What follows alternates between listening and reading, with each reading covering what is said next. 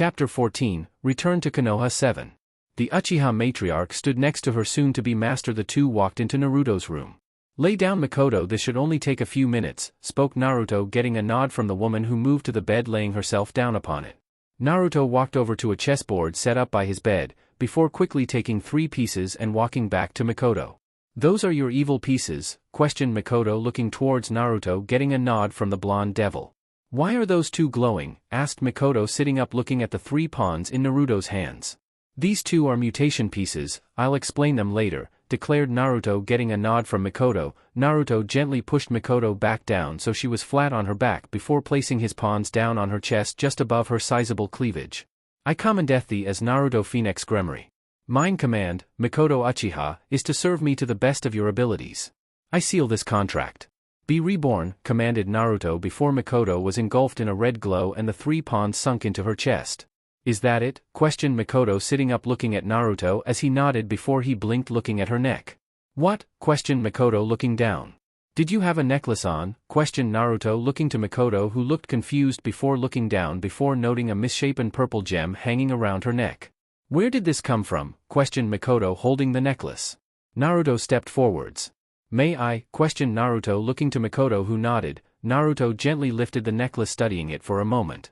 "Chaos Inverse," spoke Naruto. "Come again?" questioned Makoto, looking at Naruto, confused. "It's called Chaos Inverse. It's a sacred gear that can reverse the effects of magic, sacred gears and other techniques," spoke Naruto, carefully studying the magical object before letting it fall back against her neck. "Sounds interesting," spoke Makoto, getting a nod from Naruto.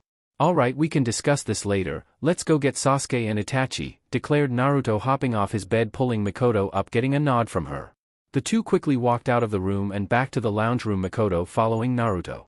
"Sarah's, Luffy, get what you need for a fight. We're going to get Sasuke and Itachi," ordered Naruto, getting a determined nod from his queen and bishop before both blondes left to quickly prepare. "A fight? Why, I'm their mother, it's not like they won dash," began Makoto.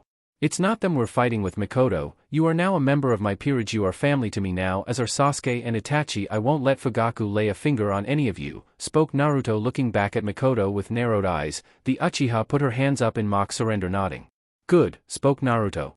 It only took about 2 minutes for the 2 blonde reincarnated devils to return, nodding to Naruto, who nodded in return. "Let's go," declared Naruto, stepping over to his peerage members, Makoto looking on confused. Naruto grabbed her wrist and gently pulled the Uchiha closer before a ring formed beneath the 4 devils' feet before rising into the air, engulfing the 4 in flames. #Uchiha Compound Gates #. The 4 devils appeared outside the Uchiha compound in a plume of fire. Makoto looked around confused before looking to Naruto. "I'll explain later," declared the blonde before he began to walk into the compound, Makoto following. Sarah's and Luffy either side of the woman, Naruto glancing side to side, making sure no one was about to make a move against them. Within a few moments the 4 devils made it to the Uchiha clan head's home. "You ready?" questioned Naruto, glancing back at Makoto, who nodded to her master. Naruto nodded and stood aside, letting Makoto take the lead. Opening the door, Makoto stepped inside. "Makoto, is that you?" snarled a voice from further into the house. "Yes, Fugaku. Are Sasuke and Itachi home?" questioned Makoto, clenching her teeth and fists as she spoke. "Yeah, we're here, Kaa-chan," called Itachi as 3 figures appeared in the hallway. "Makoto, what the hell is it doing here?" questioned Fugaku, glaring at Naruto. Makoto was about to speak up, only for Naruto to put his arm up, stopping the woman. "It doesn't matter why I'm here," spoke Naruto. The blonde, before anyone could blink, dashed forwards and slammed his hand into Fugaku's face, launching the man back. "And that's for Makoto-chan, asshole," snarled Naruto, glaring at the downed form of Fugaku. "Itachi, Sasuke, get your things, we're leaving," declared Makoto, looking to her 2 sons. Itachi nodded, quickly moving away to pack his things quickly. Sasuke looked confused as he moved away. After both her boys had moved away, Makoto moved to pack her own things. "Where do you think you're going, woman?" snarled Fugaku, moving to attack Makoto. "Sarah's," spoke Naruto. The vampire queen nodded before she flashed forwards, picking Fugaku up, slamming him into a wall and keeping him pinned there. "You so much as blink, funny piece of shit, and you're dead," declared Naruto, stepping up to the man pinned to the wall, glaring at him. The man turned back to Naruto, his eyes morphing into a red color with 3 tomo spinning around the pupil. "Don't try it, Tusan," spoke Itachi, sarcastically throwing a towel over Fugaku's head, making him unable to meet Naruto's gaze. "That was fast, Itachi," spoke Naruto. "I don't have much I need," spoke Itachi, getting a nod from Naruto. "Can I ask what is going on?" questioned Itachi. Naruto nodded before motioning to the door, Itachi taking the lead, the two of them walking outside. Your mother is leaving Fugaku, spoke Naruto as the two stepped outside. I kind of figured given the entrance and what you did to that scumbag. I meant how did you convince her and where are we going, spoke Itachi, not even sparing his father a glance. I told her about some things which she has asked me to explain to you and Sasuke as well, and asked the very valid question of what could possibly happen to Sasuke without a father that would be worse than having Fugaku as a role model, declared Naruto, getting a nod from Itachi. And you guys are staying with me, spoke Naruto, getting a confused look from Itachi. With you? How? Your apartment is barely big enough for you, let alone four, questioned Itachi. Not my apartment, declared Naruto, turning around and walking back inside, confusing Itachi once more.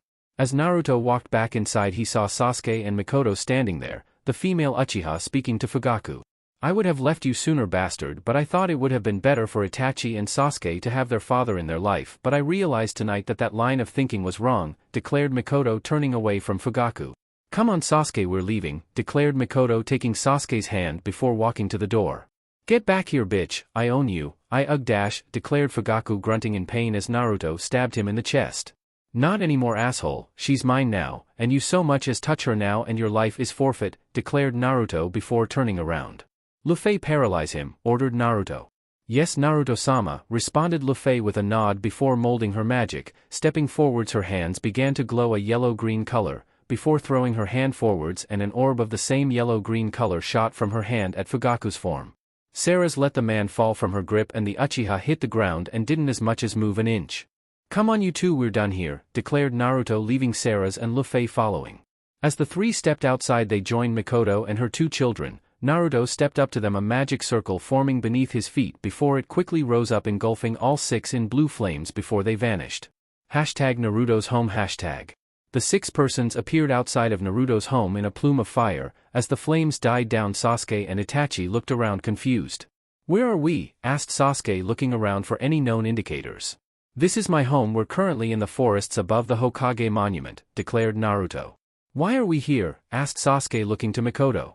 Sasuke, Fugaku, well, you see Sasuke? Spoke Mikoto. Your father is a monster, Sasuke, declared Naruto.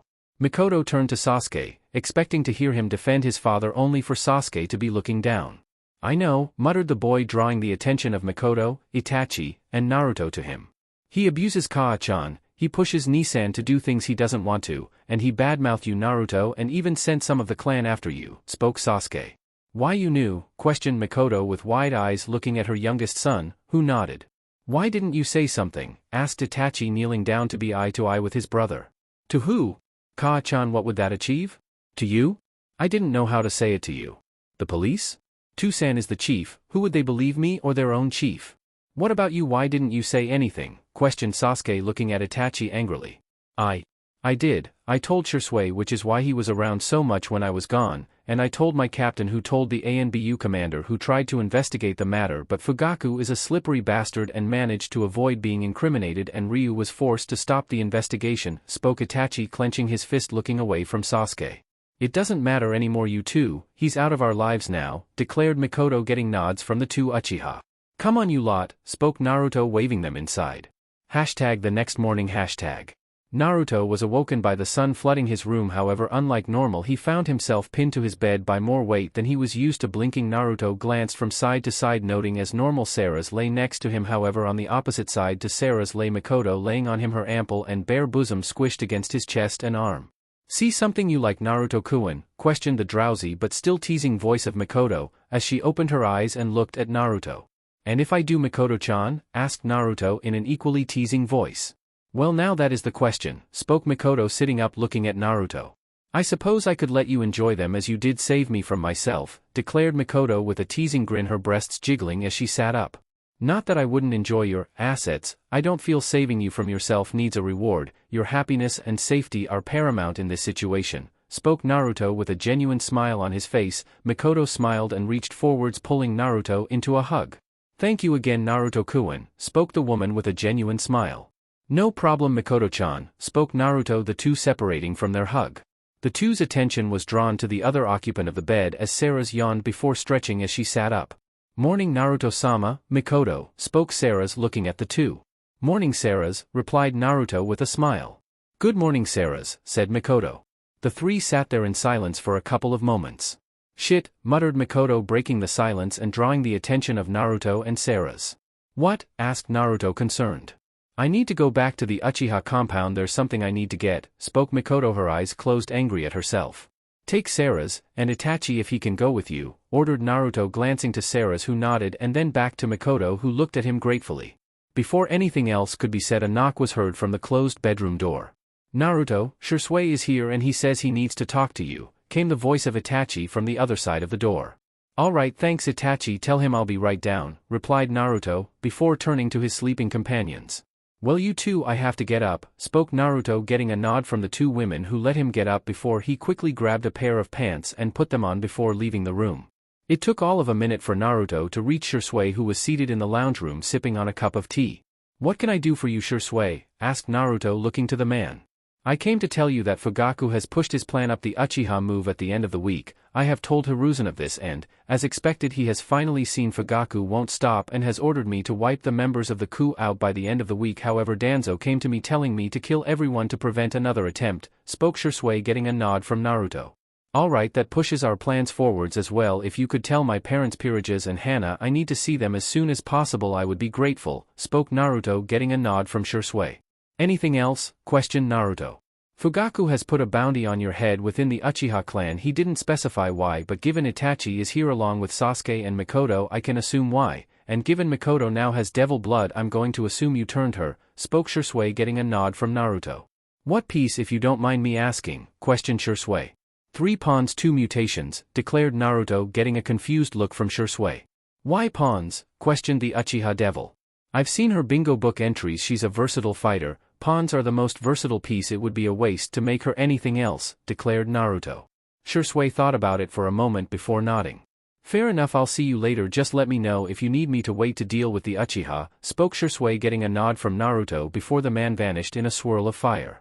Hashtag several hours later, Uchiha compound. Hashtag Mikoto, Itachi and Sarah's walked through the gates of the compound. Walking around the compound, all three of them felt the eyes of many upon them. The Uchiha clan had been told that Mikoto was a traitor, but they could do nothing to stop her from coming and going from the compound, as she was technically the clan head. Fugaku had just taken to calling himself the head and Mikoto hadn't said anything at the time. The trio made their way to their destination, the Uchiha armory. However, standing at the doors was Fugaku. What are you doing here, woman? Questioned the man. I have come to take what is rightfully mine, Fugaku, and you can't stop me, declared Mikoto. There is nothing here that belongs to you anymore, traitor, spoke Fugaku. That's where you're wrong, sweetie, everything in that armory belongs to me. Hell, technically this whole compound could be mine, or have you forgotten that you're not actually the clan head, Fugaku, said Mikoto calmly, making Fugaku glare at her. You will not take so much as a kunai from this building, declared Fugaku. Sarah's, ordered Mikoto, the blonde vampire, nodding before flashing forwards and kicking Fugaku through the door, sending him flying into the back wall unconscious. Come on, spoke Mikoto, leading the other two into the building, heading towards the sword section. GG sword, declared Itachi, his eyes locking onto a glass case within which was a broadsword in a brown leather sheath. It had a slightly curved golden crossguard, a long brown leather wrapped hilt, and a round pommel on the end. Yes, spoke Mikoto, walking up to the case, biting her thumb to make it bleed, before she smeared the blood on the lock on the case. A large fuinjutsu array covering the whole case glowed to life before diapering in segments. After about 10 seconds the whole case was free of markings and the door gently swung open. Mikoto reached out to take the sword, however when her hand wrapped around the hilt she quickly let go and pulled her hand back, hissing in pain. What the hell? Questioned Mikoto, looking at her hand, which appeared to be burnt. Kaa-chan / Mikoto, called Itachi and Sarah's respectively, quickly moving to the woman. It's okay, you two, just a slight burn, spoke Mikoto, drawing a frown from Sarah's and a confused look from Itachi. Sarah's gently took Mikoto's burnt hand, looking it over closely. Itachi, take the sword, ordered Sarah's, making the man look to her as she examined his mother's hand before reaching out and taking the sword from the case. Alright, we need to leave, we've more than worn out our welcome and attacking Fugaku might just get us attacked, spoke Mikoto, getting a nod from the other two. Hashtag with Naruto. Hashtag Naruto sat in the lounge looking over the map of the elemental nations that he had used to rule out various nations the other night, a map of Konoha, a map of the land of fire and a map of the land of water. So wave, noodle and hot water, muttered Naruto, looking at the maps. He was broken from his thoughts by a knock at the door. Getting up and reaching out his senses, Naruto carefully walked to the door, unsure who was on the other side. Opening the door, the blonde was met by the sight of a white-haired, red-vested man standing before him. "Jiraiya," spoke Naruto in a calm tone upon recognizing the man. "How you doing, Gaki?" questioned the man. "Clearly you have been talking with my father's peerage if you know I'm here," stated Naruto, stepping aside, letting the man enter the house. "That I have," spoke Jiraiya, stepping inside. "And?" questioned Naruto, closing the door behind Jiraiya. "And they told me that you plan to defect to Kiri," said Jiraiya as he made his way towards the lounge room. "That's right," declared Naruto as he and Jiraiya sat down. "And then they told me you plan to watch Konoha burn," stated Jiraiya, looking to Naruto. "No," replied Naruto, making Jiraiya quirk a brow. "No?" he questioned. "I don't plan to watch Konoha burn, I plan to be the one lighting the flame," clarified Naruto. "Is there room in this grand plan for your father's bishops?" questioned Jiraiya, getting a quirked brow from Naruto. "I would have thought you of all people would be trying to stop me," spoke Naruto, looking at Jiraiya confused. "Had this have been 20 years back, I would be fighting tooth and nail to stop you, but not anymore. Minato was as close as I've ever had to family, my sensei is going insane, my teammates have both abandoned this village, and this village spits on the last wish of the one person who was like family to me, and I'm giving my life to defend it. Fuck that, this is not the village I once fought for, you have my loyalty, Naruto," declared Jiraiya. "Sarutobi is going insane?" questioned Naruto with a quirked brow. "Yeah, ever since I told him about this prophecy, the toads told me he's gone batshit crazy, I hardly even recognize the man anymore," spoke Jiraiya. Naruto shrugged, not really sure how to respond to that. The two men sat in silence for a moment. "Jiraiya, there are a couple of things I would like you to do for me," said Naruto. "I'm listening," spoke the white-haired man. "Well, as I would like to have a large if not perfect percentage of the people defecting with me succeed in getting to Kiri, and you are Konoha's spy master and are likely to be called upon for this dash," began Naruto, interrupted by Jiraiya. "You want me to run interference with Sarutobi?" questioned the white-haired toad sage, getting a nod from the blonde red-haired devil. "Okay, easy enough, and the other thing?" questioned Jiraiya, looking at Naruto. "I need the QB Seal's key," declared Naruto, getting a look of shock and horror for Jiraiya. "What the hell for?" demanded Jiraiya. "Because Kage Bunshin no Jutsu, Shadow Clone Jutsu, things are not as they appear," spoke Naruto, a plume of smoke erupting beside him. As the smoke died down, Jiraiya's jaw hit the floor. "KK Kushina?" questioned the reincarnated devil in shock. "Hello, Jiraiya," said Kushina in a sickly sweet tone which made Jiraiya's very skin crawl. Hello Kushina," spoke the man nervously. Luckily for Jiraiya, Lady Luck appeared to be on his side today. "Naruto," called Sarah's as she ran into the room, Mikoto hanging off her shoulder. "Mikoto-chan, what the hell happened?" questioned Naruto, quickly moving to his queen and pawn. "She got burnt on her hand and the blue flames aren't healing it," spoke Sarah's. "Burnt? Impossible, she's my pawn, she can't burn," declared Naruto, quickly looking at Mikoto's hand, his eyes going wide at the severe burn on her palm. "Quick, get her on the couch," instructed Naruto, getting a nod from Sarah's, quickly laying the woman on the couch. "Kaa-chan," spoke Naruto, turning to Kushina, who simply nodded and knelt next to Mikoto, taking the woman's hand and pushing her Yukai through the limb. "So what precisely happened?" questioned Naruto, looking at Itachi, who had just come through the door holding the sword, and Sarah's. "We went to the Uchiha Armory, and after a short argument with Fugaku we went in and Mikoto lead us to a case," spoke Sarah's. "The case contained this sword, a sword that belonged to her father, sealed away after his death by Mito Uzumaki at Kaa-chan's request. However, when she went to take it, she burnt her hand upon touching the sword," spoke Itachi, showing Naruto the blade. "This thing burnt Mikoto?" questioned Naruto, taking the sword from Itachi, pulling it out of the sheath a bit, revealing an intricate golden pattern along the center of the blade, while at the same time making everyone in the room bar Naruto and Itachi shiver slightly. "There's only one type of thing that has that aura," spoke Jiraiya, standing up, looking over to Naruto before his eyes went wide and his mouth dropped in shock. "Impossible," declared Jiraiya, looking at Naruto. "What?" questioned Naruto, looking back at the white-haired man. "Naruto, you're holding," spoke Jiraiya, shock trailing off as he blinked unbelievingly. "What?" questioned Naruto, looking around the room confused. It's impossible, that's an Excalibur," declared Kushina, looking at Naruto, shocked and terrified for her son, who upon hearing that immediately dropped the Excalibur before looking at his hands. "What the? How come my hands aren't burnt?" questioned Naruto, looking at his clean hands. "Naruto-sama," spoke Sarah's, drawing his attention to her with a raised eyebrow.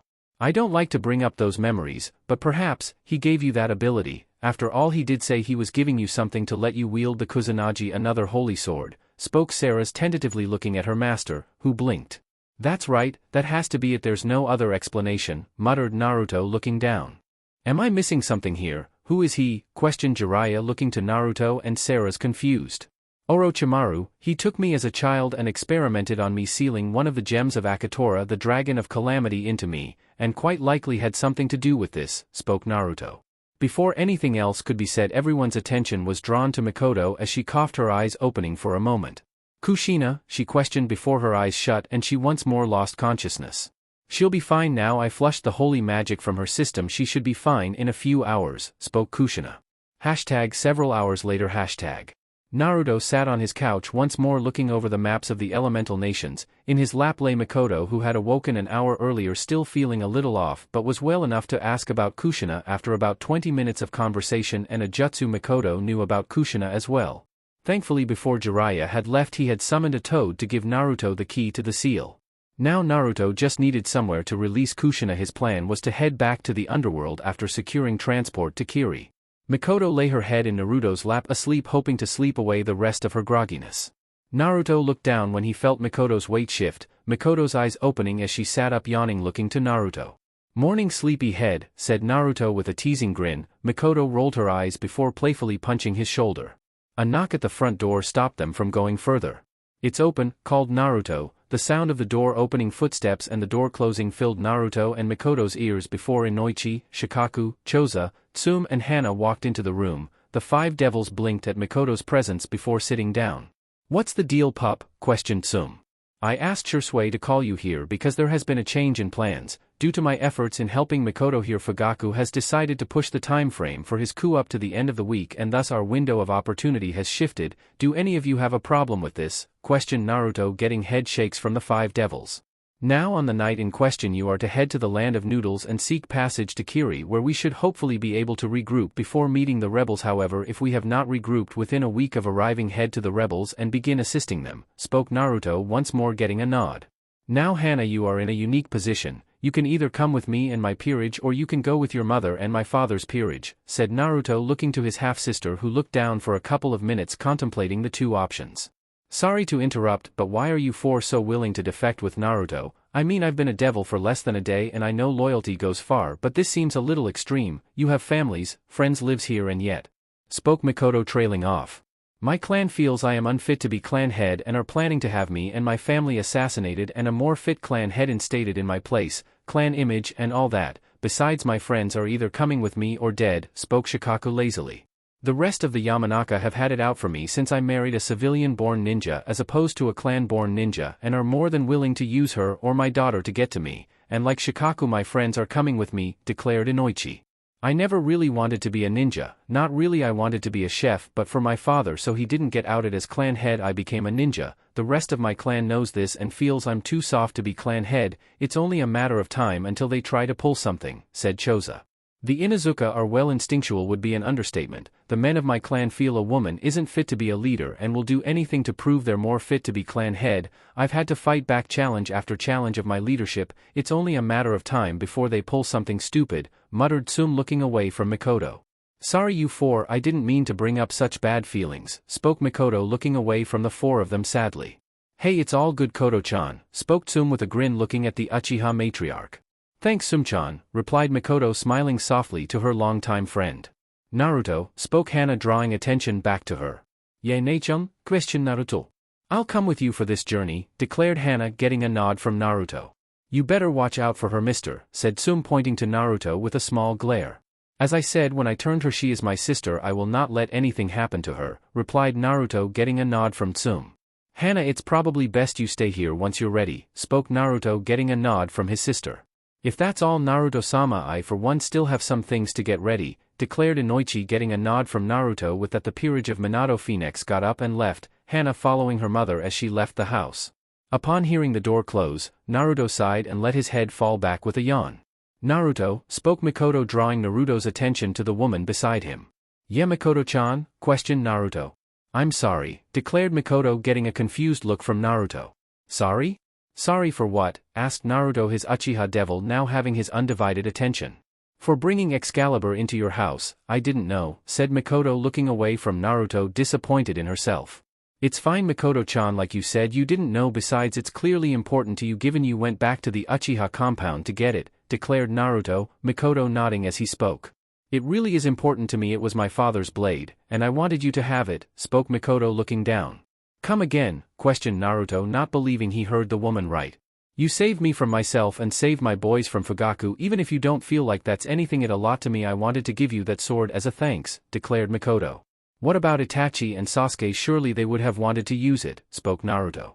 No, Itachi uses a ninjato and has said that while he would like to, it would be better suited for someone else, and Sasuke takes after his brother more than either would care to admit, so I don't see him using it, replied Mikoto. In that case I would be honored to wield it, said Naruto. But it's a holy sword and you're a devil, how can you? Asked Mikoto.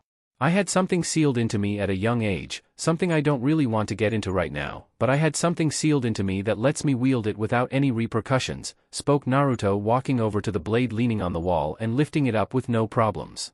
Chapter 15, Angels Fall and Devils Rise. It was a dark summer night in the village of Konohagakure, many people home in bed or out drinking. However, the events of this night would be forever engraved in Konoha's memories as one of the worst nights in the history of the village. In a flash of blue fire, Naruto, Itachi and Shisui appeared outside of the Uchiha compound's gates. Leave Fugaku to me, declared Naruto, narrowing his eyes as he pulled Alastor and Excalibur from their respective sheaths. The two Uchiha nodded before the three of them took off in three directions. Naruto took off down the main street of the Uchiha compound. Before Naruto could get far, several members of the clan stepped out of their homes only to glare at him. What are you doing here, freak? Questioned one of the men. Naruto turned and glared at the man before Alastor began to spark and Excalibur became cloaked in blue flames. Oh, I'm just here to end your miserable excuses for lives, spoke Naruto calmly, only for a kunai to be thrown at him. Naruto, instead of dodging, simply let the kunai hit him, piercing his face and flying through him, making the Uchiha around him smirk, only for that smirk to die as hole in Naruto's face sealed itself shut. Oh, such a shame, spoke Naruto with a grin, before the elements dancing off his blades began to grow more vigorous. Let's see how you handle the flames of the underworld and the lightning of a demon, spoke Naruto with a smirk. The blonde devil charged forwards, leaping over one Uchiha before spinning midair to slice another Uchiha from shoulder to hip, with Excalibur burning both halves to ashes, before landing in a roll. Naruto flicked his blade up behind him to block an incoming kunai from hitting him. The blonde devil then spun Alastor in his hand, rotating his grip so as to hold the weapon in a back-handed grip before bringing it above his head to block the downward strike of an Uchiha katana. Naruto pushed off the ground, flipping backwards and kicking the Uchiha in the chin, knocking the man backwards. As the Devil King landed, he pointed his hand towards the stumbling Uchiha before he burst into flames, screaming out in pain.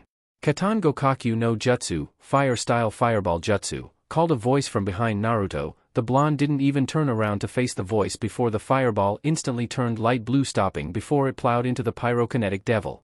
Fire is my domain, you can't touch me, declared Naruto, still not even looking towards the foolish Uchiha before the blue flames shot backwards towards the Uchiha, who was too shocked to move and was hit and engulfed in flames. Naruto turned to face the fourth Uchiha to see him smirking as the devil looked him in the blood-red Sharingan eyes. Naruto lifted Alastor, pointing the sentient blade at the Uchiha, whom looked confused. Lightning arced from the blade to the Uchiha, making the shinobi fall to the ground dead. Naruto stopped before glancing around to see about a dozen Uchiha standing around him, glaring at him. Come on then, bring it, ordered Naruto, giving the shinobi and kunoichi the come here gesture. Enough, called a voice Naruto was very familiar with. Hello Fugaku, I was waiting for you, spoke Naruto with a sick grin as he turned to face the man himself. Why are you here? Questioned Fugaku, glaring at Naruto. To pay you back for everything you did to me, Mikoto, Itachi and Sasuke, tenfold, snarled Naruto, glaring at Fugaku, the elements on his blades doubling in size, making the Uchiha around him tense. No, I'll handle this myself, spoke Fugaku, his pure black eyes turning blood red with three tomo. Fugaku drew a tanto from behind him, holding it at the ready before the blade burst into flames as the man dropped into a simple kenjutsu stance. Naruto let his arms drop to the side, his blades hanging lazily at his side, before rolling his neck, letting it crack before he let his wings flare out, shocking the present Uchiha including Fugaku. Calamity control, called Naruto before the black armor with silver orbs of his sacred gear forming around his chest. All of the Uchiha around Naruto flinched seeing the armor form around the blonde. Do you think some fancy armor will be enough to beat me? Questioned Fugaku. No, I don't even need this armor to kick your ass from here to Kumo and back again, declared Naruto. The Uchiha and the devil glared each other down. In a flash the two of them shot forwards, Fugaku attempting to stab Naruto in the chest. The blonde himself brought Alastor up to block the strike before bringing Excalibur around in a stabbing arc. however as the tip of the blade touched Fugaku he vanished in a plume of smoke and was replaced with one of the bystanders, who took the full force of the strike being stabbed through the chest. Naruto watched a look of betrayal cross the woman's features before she fell to the ground bleeding. Naruto narrowed his eyes pushing the woman off his sword as the light left her eyes, then jumping back just in time as Fugaku delivered a downward slash at Naruto. Sinkhole, called Naruto pointing at the ground beneath Fugaku before a chunk of the ground fell out from beneath Fugaku's feet. The Uchiha kicked off a falling piece of the ground launching himself at Naruto. The blonde dropped to the ground as Fugaku flew over the blonde. Kicking off the ground Naruto flew upwards over the sinkhole quickly sheathing his two blades as Fugaku quickly flipped through hand signs. Katan Goka Mekyaku, fire-style Great Fire Annihilation, called Fugaku breathing out a stream of fire at Naruto. The stream grew to 10 foot out from Fugaku and 30 foot across. Naruto held his hand out in front of him turning just enough of the fire to his own to render Fugaku's attack useless, however the Uchiha couldn't tell. Naruto, with his free hand began to form purple lightning, the electricity arcing between his fingers, as Fugaku stopped the flow of chakra to his attack and his flame receded Naruto through his arcing hand forwards making the lightning arc from his hands to Fugaku electrocuting the man before he could do anything to stop it. Fugaku spasmed beginning to fall forwards but caught himself before he fell over. "That's it you little shit," growled Fugaku glaring up at Naruto before his eyes changed to a pattern of a three-bladed pinwheel, with dots between the blades. Susanoo, called Fugaku as a semi-transparent ethereal black flaming ribcage formed around. "Fear the power of the Uchiha," gloated the Uchiha, as bones matching the ribcage formed out from the top of the ribcage, followed by a skull with glowing blood-red eyes and a pair of horns jutting out of the top. "You want to play that game fine," called Naruto as a magical circle formed beneath where Naruto was flying at the bottom of the sinkhole. "You should fear the mythical trinity, Phoenix, Dragon, and Hydra," yelled Naruto, some of the Kushina's Yukai leaking into his voice as he spoke. A great roar was heard from inside the sinkhole, the Uchiha all around looking on in fear excluding Fugaku who looked at Naruto with an insane look plastered on his face. "Hydrasen, rise, rise my familiar, help me strike fear into this despicable mortal soul," called Naruto as yet another roar ripped through the area and before anything else could be spoken a huge claw came out of the sinkhole and slammed down on the ground in front of it. The few Uchiha who were watching the fight between Naruto and Fugaku ran upon seeing the claw being joined by a second one. "Amaterasu," called Fugaku glaring at Naruto, who simply let the black flames of the Uchiha's ocular dojutsu hit him. Looking down at the flames, Naruto winced slightly as the flames actually burnt him slightly. Naruto concentrated his pyrokinesis on the flames, pulling them away from himself, the midnight black flames turning sky blue as Naruto threw them back at Fugaku. The Uchiha jumped away as the wave of flame came at him only for a freezing wind to fly in his direction courtesy of one of the 9 heads on the Hydra that had emerged from the sinkhole. "Katan Gokakyu no Jutsu," called Fugaku as he landed launching a fireball at Naruto. "Banishing Shift," said Naruto summoning Brynhildr and slicing downwards leaving a green slice in the air that sucked the fireball into. "Tsunami," yelled Naruto pointing his hand at Fugaku, a huge amount of water in the air forming a wave of water that flew at Fugaku who jumped to avoid the attack only for another one of the Hydra heads to open up and bolts of lightning to shoot out of the creature's mouth electrifying the tsunami. Fugaku, clad in his skeletal armor, quickly substituted with a log to avoid the attack. Naruto stretched out his senses trying to locate Fugaku, before letting his wings dissipate dropping downwards to avoid Fugaku's Susanoo grabbing him. Naruto dismissed Brynhildr before forming multiple balls of blue fire over his hands before he began throwing a barrage of fireballs at Fugaku who just took the hits with his Susanoo. However, Fugaku was forced to jump out of the way as Naruto's Hydra took a swipe at the man right towards Naruto, who once more pulled out Excalibur and flew at the airborne Fugaku, slipping through the ribcage of the man's Susanoo and stabbing him through the chest as the two rocketed towards the ground. Naruto glared at Fugaku as blood began to pool around the man. "I would spend hours torturing you for everything you did, you piece of shit, but I am currently on a bit of a tight schedule, so instead you get a quick death," spoke Naruto, not even allowing Fugaku any last words as he ripped his holy blade out of the man's chest before slicing clean through the man's neck, letting the waste of chakra roll away from the body. "You can go now, Hydrasen, thank you for your help," spoke Naruto, getting a nod from 4 of the 9 Hydra heads before it vanished. A magical circle stood over the decapitated body of Fugaku for several moments, his eyes closed. "Clan vaults cleared, Naruto-sama," declared Sarah as she and Mikoto appeared behind Naruto, getting a nod from their king. As Naruto turned to face them, 2 more people entered the area. "All Uchiha eliminated," spoke Shisui in a semi-sad tone, being forced to kill off his own clan.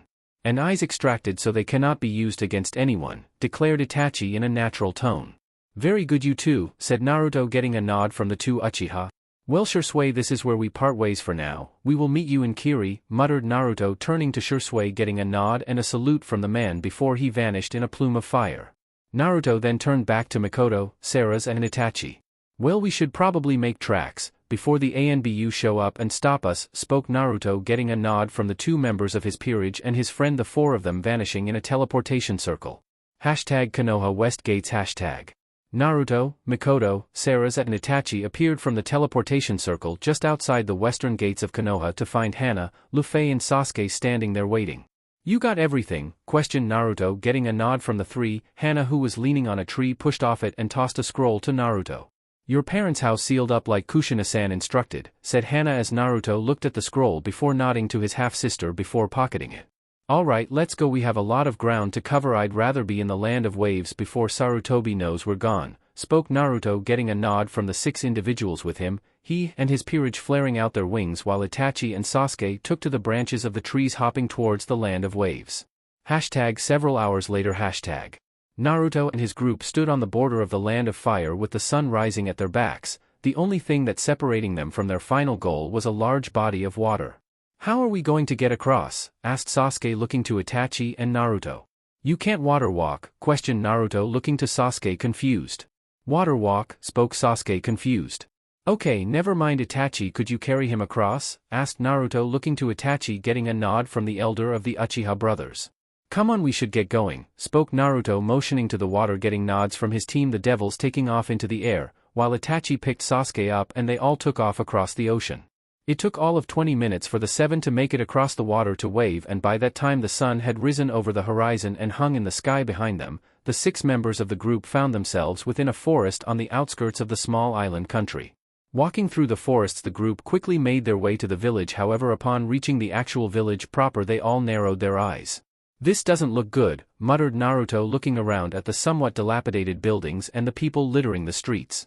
Hey mister, do you have any food? Questioned a small child pulling on Naruto's shirt, making the blonde look down to the girl. He quickly knelt down, pulling off his backpack and pulled out a scroll.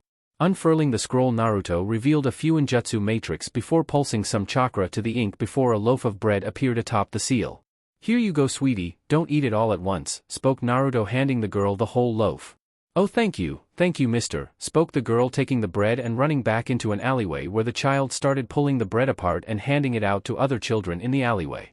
Spread out, try to find out what's going on around here, and if we can get transport to Kiri, meet back here in an hour, ordered Naruto to his group getting a nod from them before he began walking away. I'll go with you Naruto-sama, spoke Sarah's quickly walking up to Naruto before dropping into his shadow as he nodded. Naruto and his queen separated from the rest of the group and walked around the village, Naruto getting angrier and angrier at what he saw. He may have been a devil, but the sights he saw were disgusting. Even him, walking the streets, Naruto found children his age out on the streets sleeping under newspapers, women not much older than him barely lucid with cum flowing out of them, having either been raped or having sold their bodies for some food. And oh, stop it, let me go, screamed a voice. Naruto immediately broke into a sprint following the screaming. Upon rounding a corner, he found the source of the scream, a woman thrashing around as 4 men held her and were trying to undress her. Naruto ripped Excalibur out of the sheath on his back before he ran towards the thugs. Sarah's raising out of his shadow as he ran. Naruto slammed his blade into and through the bastard who was between the thrashing woman's legs, his blade piecing the man's side and pushing him over. What the hell, Arug, spoke another of the thugs before a blade of blood sliced through his neck, decapitating him. Naruto, using the momentum from his sprinting start, jumped over the now dead body of the thug and landing knee first on the shoulders of a second thug, his legs either side of the man's head. This is what you get, you disgusting pig, snarled Naruto, violently twisting his hips, letting a loud crack sound rip through the alleyway as the man fell down dead. The last man was picked up by Sarah's hand before she slammed him into the wall, breaking it, sending the man with a shattered skull through the wall. Please don't hurt me, whimpered the woman who the men were trying to rape, backing away from Naruto and Sarah's. Hey, calm down, we won't hurt you, I'm Naruto, this is Sarah's, spoke Naruto introducing himself. Rhea, muttered the woman still backing away from her saviors. Okay Rhea, I'm kind of new in town, can you tell me what's going on around here? From what I have read about Wave, it was supposed to be a thriving trading town, spoke Naruto. We used to be like that, but about 3 months ago Gato from Gato Industries opened a new branch of operations here in Wave. However, last month he started monopolizing everything, forcing almost everyone out of their homes and even business. Anyone who tried to stand up to him was killed. Most of the women were taken. I can only dread what he's doing to them. Really, our only hope now is a man named Tazuna is building a bridge to the mainland, spoke Rhea. Where can I find this Tazuna? Asked Naruto. Working on the bridge later today probably, spoke Rhea, getting a nod from Naruto. Thank you for your help, spoke Naruto, turning around and walking to the end of the alleyway. Sarah smiled and nodded to Rhea before following Naruto. After the two of them were clear of the alleyway, Sarah's once more dropped into her master's shadow and the two began to continue around the village, getting to know the area. What's the plan now, master? Questioned Sarah's from within Naruto's shadow. I think we offer this Tazuna protection in exchange for passage to Kiri, declared Naruto, getting a nod from the vampire. As Naruto wandered around the town, he felt the power signature of a devil following the signature. Naruto suppressed his own devil signature before jumping to a nearby roof to get a better view on the situation. When Naruto got close, he began to hear raised voices. She said she didn't steal it, so she didn't steal it, you damn asshole, growled a female voice. And I said I don't buy that. Now tell me where she got the damn bread, snarled a male voice. Naruto jumped to the roof above the apparent argument, and as soon as he did he could feel Sarah's rising from his shadow. Don't, Sarah's, ordered Naruto, making the vampire stop dead in her tracks. She is an S-class wanted criminal, master, you're going to need my help, spoke Sarah's. That's if I fight her, replied Naruto, looking down at the scene below him. There were 3 people in the street. A man, a woman and a child. The man appeared to be a thug from the uncivilized look of him. The child was one Naruto was familiar with. She was the child he gave a loaf of bread to. However, the most pertinent person of the 3 was the woman. Kuroka, thought Naruto to himself, looking at the woman, remembering the woman's younger sister back in the underworld. She looked slightly different than she was known for. She was lacking her Nico ears for one, but it was still defiantly the S-class wanted stray devil. Naruto stood up and dropped from the roof and landed in the street behind the man. Kuroka pushed the child further behind her and tensed slightly upon seeing Naruto, and the thug turned to Naruto. Mister, called the kid, excited upon seeing Naruto. Who are you, kid? Snarled the thug. The one who gave the girl the bread, declared Naruto, making the thug narrow his eyes at Naruto, and Kuroka clammed down slightly. Fine, the kid can go, spoke the thug, looking back to Kuroka before turning to Naruto, and walked away, forcefully pushing past Naruto as he went. Cover her eyes, spoke Naruto, making Kuroka's eyes go wide as Naruto turned back to the thug and ran up behind him, grabbing him by either side of his head, and before the man could question what was going on, Naruto violently snapped his head to the right, breaking his neck, making him drop to the ground dead. Off you go, sweetie, go look for your friends, spoke Kuroka to the girl behind her, who quickly hugged her before running away. Thank you for helping, declared Kuroka, turning back to Naruto. No problem, I don't like thugs picking on people, replied Naruto with a kind smile, Kuroka nodding to him. I haven't seen you around before, you new here or something? Asked Kuroka, getting a nod from Naruto. Yeah, I'm from Konohagakure. I left the village yesterday. They treated me like shit, so I wanted to see if there was somewhere I would be treated better, said Naruto. Oh, that explains the skills, you've been trained as a shinobi then, I take it, questioned Kuroka, getting a nod from Naruto. What about you, what's your story? Probed Naruto, hoping to get the truth out of her because her reputation at this point seemed very off. I'm not from around here either. My parents abandoned me and my baby sister when we were young, spoke Kuroka. That's awful. What about your sister, where's she now? Asked Naruto, feigning lack of knowledge. I don't know for sure, said Kuroka, looking down sadly. What, why? Questioned Naruto sadly. Someone who seemed lovely at the time took us both in after our parents abandoned us, training me, but after some time he started to treat me badly, even going so far as to rape me, threatening Chiron, my baby sister, if I were to do anything to stop him. I tried everything to make him stop, but eventually he started threatening to rape Chiron, and that was it. I killed him to protect my sister, but before I could explain my side of the story, I was branded a murderer and had to run, leaving my sister. Thankfully she was saved by someone who was truly kind, but I can't see her anymore, replied Kuroka, falling back against a wall and sliding down it as she talked about her experience. Naruto sat down beside her, wrapping an arm around the woman. So Likata was a scumbag and was threatening your sister and you killed him to protect her, spoke Naruto, Kuroka nodding, not registering that Naruto had used her old master's name until after she had nodded. How did you know his name? I never said his name, questioned Kuroka, turning to Naruto, scared. Naruto let his suppression of his devil blood fade, allowing Kuroka to feel his power before her eyes widened, terrified, before she jumped up and stood at the ready to attack Naruto. Please calm down, Kuroka-chan, I don't want to hurt you, spoke Naruto, calmly glancing up at Kuroka. I don't believe you, declared Kuroka. I wouldn't hurt you, your sister would hate me if I did, said Naruto, making Kuroka freeze for a moment looking at Naruto. Do you wish to see her again? Asked Naruto, quirking a brow at the woman. She looked at him with a sliver of hope in her eyes, before slowly nodding as she dropped her guard slightly. If I help you, do you promise on your life and the life of your sister to never kill another devil excluding stray devils? Questioned Naruto. Of course I would never do anything like that again, declared Kuroka. All right, spoke Naruto, pushing off the ground, reached behind him and pulled out a scroll, which he placed on the ground between them and quickly unfurled it, revealing a Fuinjutsu matrix. Pushing some chakra into the seal, a plume of smoke erupted, revealing a handful of blood-red chess pieces. Picking up a glowing bishop piece, Naruto looked at Kuroka, who looked shocked. You still willing? Questioned Naruto, looking up at Kuroka, who looked a little nervous. However, she nodded, looking at Naruto with a determined look in her eyes. All right then, let's get this going. Lay down, spoke Naruto, getting a nod from Kuroka, who lay down. Naruto then lay his mutation bishop piece down on the Nakomida's chest above her cleavage. I commandeth thee as Naruto Azure Phoenix. Mine command, Kuroka, is that thou shall walk amongst the devil's underworld once more as equals. I seal this contract. Be reborn, declared Naruto, the chess piece sinking into Kuroka's chest. You will get to see your sister again, Kuroka, as I promised, but it may be a little while before you do, as now myself and my peerage are headed to Kiri to assist the rebels with their rebellion and seek asylum in Kirigakure, spoke Naruto, getting an understanding nod from Kuroka. Speaking of which, this is Sarah's. She is my queen, said Naruto, drawing a confused look from Kuroka until Sarah's arose from his shadow and stood beside him. Hello, I'm Sarah's Victoria, spoke the woman with a semi-forced smile. Nice to meet you, Sarah's, replied Kuroka, holding her hand out, which Sarah's gently took before leaning forwards.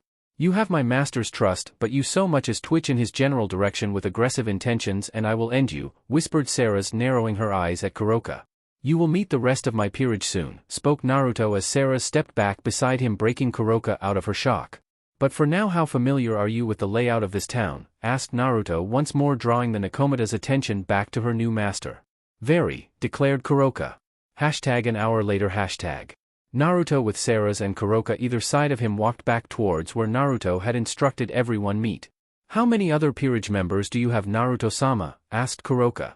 Other than Sarah's 3, a bishop, a rook and one who is 3 pawns, but there are another 2 people currently traveling with us as they are the 2 sons of my pawn, replied Naruto, looking to Kuroka, who nodded.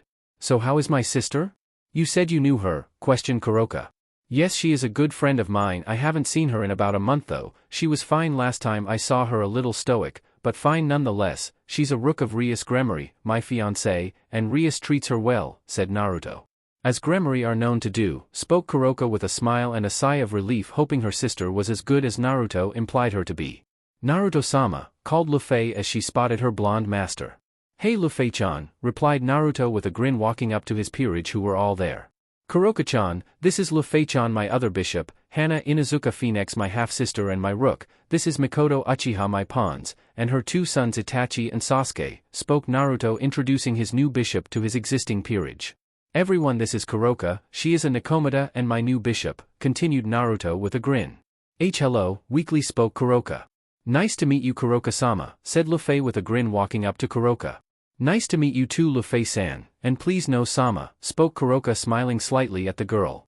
Alright, you can all introduce yourselves properly. In a while we have to adjust our plans slightly, spoke Naruto, getting nods from the group.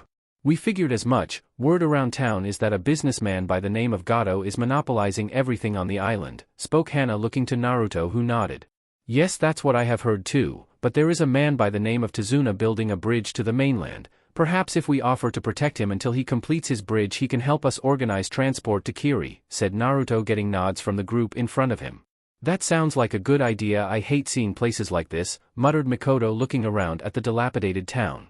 Kuroka, you told me you know where this bridge is being built. Would you be so kind as to lead us there? Questioned Naruto, getting a nod from the bishop, who turned and walked away.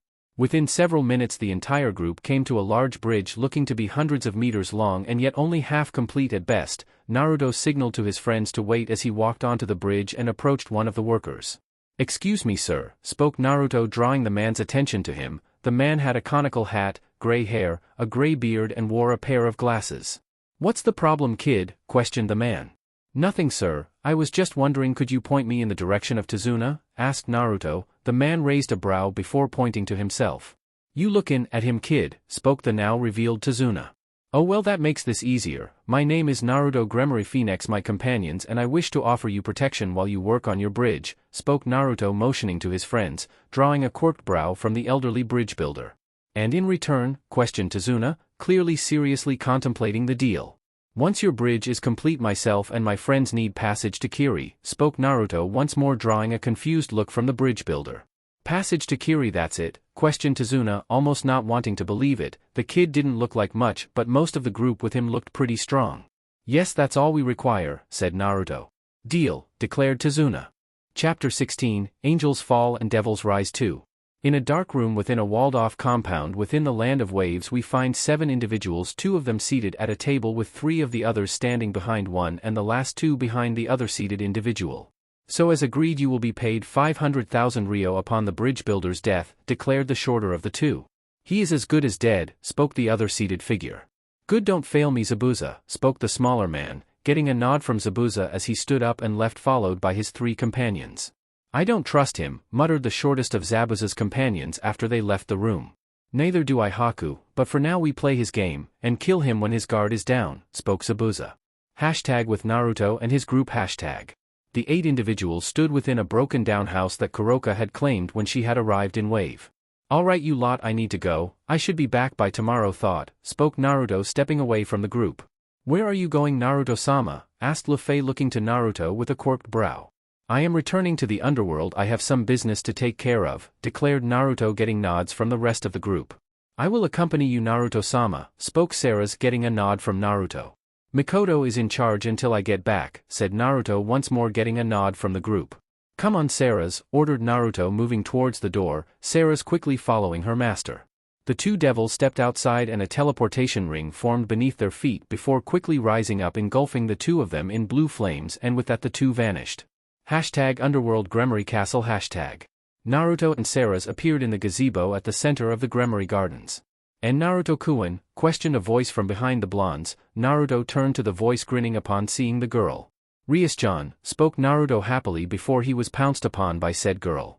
Naruto-kun, squealed Rias happily as Naruto caught her and spun her around. Rias, what's, Naruto-kun, yelled Akino, walking over to the gazebo before spotting Naruto. Upon seeing her blonde friend, Akino ran over to him, jumping on his back, wrapping her arms around his neck. Akino-chan, said Naruto, happily smiling to his friend. What are you doing here, Naruto-kun? Are you already done in the elemental nations? Questioned Rias, only to get a shake of the head from Naruto. No, I'm not, I'm here on business, spoke Naruto, drawing a confused look from Rias and Akino. Business? Questioned the red-haired devil. Is Sirzex around? I need to speak with him, questioned Naruto. Right here, Naruto, spoke a voice from behind Naruto. The blonde devil turned to see Sirzex, Graphia, Venilana and Zeoticus all standing there. Alright, I need to speak with you about something, a rather delicate subject, spoke Naruto. You can speak with him later, Naruto-kun, you and Sarah's are just in time for dinner, spoke Venilana with a smile to the young blonde. Naruto himself smiled. He wanted to refuse, but he knew she wouldn't let him. Alright, but before that I need about 5 minutes alone, spoke Naruto, drawing confused looks from the devils. And prepare for another guest, spoke Naruto with a smirk before his wings flared out from behind him. Before anyone could question him, Naruto took off into the sky, leaving everyone excluding Sarah's confused. What did he mean by that? Questioned Rias, looking towards Sarah's, who simply smiled and looked away. I don't want to ruin Naruto-sama's surprise, spoke Sarah's, walking away, leaving all of the devils both more confused and curious. Hashtag with Naruto. Hashtag. The red-haired blonde king was flying to the outskirts of Gremory territory, looking for a secluded location. Naru-chan, I can't sense anyone nearby, this should be far enough, spoke Kushina as Naruto flew over a mountainous region. Naruto nodded and slowly descended to the ground. Alright Kaa-chan, I'm going to undo the seal. You can get out of me without killing me, right? Questioned Naruto, just to be certain. Yes Naru-chan, it may hurt but you'll live, declared Kushina. Naruto nodded and removed his jacket and shirt before pumping chakra to his stomach, revealing the seal that held back the QB. Throwing his hand out to the side, a Fuinjutsu matrix appeared on Naruto's arms as his fingertips were set alight with chakra, before Naruto quickly moved his hand to the seal, twisting it to unlock it. Naruto felt a great surge of power from his core to the seal and winced as Kushina's Yukai began to force its way through the seal. Naruto grit his teeth to stop himself from screaming out in pain as more Yukai moved towards the unlocked seal. A bubbly aura of red yukai formed around Naruto as he fell to his knees, before the yukai began to flow off of Naruto onto the ground next to him. The yukai formed feet, then legs, a torso, arms, hands and finally a head. Kushina's eyes snapped open and the surging yukai stopped and Naruto fell backwards. "Naru-chan," exclaimed Kushina moving quickly to her son. "Ow," muttered Naruto, his eyes tightly shut as he felt himself be lifted up. He opened his eyes to see his mother's smiling face. "You did it, Naru-chan, thank you," spoke Kushina, pulling Naruto into a hug. Naruto smiled and wrapped his arms around his mother. "No problem, Kaa-chan, I couldn't leave you in that damn seal," replied Naruto softly. As the two pulled back from each other, Naruto blinked before closing his eyes, looking away from Kushina and reaching out for his previously discarded clothes. Kushina herself blinked before looking down and giggling. "Naru-chan, we're devils, our moral compasses are roulette wheels," spoke Kushina. "I know, but you didn't say I could see you naked and I won't look if I haven't been told I can," declared Naruto as he found his jacket and shirt and handed them to a giggling Kushina. "Thank you, Naru-chan," said Kushina, taking her son's top before slipping it on. It wasn't nearly her size, especially with her large assets, but the sleeveless shirt covered her cleavage, which was all she needed. Before she took the jacket, put it around her waist and zipped it up, before using the sleeves to tie it around her, making it a makeshift skirt. "I'm decent now, Naru-chan," spoke Kushina, Naruto turning back around to meet his mother's eyes. "Alright, let's get back. I'm sure they're all wondering what I meant and I'm sure you can't wait to see Venelana Oba, Misla, and Ziyata Kasagi," said Naruto, getting a grin from Kushina as the two flare out their wings and flew back towards Gremory Castle. #Gremory Castle Dining Hall #. "So how have you been, Sarah's?" questioned Zyaticus. "I have been fine, thank you, Zyaticus-sama," spoke the vampiric devil. "How are things going in the elemental nations?" asked Venelana. "Reasonable, Naruto-sama has left Konoha with both Kushina-sama and Minato-sama's peerages and his own," replied Sarah's. "His own peerage as in more than just you?" inquired Rias, curious on her fiancé's peerage. "Yes, Naruto-sama now has 2 bishops, a pawn and a rook," said Sarah's. "Oh," prompted Zyaticus. "His first bishop is magician from the house of Pendragon, trained by the Golden Dawn, by the name of Luffy Pendragon. His rook, a werewolf, his half-sister, Hana Inuzuka. His pawn, well, pawns really, as she is 3 of his pawns, 2 of his mutation pieces, Mikoto Uchiha, she's a former S-class kunoichi, now probably an A-rank wielder of the Chaos Inverse Sacred Gear," said Sarah's. "And the other bishop?" questioned Surzex with a confused look. "That is what Naruto-sama needs to discuss with you," spoke Sarah's, drawing a confused look from the other devils, before Venelana froze. "Venelana, honey, what is it?" asked Zyaticus. "Naruto-sama is back," spoke Sarah's with a smirk. "What does that have questioned Zyaticus, stopping as the door opened and he saw Naruto without a shirt on. "What happened to your shirt, Naruto?" asked Zyaticus with a quirked brow.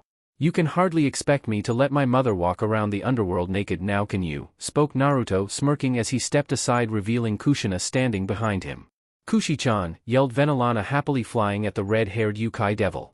"Hey Lana-chan," replied Kushina, hugging Venelana as she reached her. "Maids, get Kushina some proper clothing," ordered Zyaticus, smiling to Kushina, who smiled back at the man.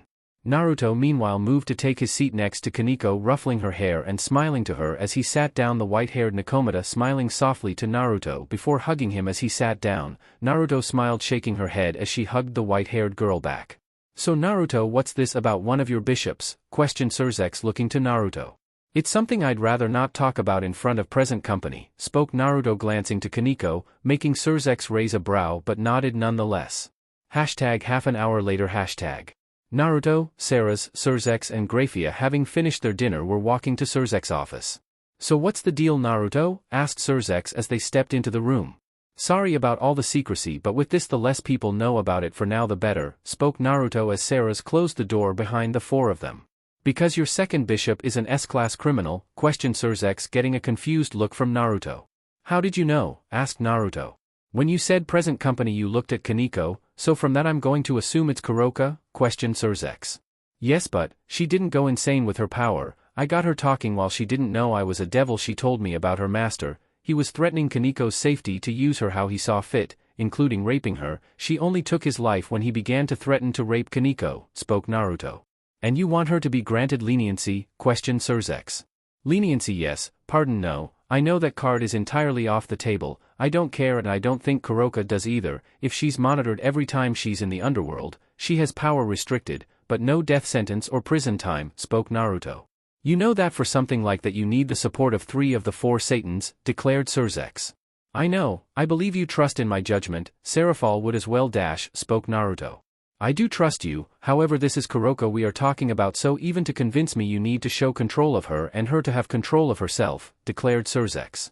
Alright, do you have something in mind, questioned Naruto. I do, but you've only told me about 2 Satans, you need 3, and I'm not entirely sure about how you would get either of the others, and to be perfectly honest I'm not entirely sure about Seraphol, said Surzex. Perhaps we could loop her in on this now and see what she says, suggested Naruto with a shrug. Graphia-chan, could you call Seraphol and ask her if she isn't currently busy if she could join us, requested Surzex, getting a nod from his silver-haired wife. And if Sona and Tsubaki are around, ask her to bring them too, said Naruto as Graphia passed him once more, getting a nod from Graphia and a confused look from Surzex. What? Asked Naruto as Graphia left the room. Sona and Tsubaki, questioned Surzex. I'm brave enough to negotiate a deal with 3 of the 4 Satans, not 2 women, scorn, replied Naruto, getting a snicker from Surzex. Don't you laugh, we both know damn well the 2 of them would murder me if they found out I came back to the underworld and didn't see them, spoke Naruto. With Graphia. The silver-haired maid stood in the hallway. In front of her was a magical circle that essentially acted as a phone trying to contact Seraphol. Fia-tan, it's been so long since you called me, squealed the voice of Seraphol as she was linked up to the magical circle in front of Graphia. Leviathan-sama, spoke Graphia respectfully. So cold, Graphia, anyway what's up, questioned Seraphol, saying the first part sadly. Surzex would like you here if you are able. He is negotiating something delicate that needs more than just 1 Satan, spoke Graphia. Getting a surprised nod from Seraphol. And if they are around you might want to bring Sona and Tsubaki with you, declared Graphia. Sona and Tsubaki, what do they have to do with this, questioned Seraphol. Nothing with the situation, but who do you know that is in the position to negotiate a deal with multiple Satans, questioned Graphia. Naruto-kun, spoke Seraphol, tilting her head, not sure if she had the right person, only to get a nod from Graphia. I'll be there shortly, spoke Seraphol. Graphia nodded before dismissing the magical circle, before stepping back into the office. You've still yet to tell me who and how you plan to convince, spoke Surzex, looking to Naruto as Graphia stepped back inside Surzex's office. I seem to recall a certain Satan held an interest in the Sharingan of Konohagakure Uchiha clan but was unable to get his hands upon any, spoke Naruto. And what, you just have a spar set laying around, questioned Surzex. No, I have all of them, replied Naruto. Come again, said Surzex, looking at Naruto shocked and confused. I now hold all of the Sharingan in the elemental nations. The Uchiha clan were planning a coup to take Konoha. The leaders of Konoha were informed by Itachi Uchiha, and Shisui Uchiha, the later of whom is my father's knight who has sworn his loyalty to me, and the former of who is the eldest of 2 sons of my pawn. The village leaders decided to kill off the Uchiha to stop the coup. Myself, my peerage, my mother's peerage, my father's peerage, Itachi and Sasuke used the slaughter as a cover to get away. However, Shisui, Itachi and myself were the ones to carry out the slaughter and at the same time retrieved all of the Uchiha eyes and sealed them away. All of the Sharingan either work for me, Shisui, Mikoto, Itachi, Sasuke and Kakashi, or are sealed away in a scroll in my possession, declared Naruto with a smirk. Well, Ajuka has always had an interest in the Sharingan that might work, spoke Surzex. Leviathan-sama will be here presently, said Graphia, taking a seat next to Surzex. So any ideas on names yet? Asked Naruto, looking to Graphia. We were thinking of Millikas, declared Graphia, rubbing her protruding stomach. Millikas, sounds good, spoke Naruto with a smile. You will come back and spend time with your nephew, won't you, Naruto? Questioned Graphia, looking to the young blonde. Of course, Graphia, replied Naruto with a smile. The 4 devils waited in silence for Seraphol. Naruto-kun, called a childish voice as the door was opened. Before Naruto could do anything, he was glomped by Seraphol. Seraphol-san, not so tight please, spoke Sarah's, gently poking the childish Satan. Sarah-chan, squealed Seraphol, letting go of Naruto and jumping on Sarah's. It's good to see you too, Seraphol-san, said Sarah's, before Seraphol stepped back pouting at Sarah's. So mean, Sarah-chan, spoke the pouting Satan. Sarah's just smiled, shaking her head. So what's the big emergency? Questioned Seraphol, looking at the 4 devils in the room. Naruto-kun here has found Kuroka, said Surzex, and with that all of Seraphol's childish behavior melted away. And what happened with her? Asked the Leviathan. I turned her, she is my bishop, declared Naruto, making Seraphol look to him. He wants us to grant her leniency, jail time, and death sentence off the table, but anything else goes, spoke Surzex. Why should we trust her? Asked Seraphol. I found her and she was unaware of my devil blood. I got her talking and she told me about her master abusing her, going so far as to rape her apparently on multiple occasions, but the real reason she killed her former master is because he was threatening to rape Kaneko, spoke Naruto, drawing a shocked and horrified look from Serafall. I've already told Naruto I trust his judgment, but I want confirmation he can control Kuroka and confirmation she isn't a hazard before I say yes for sure, spoke Surzex. What did you have in mind? Questioned Serafall, looking to Surzex. I was planning to send Naruto and his peerage to sort out our little problem in Kuo, said Surzex, getting a nod from Serafall. Sounds fair enough. If Kuroka proves herself during the mission, then she has my confidence, spoke Serafall. So does someone want to explain what the problem is? Asked Naruto. In the last few weeks there has been a rise in fallen angel activity within Kuo and the surrounding areas. We want to know what's going on and why the sudden rise of fallen angels in the area, spoke Surzex, getting a nod from Naruto. I'll get on that once I deal with a problem back in the Land of Waves, but I should have dealt with it by the end of the week, declared Naruto, getting a nod from the two Satans as he stood. Alright, I thank you too for the chance and asks you Surzex to ask Ajuka about the deal including the Sharingan, spoke Naruto, once more getting a nod from the two Satans. The blonde redhead turned and left the room, Sarah's following behind her master. After leaving Surzek's office, Naruto headed to the lounge where he sensed his friends were. Naruto-kun, called Sona as she ran to Naruto, jumping to him, hugging him, Naruto catching her in a hug and spinning her around. Hey Sona-chan, spoke Naruto with a grin. After a moment Naruto stopped spinning Sona, putting her down, letting the woman step back and Tsubaki step up to him, pulling him into a hug. I missed you Naruto-kun, said Tsubaki. I missed you too Baki-chan, muttered Naruto as he hugged his friend. So Naruto-kun, why are you back? Asked Sona as Naruto took a seat on the sofa, all of his friends sitting around him excluding Kaneko, who took a seat on his lap. I came back for two reasons. I came back to release my mother from her seal, and the second reason is at this point on a need-to-know basis, declared Naruto, drawing confused looks from his friends. How long are you staying? Questioned Kaneko, looking up to Naruto. Given I don't have a death wish, I will stay the night, replied Naruto. A death wish? Questioned Gasper, looking to Naruto. The man himself motioned to the 5 women around and on him. These lovely ladies would murder me if I didn't stay the night, spoke Naruto, making the 5 women in question look to him before simply nodding. Next morning. Naruto found himself in a familiar situation, pinned to his bed by 5 separate weights. However, unlike usual, he found his head raised slightly. Looking up, he saw his head was in Sarah's lap. Morning, master, spoke Sarah's with a smile, running her fingers through Naruto's hair, relaxing him slightly. Morning, Sarah's, muttered Naruto, looking up to Sarah's with a smile. As much as I don't want to, we may need to speed this up. We did tell Tazuna we'd be at the bridge today, spoke Sarah's, getting a nod from Naruto.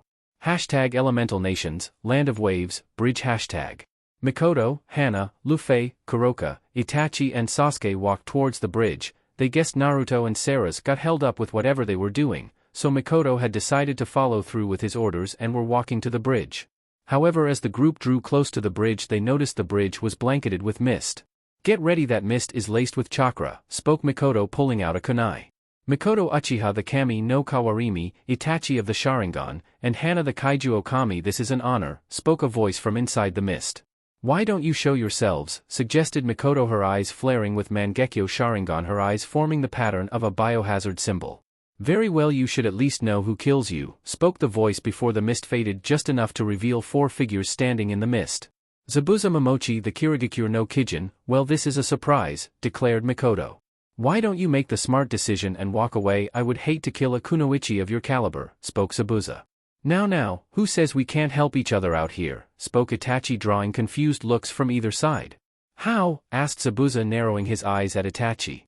Well, you started the rebellion in Kiri, yes, questioned Itachi, looking to Zabuza, getting a nod from man. Would you still be affiliated with current rebellion? Questioned Itachi. Depends on why you're asking, declared Zabuza. He's asking because we along with 2 more groups of people are defecting from Konoha to Kiri and are hoping to assist the rebels with the rebellion, spoke a voice from behind everyone. The former Konoha group turned to see Naruto seated lazily in a tree, one of his legs hanging from the branch, his other brought up to his chest. Below him, leaning on the tree, stood Sarah's, leaning against the trunk of the tree Naruto was currently seated upon. However, the shocking thing was, upon a branch jutting out towards the bridge about the same height as Naruto stood Kushina, leaning on the trunk. Well, Kushina Uzumaki the Aka Karatoriki, isn't this the gathering of Konoha's best and brightest? What's next, the Kakashi no Sharingan? Questioned Zabuza. Well, he's not here, but he's on his way to Kiri, spoke Naruto, getting a shocked look from Zabuza. You're joking, said Zabuza, shocked. No, not at all. In fact, there are at least a dozen ninja of similar caliber on their way to Kiri, declared Naruto, making Zabuza look to him with a quirked eyebrow before looking back to Itachi. What do you propose? Questioned Zabuza. Don't look to me, he's in charge, declared Itachi, pointing to Naruto. Really, of all of you the runt is in charge? Asked Zabuza, confused, looking to Naruto. Yes, I'm the one in charge. So are you, or are you not affiliated with the current Kiri rebellion? Asked Naruto. Yes, even now this is a mission to gather funds. May Terumi, the rebellion leader, asked us to take this job and kill off Gato, as he is buying clan items from the loyalists, providing them with funds, food and cannon fodder, thugs, spoke Zabuza. And you haven't taken care of Gato yet because? Questioned Naruto, jumping down from the tree. He's staying in a former Uzumaki compound. The entire place has seals on it that screw up chakra control of anyone not of Uzumaki, decent to the point we can't even enhance muscles with chakra, and he has an army of thugs and samurai there defending him, declared Zabuza as Naruto walked towards them. Chakra control, you say? Questioned Naruto with a smirk. Yeah, what of it? Asked Zabuza. Luffy, Sarah's, Hanane, Kaa-chan, we have a compound to take, spoke Naruto with a grin before turning to Zabuza. Lead the way, Zabuza, said Naruto. Didn't you hear me, kid? I said began Zabuza. Yes, the compound has seals that mess with chakra control. We have abilities that do not use chakra, said Naruto, interrupting Zabuza, who after the comment looked to him confused. Just lead the way and you'll see, spoke Naruto. Zabuza shrugged before walking towards Gato's compound. Mikoto, Itachi, Sasuke, Kuroka, you guys stay here, ordered Naruto, getting a nod from the four people before he began to follow Zabuza and his companions.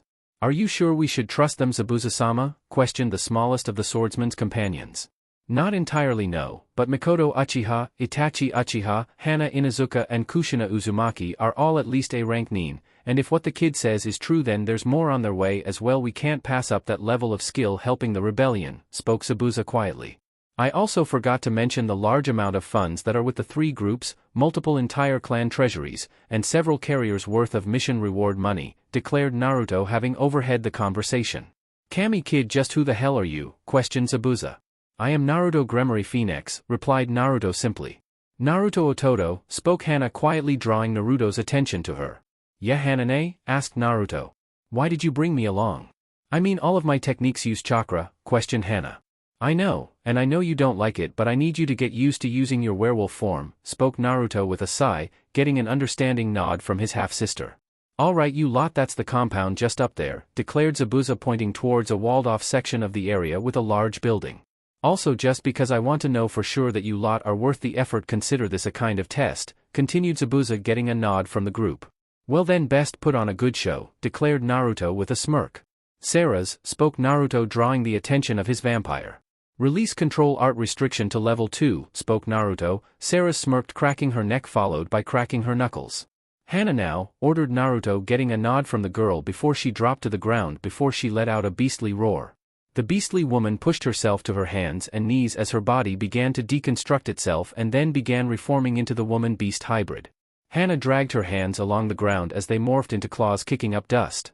Kaa-chan, I don't think a minor transformation would set off to much of a scare, spoke Naruto with a grin, looking to Kushina, who nodded, a red bubbly aura forming around her as he did.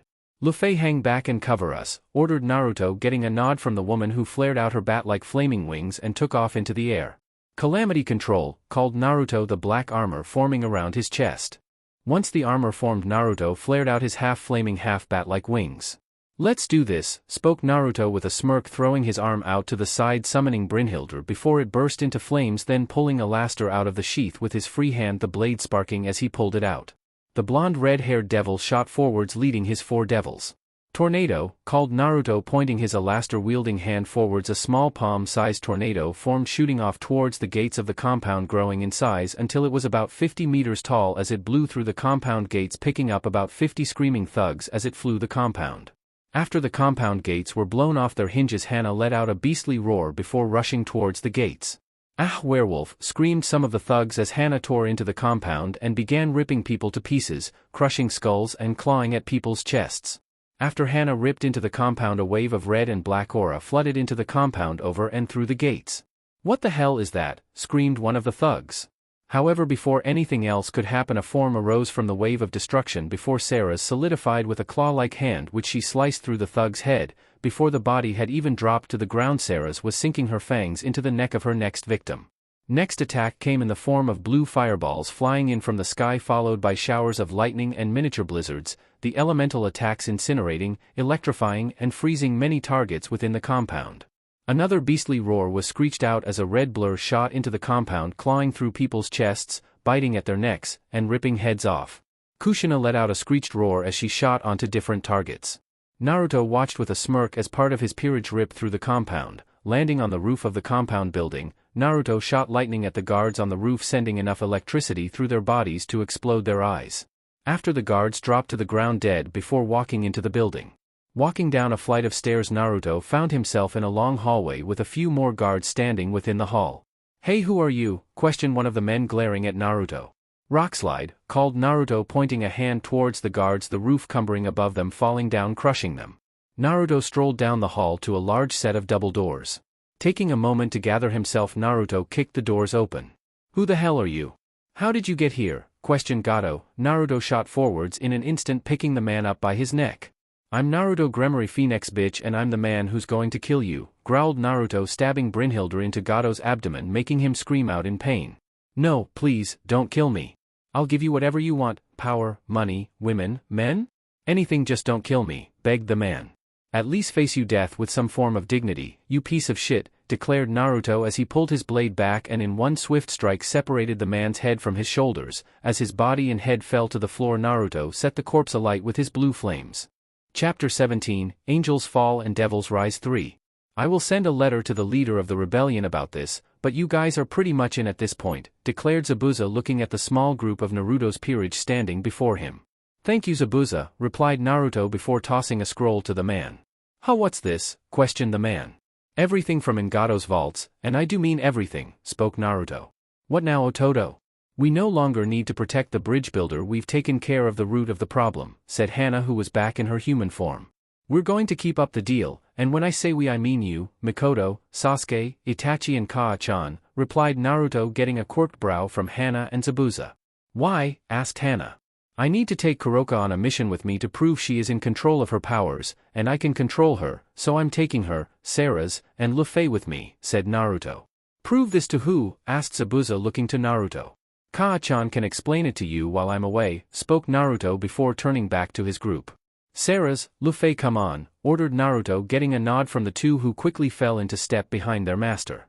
The entire group, half of Naruto's group and all of Zabuza's group, headed back towards the bridge. "So how long is this other mission going to take?" asked Zabuza, looking to Naruto. "I don't know for sure," replied Naruto, glancing back to Zabuza. "Like a day, a week, a month, a year?" questioned Zabuza. "A week probably," spoke Naruto.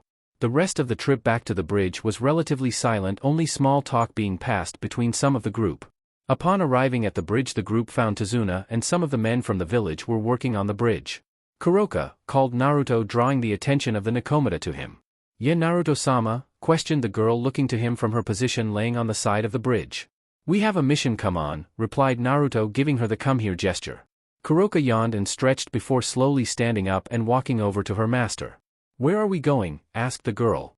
Instead of answering, Naruto walked up to the girl. He walked up and clamped his hand on her shoulder before quickly nodding to Sarah's, who did the same with Luffy, and a pair of rings formed around the feet of the four devils before they quickly rose up, engulfing them in light blue flames, leaving shocked faces from everyone around them.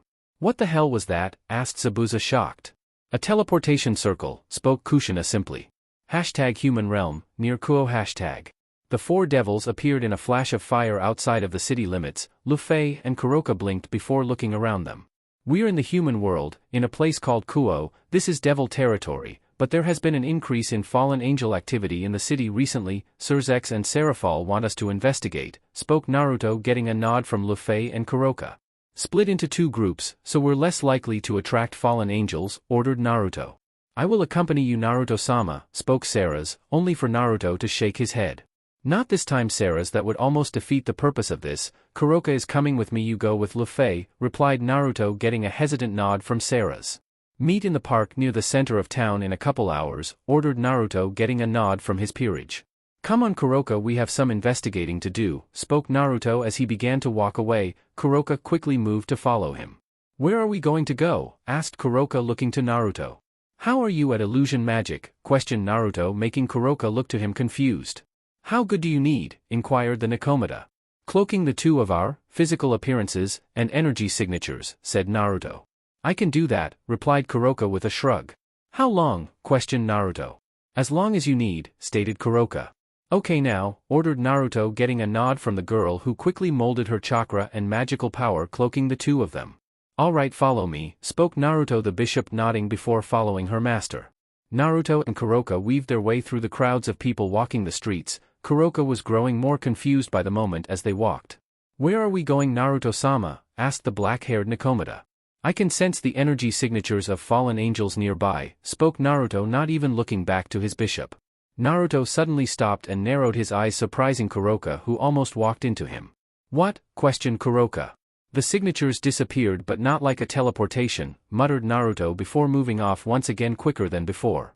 After a few minutes of walking, Naruto once more stopped, however this time he stopped in front of a house. Naruto narrowed his eyes as he stepped up to the front gate of the home.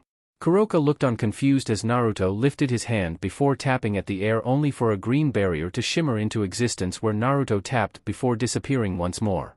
Naruto hummed in thought for a moment before he reached up to the Excalibur strapped to his back. Drawing the weapon from the sheath, Naruto spun it in hand several times before stabbing it into the barrier. Kuroka inventorially shivered upon felling the aura of the blade but didn't question Naruto, and watched on as Naruto sliced cleanly into the barrier before cutting a door into the green protective enchantment. After carving out a door, Naruto pushed the broken part of the enchantment backwards. The slab of barrier fell to the ground, however upon hitting the ground it shattered. You lead, ordered Naruto, getting a nod from Kuroka, who stepped through the hole in the barrier first, Naruto following along behind her, walking up onto the front porch. Should I prepare for a fight? Asked Kuroka. Naruto nodded to her. I can't hold the illusion if I need to fight, declared Kuroka. Naruto nodded to her. Drop it, declared Naruto, getting a nod from Kuroka, who dropped the illusion around the two of them, before preparing for a fight as Naruto kicked open the door. Naruto looked to Kuroka, making sure she was looking back before nodding slightly to the hall. The Nakomata nodded and stepped inside the door, glancing down the halls of the dark house, moving into the house, letting Naruto follow behind her. The two of them cautiously advanced down the hall towards the only room that had light in it. As Kuroka stood with her back to the wall and peeked into the room, Naruto quickly raised his blade up to block a blade of light blue light which came flying down towards Kuroka. The ebony-haired woman quickly moved out of the path of the blades, spinning around the door towards the other side, only just avoiding a pink spear of light as she landed flush with the wall on the other side of the door. Well, look what we have here, middled two devils trying to interfere with our business, spoke the holder of the blue weapon as Naruto pushed him back. He appeared to be a relatively tall man with short black hair and blue eyes. His attire consisted of a pale violet trenchcoat over a white dress shirt with a matching ascot, black pants and shoes, and a black fedora. Well, Donasek, we'll just have to deal with these devil shits, spoke a chirpy female voice from inside the room. The owner of said voice appeared to be a young lady with blonde hair styled into twintails and blue eyes. She wore a black Lolita dress with white frills, a large black bow on the front, and a green jewel embedded on the collar, white thigh-high socks, and black shoes. She also wore a large black bow on top of her hair. Kuroka, you're up, spoke Naruto, glancing to the woman who smirked and stepped into the doorway, only for a pink light spear to pierce her stomach, causing the two persons within the room to smirk, only for that smirk to fall as the Kuroka in front of them shimmered and vanished. As the two fallen angels looked around the room, a pair of light blue balls flew out of nowhere and hit the two people, throwing them back into a wall, before falling to the ground. As the two got up looking back to where the two balls came from, they saw a smirking Kuroka, who now had a pair of black furred cat-like ears sitting atop her head and a pair of white-tipped black furred tails swaying hypnotically behind her. I hope you said your last goodbyes, spoke Kuroka before more of her began to shimmer into existence around her, 5 in total. The 6 Nakomatas formed more of the energy balls in hand just as the two others stood up, flaring out a pair of upside-down feathery black wings before trying to fly out of the room, only for Naruto to kick their faces, turning them back towards Kuroka. Hey, I didn't say you could leave, declared Naruto with a smirk as the two fallen angels hit the wall. Kuroka threw the energy orbs at the two, exploding against them, driving them through the wall outside. Come on, we can't let them get away, spoke Naruto, running at the wall, crashing through the wall, easily smashing through it. Kuroka followed Naruto, jumping through the hole he made, the two devils landing just as the two fallen angels got to their feet. You want to play that way, fine, spoke the male fallen angel, a blue light spear forming in his hand as he spoke. The blonde-haired girl followed her comrade's lead and formed a pink light spear. You need a weapon? Asked Naruto, glancing to Kuroka, who shook her head. Naruto shrugged before pulling a laster out of the sheath on his back, holding both a laster and Excalibur at the ready. A laster, watch Kuroka and my backs, ordered Naruto mentally. You got it, master, replied the sentient blade. Let's dance, spoke Naruto, an insane look appearing on his face as he launched off the ground, flying at the male fallen angel, who flew back, bringing his light spear up to defend from Naruto's two swords. As the weapons collided, Naruto used his swords to deflect the fallen angel's light spear, enough for the blonde to snap kick the man in the side, launching him 10 meters, where a bolt of purple lightning shot down from the sky, hitting the ground as the former angel managed to flare out his wings and move out of the way of the bolt of lightning. Now that we're alone, I can do this, spoke Kuroka with a smirk, bringing up her hand, holding her index finger up. The Nakomata began to draw a symbol with her hand, and purple glyphs formed just in front of her hand, and just after the fifth glyph formed in less than 2 seconds, a cloud of purple miasma flowed out from around her. What the hell is this supposed to do? Questioned the blonde fallen angel, rushing towards Kuroka with her light spear in hand.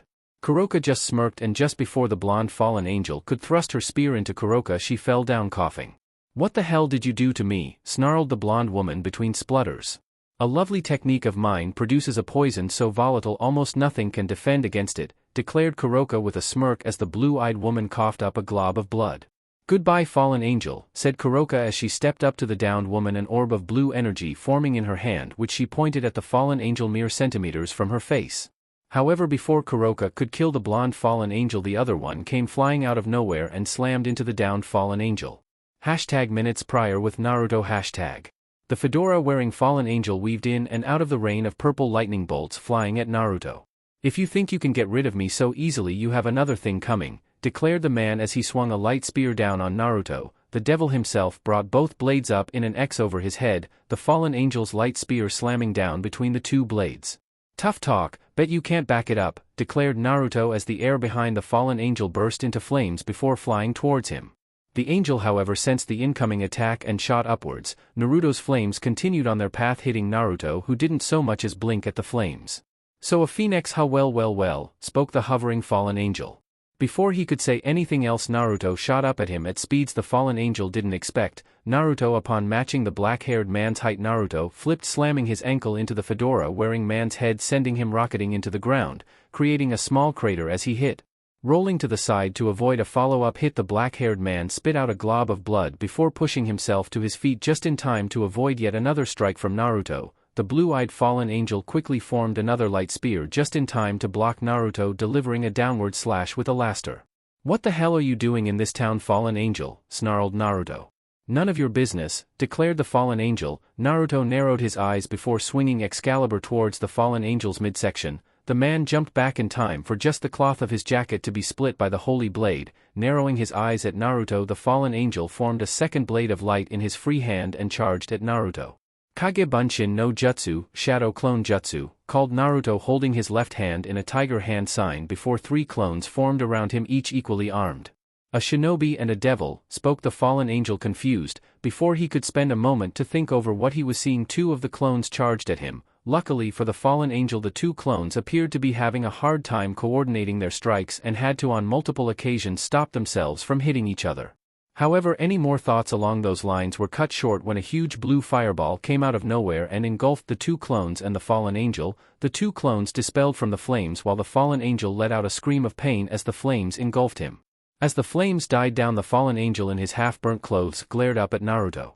That's it, you little shit, growled the man, waving his hand in an arc over his head, 7 light spears forming in his arm's wake before they were launched at Naruto. Hey buddy, called Naruto before the spears hit him. What? Snarled the fallen angel. Made you look, smirked Naruto before he went up in smoke, causing the black-haired man's eyes to go wide. The man heard leaves crunching behind him, but before he could turn to defend himself, a powerful kick sent him flying forwards back towards his comrade and Kuroka, the man in a last-ditch attempt throwing his spears at Naruto, who ducked out of the way of the spears. The fallen angel slammed into his female companion before both crashed to the ground and Naruto jumped back into the fray. Naruto-sama, wait, screamed Kuroka, but it was too late. The blonde red-haired devil landed in Kuroka's poisonous gas cloud. What? Questioned Naruto, turning to his bishop, confused. What the, you're fine? Questioned Kuroka looking at Naruto who hadn't dropped coughing up blood. Yeah, why wouldn't I be? Questioned Naruto quirking a brow at the woman. This mist is poisonous to almost everything, declared Kuroka. Ah well that explains them, said Naruto motioning to the two downed fallen angels who were both coughing up blood. But it doesn't explain why you are fine, it's poisonous to devils too. I'm fine because I created it, spoke a confused Kuroka. Well I am a phoenix, replied Naruto with a shrug. No, you should still be on the ground coughing up blood, stated Kuroka. What is immune to this poison? Questioned Naruto. The only things I know of are Hydra and dragons, replied Kuroka. Ah, I think I have solved that mystery, spoke Naruto drawing a confused look from the Nakomata.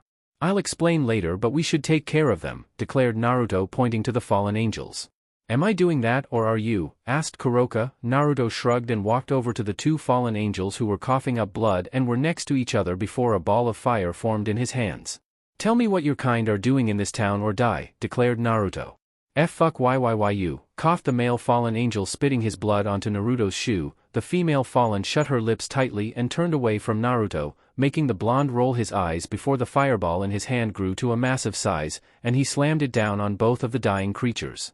Well that was a waste of time, declared Naruto turning back to Kuroka who shrugged. Naruto walked over to her before leading the woman towards the front door of the house.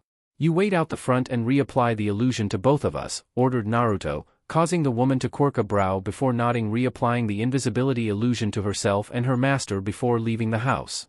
Best leave behind no evidence of this, muttered Naruto to himself walking into the kitchen and using his magic he started a small fire in the oven that would no doubt spread and engulf the whole house within minutes. With that done Naruto quickly walked out of the house calling Kuroka to follow as he left the area. As the two devils walked away Kuroka looked over her shoulder and saw the house ablaze before turning back to Naruto with a shocked look.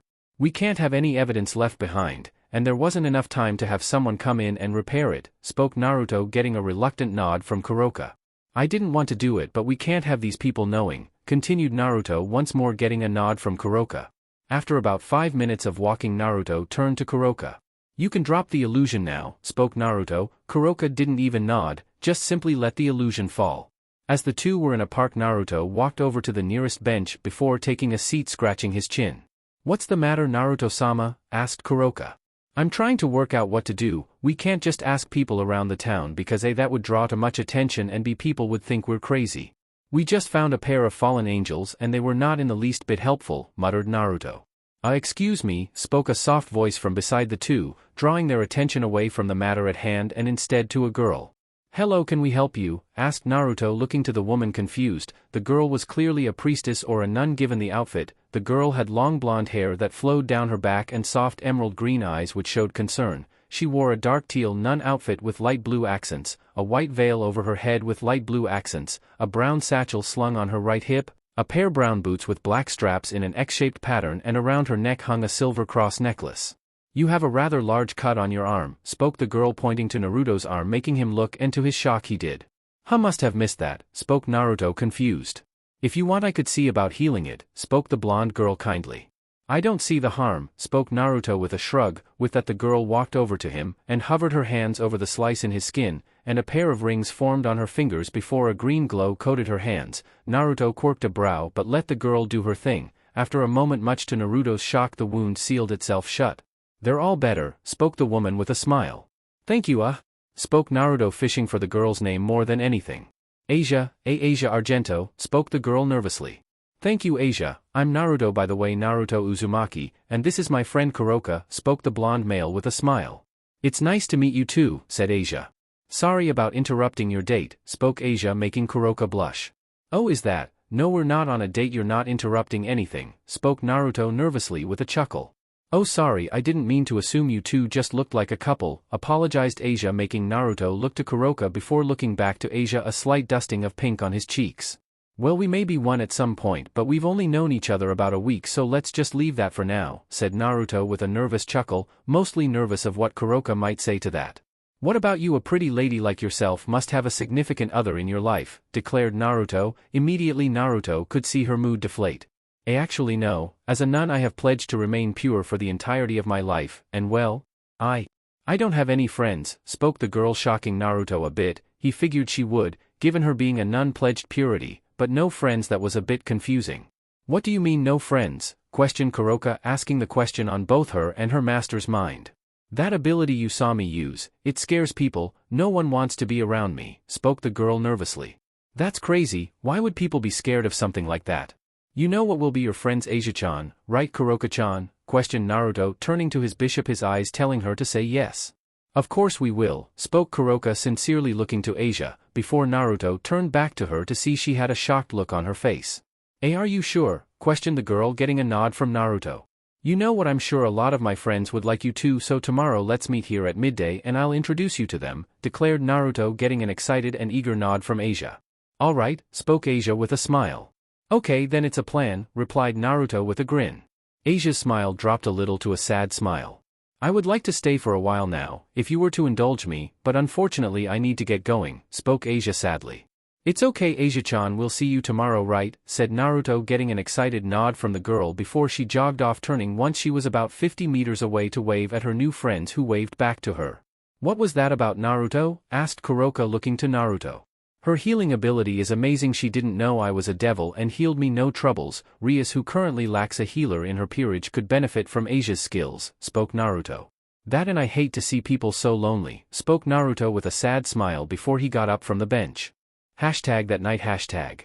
Naruto and his peerage sat within a Gremory safe house. The four of them had unfortunately failed to come up with anything as to why the fallen angels were in Kuo, and Naruto was reporting as much to Surzex. So you found nothing of interest at this point? Questioned the red-haired Satan. Well, not nothing, said Naruto, getting a quirked brow from Surzex. Kuroka and I, after dealing with the two fallen angels, ran into a girl, spoke Naruto. Go on, prompted Surzex. Clearly one of the fallen angels got a hit on me because she came up to us telling me about a cut on my arm, and she offered to heal it. She has twilight healing, continued Naruto, shocking Surzex to a small degree. I was planning to ask you to tell Rias if she trusts my judgment to meet me here tomorrow so she can meet her, declared Naruto. And convince this girl to become a devil, continued Surzex, getting a nod from Naruto. Why wouldn't you want her yourself, Naruto? Questioned the Satan. My peerage has a healer already. I'd rather have my fiancé have one too rather than have multiple myself, stated Naruto, getting a nod from Surzex. I will talk with Rias, declared Surzex, getting a nod from Naruto. Until I have something else to report, Nisama, spoke Naruto, standing from his chair, letting the hologram of Surzex fade. Walking out of the room, Naruto walked into the shared lounge room to find the three women with him looking at him. And how did the report to Surzex-sama go? Asked Sarah's. He seemed pleased with what happened with Kuroka and has said he will tell Dash, said Naruto, stopping dead mid-sentence. Naruto-sama, questioned Luffy, looking to her master. Get ready for a fight, ordered Naruto, confusing the three women, but they followed their master's orders nonetheless. By the time all three women were ready, Naruto was already outside. What's the matter, Naruto-sama? Questioned Luffy. I can feel a huge surge in fallen angel energy. Follow me and be ready, declared Naruto, getting a nod from the three as his wings flared out before he took off. I swear I can feel Asia there too, thought Naruto, confused. The four devils, under the cover of night, flew towards the church perched atop a hill towards the outskirts of the town. Landing outside, Naruto, Luffy, Kuroka and Sarah's were met by a busty woman. She had long navy blue hair that obscured her right eye, but her left was clearly brown. Who the hell are you for? Questioned the woman. Luffy, you think you can deal with her? Questioned Naruto.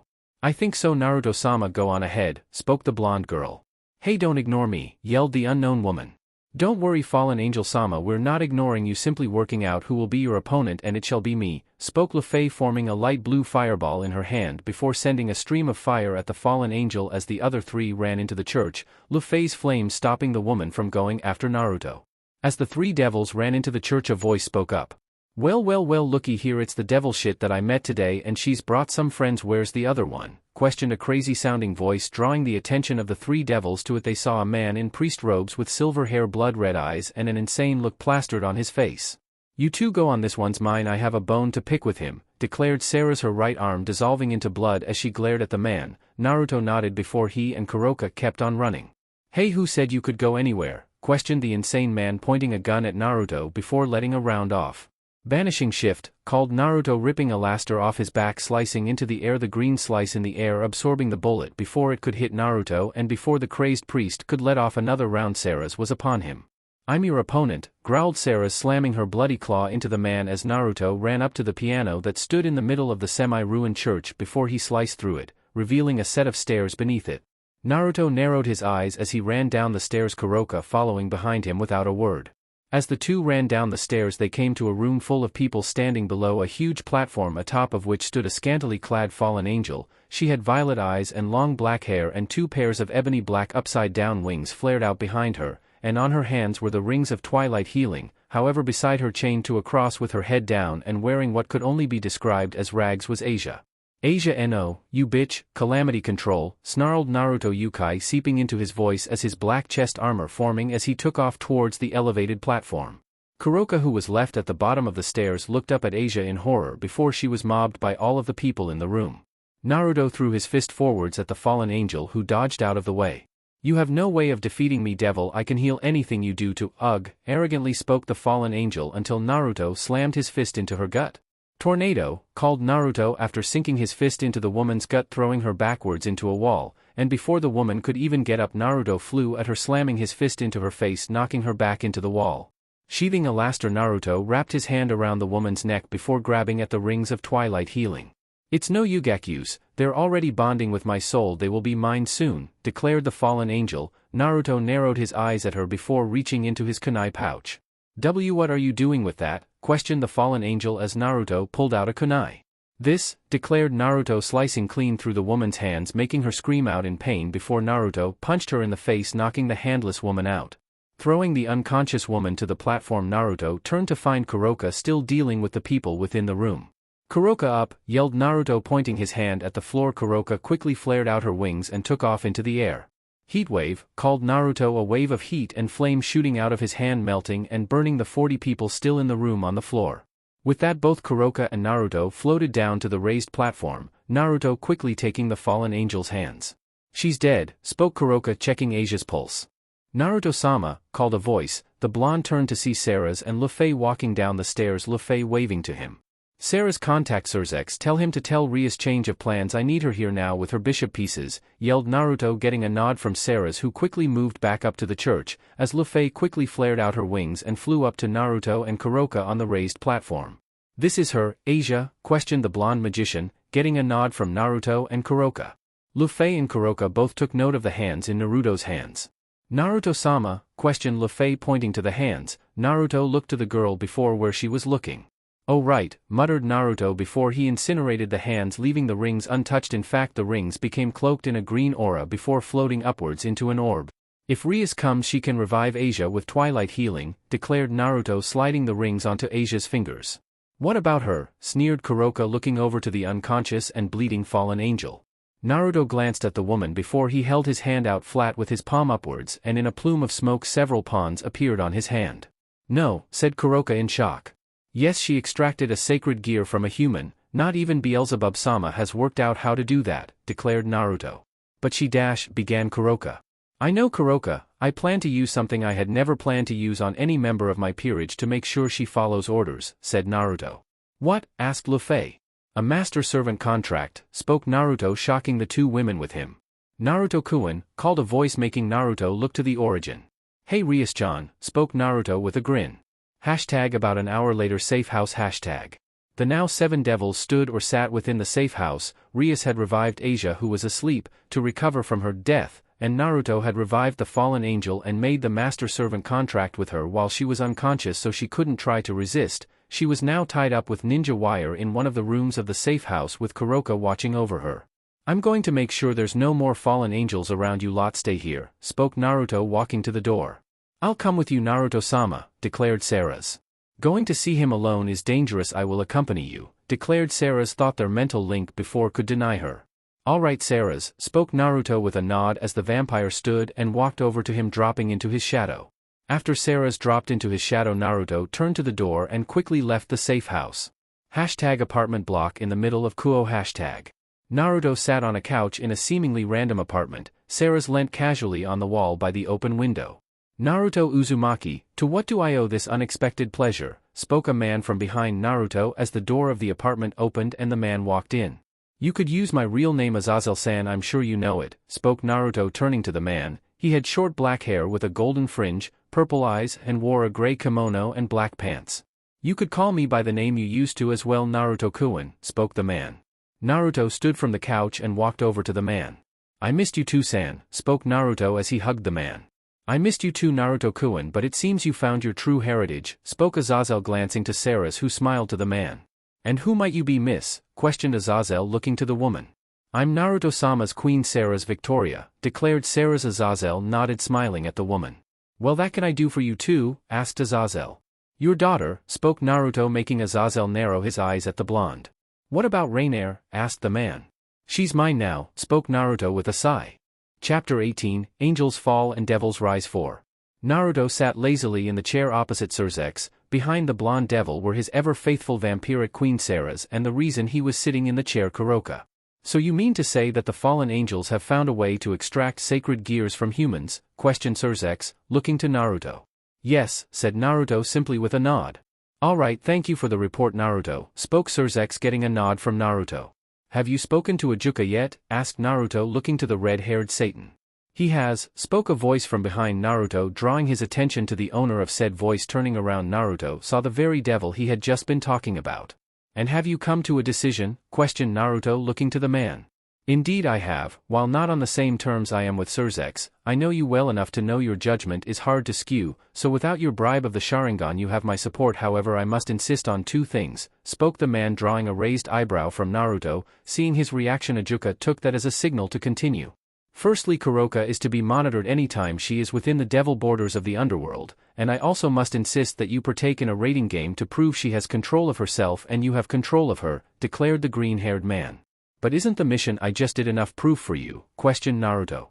The rating game is less for my benefit than your own and Kuroka-san's, as when the public finds out about this they will want proof for themselves that you have control.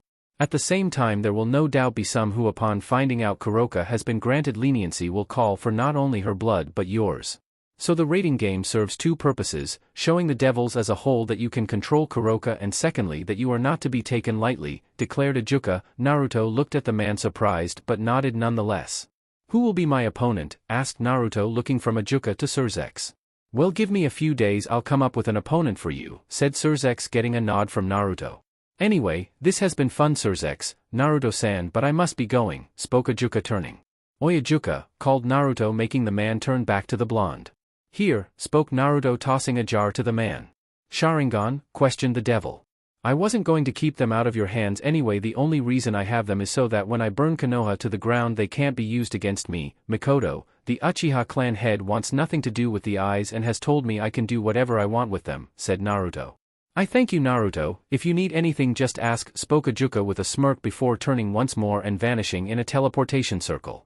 Well, Kuroka, you are free to roam the underworld once more, but you will be monitored while you are here, and until Naruto has his rating game I'd suggest staying within the Gremory grounds for now, spoke Ceres, getting a nod from the black-haired Nakomata. Naruto, if I remember correctly you have two more peerage members still in the elemental nations. I believe it would be best at this point to have them here on standby for your rating game, suggested Ceres. Naruto nodded. If that is all, Ni-sama, I'm sure Kuroka is anxious to see her sister, and like you said I have two more peerage members to bring here, said Naruto, pushing himself from the seat, getting a nod from Ceres. Ceres, watch Rainier while I'm gone, ordered Naruto, getting a nod from his queen. A ring formed around Naruto's feet before quickly rising up, engulfing him in flames. Kuroka walked out of the office before nervously stretching out her senses, looking for one in particular.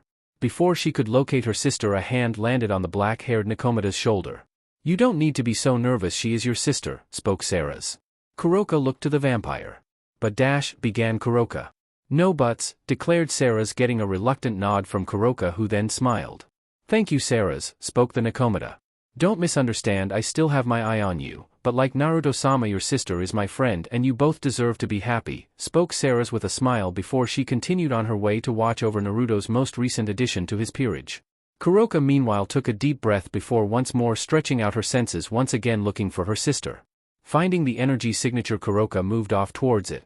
Ceres walked down the halls of the castle, smiling at the maids who smiled to her. Her smile disappeared as she drew near her destination. While she did understand Naruto's motives behind converting Rainier, she didn't like it. Especially since he won't tell her the truth, at least then she might respect him a bit more, muttered Ceres, remembering the trip to see Azazel in Kuo. #flashback. What about Rainier? Asked the man. She's mine now, spoke Naruto with a sigh. What? Questioned Azazel in a dangerous tone. I was assigned a mission in Kuo for the devils. They were worried about increased fallen angel activity in the area. I found her extracting a sacred gear from a human. At least it was me who was assigned the mission. If it wasn't, she would be dead, spoke Naruto sadly. Extracting a sacred gear? Questioned Azazel.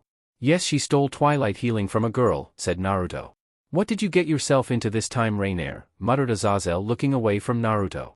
So she's safe? Asked Azazel, looking back at the blonde. Yes, she is, and I promise Tusan I will keep her that way, declared Naruto, looking down. All right, muttered Azazel with a sigh. I take it, given you are meeting me in secret, that you knowing me will be kept from her, questioned Azazel. Unfortunately for now, me knowing you will have to be kept secret from everyone, otherwise the devils might suspect me of being essentially a sleeper agent or something and start a war, which isn't the best of ideas at this point, spoke Naruto, getting a nod from Azazel before he glanced to Sarah's. She knows everything about me, she has seen all of my memories, declared Naruto, getting a nod from Azazel. #flashback and #. Sarah's by this time had reached her destination. Opening the door within the room, she saw Rainier head down, ass up on the ground, conscious, with her hands tied, and a strange, almost collar-like marking around her neck. What the hell did you do to me? Questioned the woman, moaning slightly as her breasts rubbed against the ground. My master, and now your master, revived you as a devil, and to make sure you are cooperative he used a master-servant contract, a contract originally created by the succubi to bind someone to them, by ways of pleasure. As the servant of the contract, if you disobey the master you become impossibly aroused, and nothing short of your master's touch can quell your arousal, spoke Sarah simply. I refuse to be some devil's fucking plaything, declared Rainier before letting out a long drawn-out, almost pained moan. My master has no intentions of using you as a plaything. He is a respectable man and would never force himself upon a woman, and is only using this contract as a means of protection from you, who would undoubtedly betray him at the first opportunity otherwise, spoke Sarah's, narrowing her eyes at Rainier's insult of Naruto. Get that bastard here and fix this, screamed Rainier, moaning. No, declared Sarah simply before turning back around and stepping outside. Where the hell are you going? Snarled Rainier. I'm leaving because I'm only supposed to watch you for now, and if I don't leave your mind will be broken by the time Naruto-sama returns, spoke Sarah's, closing the door behind her. #with Kuroka. The black-haired Nakomata was nervously walking towards where she could feel her sister's energy. Thankfully the girl was alone. Despite that and Sarah's words of kindness, Kuroka was still a nervous wreck. Walking into what appeared to be gardens, Kuroka took a calming breath of the pleasant fresh air. Kuroka steeled her nerves and quickly moved towards the center of the garden area. Walking into what appeared to be a clearing, Kuroka found herself next to a gazebo within which, with her back to her, was Kaneko. Chiron, spoke Kuroka softly, tears forming in her eyes. The white-haired girl froze upon hearing that before slowly turning her head. "Nachan?" questioned Kaneko, looking to the elder Nakomata. "Chiron," called Kuroka, running and lunging at her sister, hugging the girl. "Nachan," said Kaneko in shock, catching her sister in a hug. Kuroka hugged Kaneko tightly, Kaneko not mirroring her action, still too shocked to do anything. "I missed you so much, Chiron," spoke Kuroka, pulling back from Kaneko, crying. "Nachan, what are you doing here, if you're caught?" questioned Kaneko, her brain finally rebooting. "Naruto-sama found me in the elemental nations, and while I didn't know he was a devil, I told him about my previous master, and he made me his bishop, negotiating with the Satans to grant me leniency. I'm free, Chiron," spoke the woman, shocking her younger sister. "And Naruto-kun did that?" questioned Kaneko, shocked but at the same time not surprised. Kuroka nodded, and the last part of the elder Nakomata's statement clicked in Kaneko's mind. "Why, you're free?" questioned Kaneko, her eyes brimming with tears. Kuroka nodded, her eyes wet from tears. "Ichan," wailed Kaneko, bursting into tears as she pulled her sister into a hug. Kuroka hugged Kaneko again, tears falling from her eyes like waterfalls. #with Naruto. Naruto appeared back in the land of waves near the bridge. Finding it to be nighttime, Naruto stretched out his senses, looking for his peerage members. Upon sensing them, Naruto set off in the direction of them. Not to his surprise, he found their energy signatures within Gato's compound. However, when he walked into the compound, Naruto found his chakra control to be fine. "Guess Kaa-chan removed the seals," muttered Naruto as he walked into the building. "You're back, kid. You finished your other mission?" questioned Zabuza, looking to Naruto. "Yes, but things have become slightly more complicated. I need a few more days, and we have another person who may not be the most cooperative," declared Naruto, getting a confused look from Zabuza. "Look, I'll explain later, but for now I need to see Makoto and Hana," spoke Naruto, getting a nod from Zabuza, who walked away, leaving Naruto to find the two women. Moving to where he could feel Makoto, Naruto found the Uchiha woman seated at a table with a cup of tea opposite Kushina. "Oh Naruto-chan, you're back," said Kushina as Naruto entered the room. "Yeah, but I'll be leaving again soon," declared Naruto. "Why are you back then?" asked Mikoto, looking to her master with a quirked brow. "I'm actually back because I need you and Hana," replied Naruto, getting a confused look from Mikoto and a knowing look from Kushina. "Rating game?" questioned the red-haired Yukai devil. Naruto simply nodded to his mother's statement. "Yes, Ajuka suggested that I take part in one to show devils I can control Kuroka and to make the point that I'm not to be messed with," spoke Naruto. "So another day?" questioned Kushina. "More like a week. Sirs X has to find me an opponent first and I will probably get some time to train my peerage as this will be the first rating game I've been in," replied Naruto. Kushina nodding. "So basically Mikoto, get your things, we're headed to the underworld," said Naruto. Mikoto nodded, putting down her empty cup before standing and walking to the door. "Are Sasuke and Itachi coming too?" asked Mikoto. Naruto shook his head. "No, it's better they don't at this point," spoke Naruto, getting a nod from Mikoto. "You'll look after my boys for me, right, Kushina?" questioned Mikoto, looking to the red-haired woman who nodded with a smile. Mikoto then turned and left the room. "I need to go see Hana, but I will come and see you before we go, Kaa-chan," said Naruto, getting a nod from the red-haired woman before Naruto vanished in a teleportation circle. Naruto appeared on the roof of the building where he could sense Hana's energy signature. "Hanane," spoke Naruto as he appeared. "Yeah, Ototo?" asked Hana, who sat on the edge of the roof looking up at the moon. "I need you to get your things, we're going on a short trip to the underworld," declared Naruto, getting a lazy nod from the werewolf who stood up and turned to him. "What are we going there for?" asked Hana. "In a few days I'm competing in a rating game and I would prefer all of my peerage with me for that," said Naruto, getting a nod from Hana, who stood and made her way inside. Sometime later, underworld hashtag. Naruto appeared in a flash of fire with Mikoto and Hana either side of him just outside of Gremory Castle. "Welcome you two to Gremory Castle," spoke Naruto as the flames died down and both women got a good look at the castle. "Wow, this place is huge," spoke Hana, looking up at the huge stone structure. "Quite impressive," said Mikoto, in awe of the structure. "Thank you," said a voice behind them. Turning around, the trio came face to face with Zeoticus and Venelana. "This castle has been built up over many centuries by many different artisans," explained Zeoticus. "Mikoto-chan, Hanane, this is Zeoticus Gremory and Venelana Gremory," spoke Naruto with a smile, introducing his peerage to the two devils. "It's a pleasure," declared Mikoto, bowing to the two devils. "Naruto Ototo talks highly of you too, it's nice to finally meet you," spoke Hana, also bowing to the two devils. "My, such polite young devils," said Venelana with a mirthful smile. "Young? You don't look much older than me," confessed Mikoto, confused. "Thank you, while I may seem quite young I am in actuality several centuries old," declared Venelana with a teasing smile, her comment shocking both Hana and Mikoto. "I'm sorry to leave these two with you, Zeoticus-aji, Venelana Oba, but I need to check on my newest peerage member. She will surely be conscious by now, and because of that she will more than likely be begging to see me," said Naruto nervously. "Go Naruto," spoke Venelana, rolling her eyes, waving Naruto off. "Thanks," replied Naruto before he took off. "Well, while Naruto's gone, shall we give you two the grand tour?" asked Zeoticus, looking to the two devils before him, who both shrugged. With Naruto Naruto walked down the halls of the castle. While he did have to see Rainier, he wanted to make her more willing to obey him, leaving her on the edge of orgasm like he figured he would make her more willing to listen to him at least for a while. It took a few moments for Naruto to arrive at his room, where he had Rainier tied up. Finding Sarah's outside of the room, Naruto quirked a brow. "Everything all right, Sarah's?" questioned Naruto. "Yes, Naruto-sama, why do you ask?" asked Sarah's. "You're standing outside, I asked you to watch her," said Naruto. "Unfortunately she had already awoken when I arrived and I had to remove myself so as not to break her mind," spoke Sarah simply.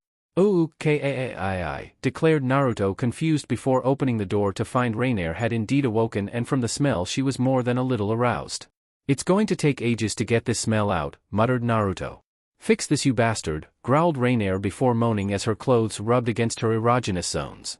"Let me make this simple for you to understand, Rainier. From now on you are mine. I am willing to give you some freedom, but spit in my face and I take that freedom from you and leave you in a state like you are now, and you start over from no freedom," spoke Naruto, looking down at the fallen angel who glared up at him. "Oh, does that look mean you don't want me to leave you here for another hour in a state of close to orgasm?" questioned Naruto, looking down at Rainier with a hard look. Rainier and Naruto glared at each other for a few moments, sizing each other up, just waiting for the other to flinch or back down. Eventually Rainier looked away from Naruto, shaking her head. "So what do you want, Rainier?" asked Naruto, looking down at the woman. Muttered Rainier. "I'm sorry, you need to speak up," declared Naruto. Please. Spoke Rainier only just louder than before. I still didn't catch that, replied Naruto. Please Naruto-sama don't leave me like this, begged Rainier weakly. Good girl, said Naruto stepping forwards. Rainier looked on nervously as Naruto stepped up to her. Before she could question what he was doing, he brought his hand down on her exposed rear with a resounding smack. Rainier screamed out, but not in pain. The woman cried out in pleasure as an orgasm struck her, making her go limp and fall to the ground moaning. Sarah's I want you to watch her for a while longer, but you can untie her now, spoke Naruto as he walked to the door.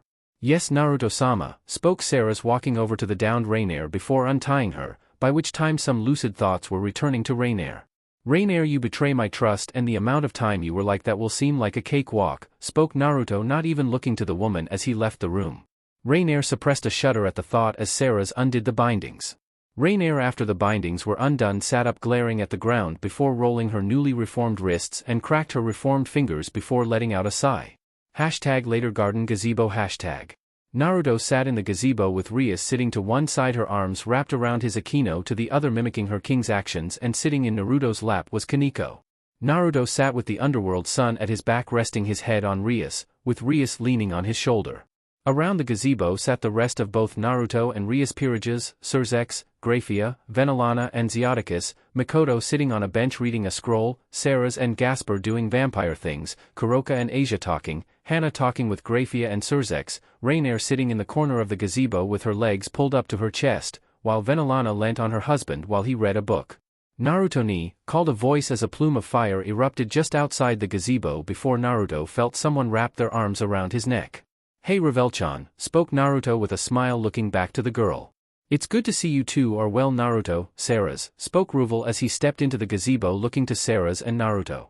Kaneko was kind enough to get out of Naruto's lap at this point, and Akino and Rias reluctantly let go of his arms so he could talk with his relatives.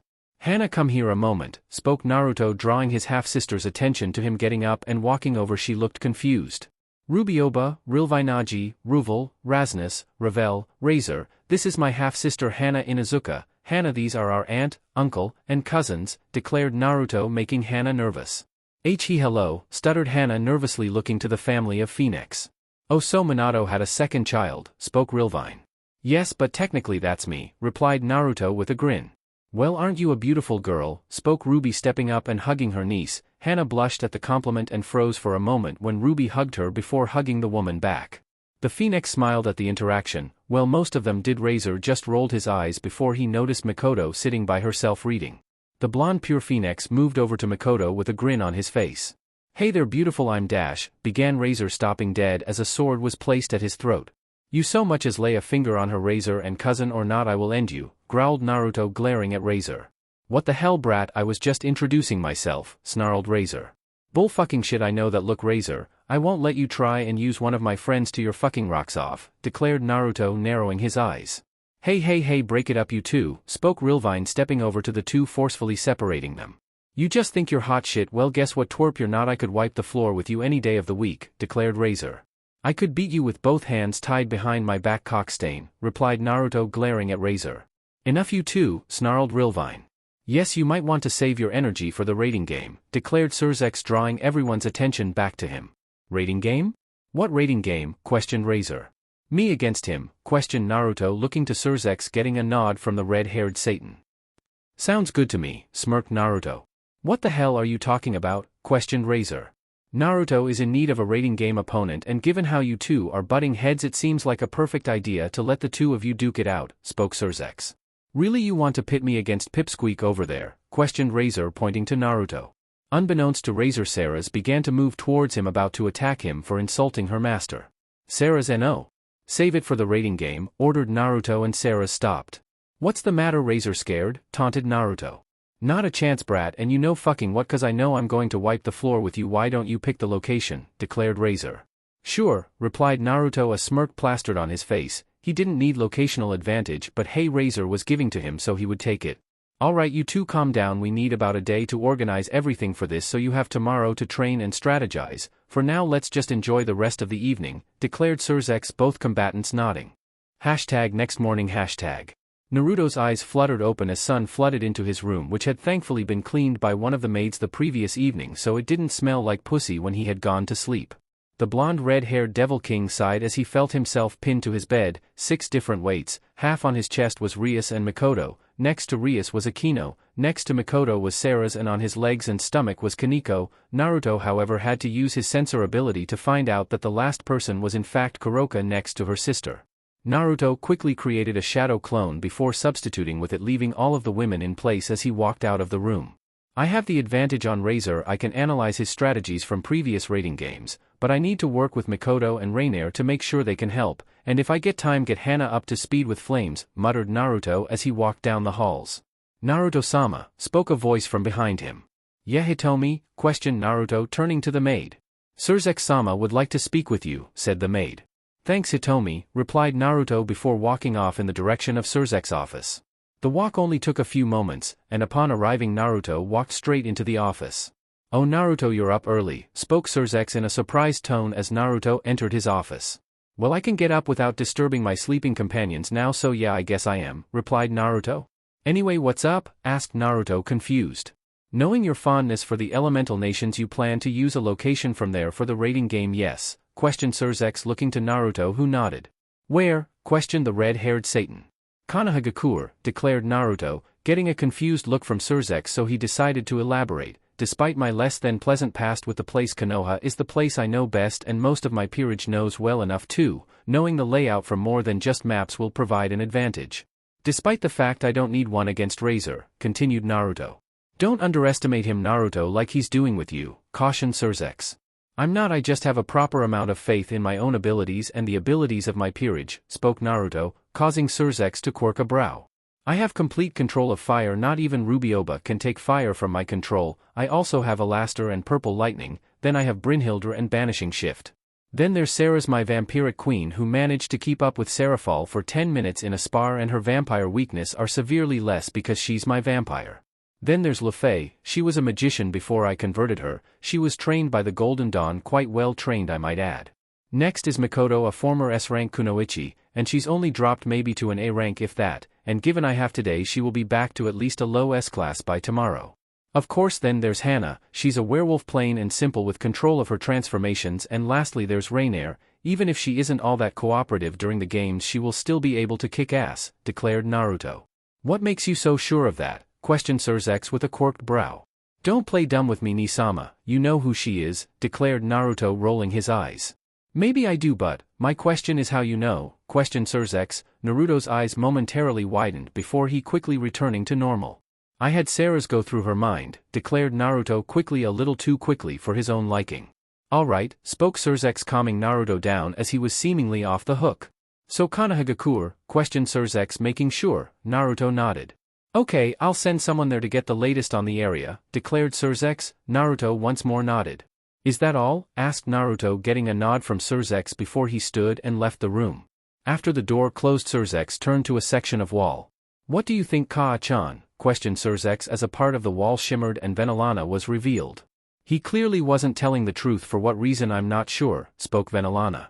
Do you think it's bad? Asked Surzex, looking to the door Naruto had exited. No, I don't think so, declared Venilana. #with Naruto #. Naruto walked down the halls headed to see what he could find out about Razor's previous raiding games. Naruto-sama, spoke a voice from behind the blonde, making him jump slightly. Sarah's, you scared me, said Naruto, turning around to face his queen.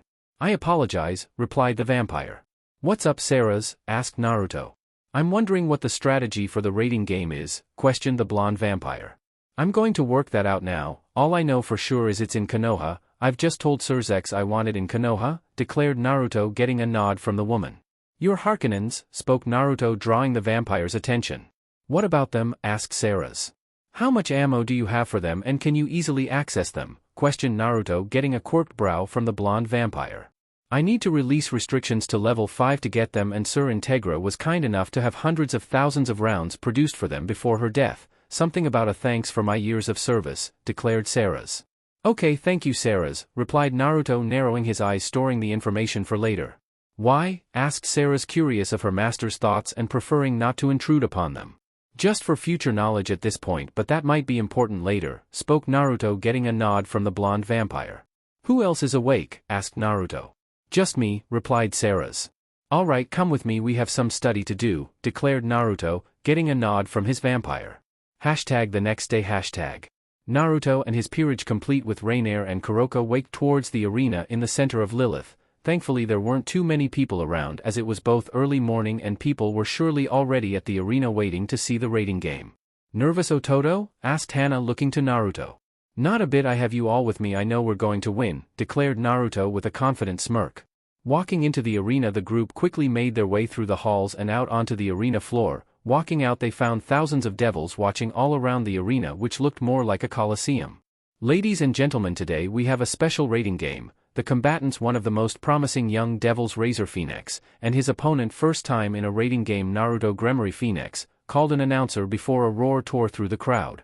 You ready to lose, twerp? Questioned Razor, stepping up with his peerage behind him. Are you? Shot back Naruto, glaring at the man. By mutual agreement the battlegrounds for this game have already been chosen, so let's begin, called the announcer as the arena floor was engulfed in a bright white flash. Chapter 19, Angels Fall and Devils Rise v. As the white flash died down, Naruto smirked as he saw the whole of Konohagakure before him. Perfect, muttered Naruto as he stood atop the Hokage monument. Saras, spoke Naruto, closing his eyes. Yes, master? Questioned Saras. Release control art restriction level 5, ordered Naruto. Saras smirked before cracking her neck. Releasing control art restriction systems 3, 2, 1. Approval of situation A recognized, commencing the Cromwell invocation. Ability restrictions lifted for limited use until the enemy has been rendered silent, declared Saras. Alright, here's the deal. Razor will most likely be trying to get the lay of the land. Saras will stop him from doing so. The rest of us are going to go after Razor, spoke Naruto as Saras' arms began to dissolve, revealing the twin Harkonnens. How are we going to be able to find Razor? Questioned Mikoto. I can sense him and, you lot will be dealing with his peerage. I will be dealing Razor. I have several bones to pick with him, declared Naruto. Naruto-sama, like you thought Razor has sent someone out to scout out the area, said Saras, drawing the king's attention to her. Well, what are you waiting for? Blast them, replied Naruto, confused as to why Saras was hesitating. But Naruto, it's Revel, spoke Saras, making Naruto's eyes go wide before gritting his teeth. Damn you, Razor, do it, Saras, but make it quick, ordered Naruto. Saras nodded before turning back towards the now airborne Revel and pulling the trigger on her Harkonnen, firing a single round, faster than the speed of sound, the projectile flying straight at Revel, piercing her head, and kept right on going, hitting a building behind Revel and exploding the building and engulfing the surrounding buildings in flames. Through the flames of the building, Naruto and his peerage could see the shimmer of blue light, signifying Revel was removed from the game.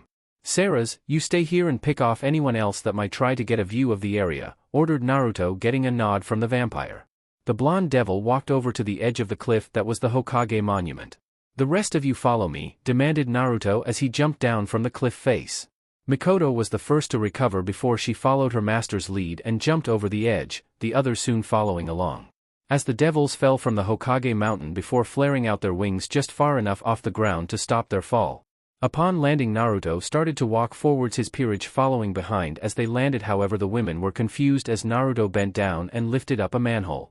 Easiest way to travel the village undetected, suppress your energy signatures as best you can, ordered Naruto, getting nods from the women before Mikoto and Hana stepped forwards, jumping down the hole. Naruto looked to the remaining members of his peerage expectantly. The women looked to him unsure before Kuroko moved forwards, dropping down the hole, then Luffy followed, and one deadpan look from Naruto was all that Rainier needed to follow. After all of Naruto's peerage was down the hole, Naruto dropped in after them, letting the manhole cover fall back in place. As Naruto landed with his peerage and the manhole cover fell back in place, the area around them went dark, so Naruto held out his hand, atop of which a blue flame formed, not a large flame, just large enough to light the area. Okay, Razor without a lay of the land will most likely send out his peerage looking for us, declared Naruto, getting nods from the 5 women in front of him, so I'm going to direct you after his peerage, spoke Naruto, once more getting nods. What do we do if we defeat our opponents? Asked Mikoto, looking to Naruto. Head to the west gate of the village. If you get in a jam, lose your opponents and drop back in here, ordered Naruto, getting a nod from the group. Alright, let's get a move on, declared Naruto, turning around and leading his peerage through the sewers. The 6 devils quickly and quietly made their way through the underground area. After about 10 minutes, Naruto suddenly stopped, making the women look to him confused. What is it, Naruto-sama? Asked Luffy, looking to Naruto, who turned to them with a smirk. And the fun begins, declared Naruto, making the 5 women look at him confused before what he said clicked in their minds. Mikoto, you're up, Down that tunnel 500 meters there's an exit, get to the surface, and 2 streets north are 2 pawns and a knight, so be prepared to fight blade to blade, spoke the king looking to his pawn while pointing down a hallway, getting a nod from the woman who took off down the hallway, disappearing into the darkness. Naruto then turned to Hana. Hananea, click down that tunnel is another exit, 3 streets south and 1 east is Razor's other knight and one of his rooks, use your transformation and don't be afraid to get brutal, ordered Naruto, pointing to a hallway a little way down the tunnel. Hana nodded and dropped to the ground on all fours, running off in that direction as her body began to morph. Naruto paused for a moment. And us, Naruto? Asked Kuroka looking to her king. We've got a little more walking to do, come on, spoke Naruto before turning and walking off. The 3 remaining girls nodded and followed Naruto. However, as they started walking off they heard a loud string of explosions above them. Well, sounds like Sarah's is having fun, said Naruto with a smirk. #with Sarah's #. Sarah's glared as the purple-haired woman flew towards her. She's agile, I'll give her that, muttered Sarah's, pulling her 2 Harkonnens back into the black mass of her vampiric form. Sarah's then rolled her neck before flaring her wings out and shooting up into the air hundreds of feet above the village. Sarah's, from her position above Konoha, formed her 2 hands into blood-like claws before she shot off towards Razor's queen. Yubaluna's eyes went wide as Sarah's slammed her foot into Yubaluna's midsection, launching her into the ground. You'll pay for that, growled the purple-haired queen, spitting out a glob of blood before raising back up into the air. When you actually hit me then you can talk, declared Sarah's with a smirk as she shot into the ground, slamming her hand down before blood pikes shot out from her blood claw. Yubaluna was only just able to roll out of the way of the vampiric attack. As the purple-haired queen recovered she pushed off the ground, taking off up into the air before pointing her wand at Sarah's. Boom, muttered the bomb queen as a fireball erupted around Sarah's. Yubaluna smirked as the fire burned, only for that smirk to fade as her fireball went from a glowing red and golden yellow to a bright light blue. Nice try, but my fire's better, declared Sarah's with a smirk as she directed the fire in a ring around her before throwing the fire back towards the purple-eyed woman, who was too shocked to dodge and was hit in the chest with the flames, knocking her down to the ground once more. Sarah's, taking the opportunity, slammed her hand into the ground before her bloody appendages shot out towards Yubaluna, stabbing the woman multiple times through the chest, making the woman let out a silent scream of pain. Upon seeing the pain in the woman's eyes, Sarah's retracted her blood and turned to leave. However, as she flared her wings out to fly back to her perch atop the Hokage monument, she felt a surge of magical power behind her. Glancing over her shoulder, Sarah's noticed Yubaluna standing upright once more. I'm going to kill you, snarled the purple-haired woman. I wish you luck with that, declared Sarah's, a psychotic grin more at home on Alucard's face spread across the blonde queen's features. #with Mikoto #. Mikoto jumped to another roof before dropping low to hide herself, and true to Naruto's word, in the street below her stood 3 women. 2 of them had turquoise hair with yellow ribbons tied in it, 1 girl had hers on the left, the other on the right. Both of them wore white t-shirts with blue accents, black leggings, and blue sneakers over knee-high socks. They also wore an orange wristband on their right wrists. Finally, both girls also carried a gym bag, one being red and the other blue. The other girl had long black hair in 5 thin ponytails going around her head, which are held up by a golden hair accessory on top of her head. Her outfit consisted of a white top with black accents, red shorts, and armored, knee-high boots with matching gauntlets, and strapped to the girl's back was a large dark gray Zweihander. Mikoto smirked to herself and threw her hand out to the side, pulsing chakra to her outstretched limb, a plume of smoke appearing over her palm before a wakizashi was revealed. I almost feel like I'm back in the ANBU, muttered Mikoto, casting a look over her own look. She wore a sleeveless, backless black top revealing her ANBU tattoo on her right shoulder and short tight white pants, with 2 dark blue lapels on the front and the back. She also wore an obi around her waist, as well as dark blue arm warmers which extend up to her shoulders, and had bandages around her tights and ankles.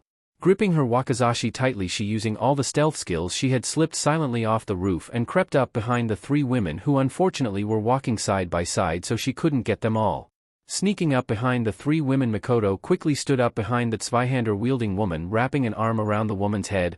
What the dash, was all that was heard before Mikoto had slit the woman's throat, letting her fall to the ground only to be engulfed in a light blue light. Cirrus, no, you'll pay for that, growled the 2 turquoise-haired girls, glaring at Mikoto, who jumped back. Mikoto, tapping into her old ANBU personality, just smirked a sadistic smirk before flipping through hand signs. Katan Gokaku no Jutsu, fire-style fireball jutsu, called Mikoto, launching a light blue fireball from her mouth at the 2 girls, who just managed to jump out of the way of the fireball before they both were attacked by Mikoto and a clone who appeared beside Mikoto. Both girls quickly pulled a blue chainsaw out of their respective bags and brought the unpowered devices up to block Mikoto and her clones Wakazashi's. Mikoto, showing her skill as former ANBU, didn't let them blocking her blade stop her.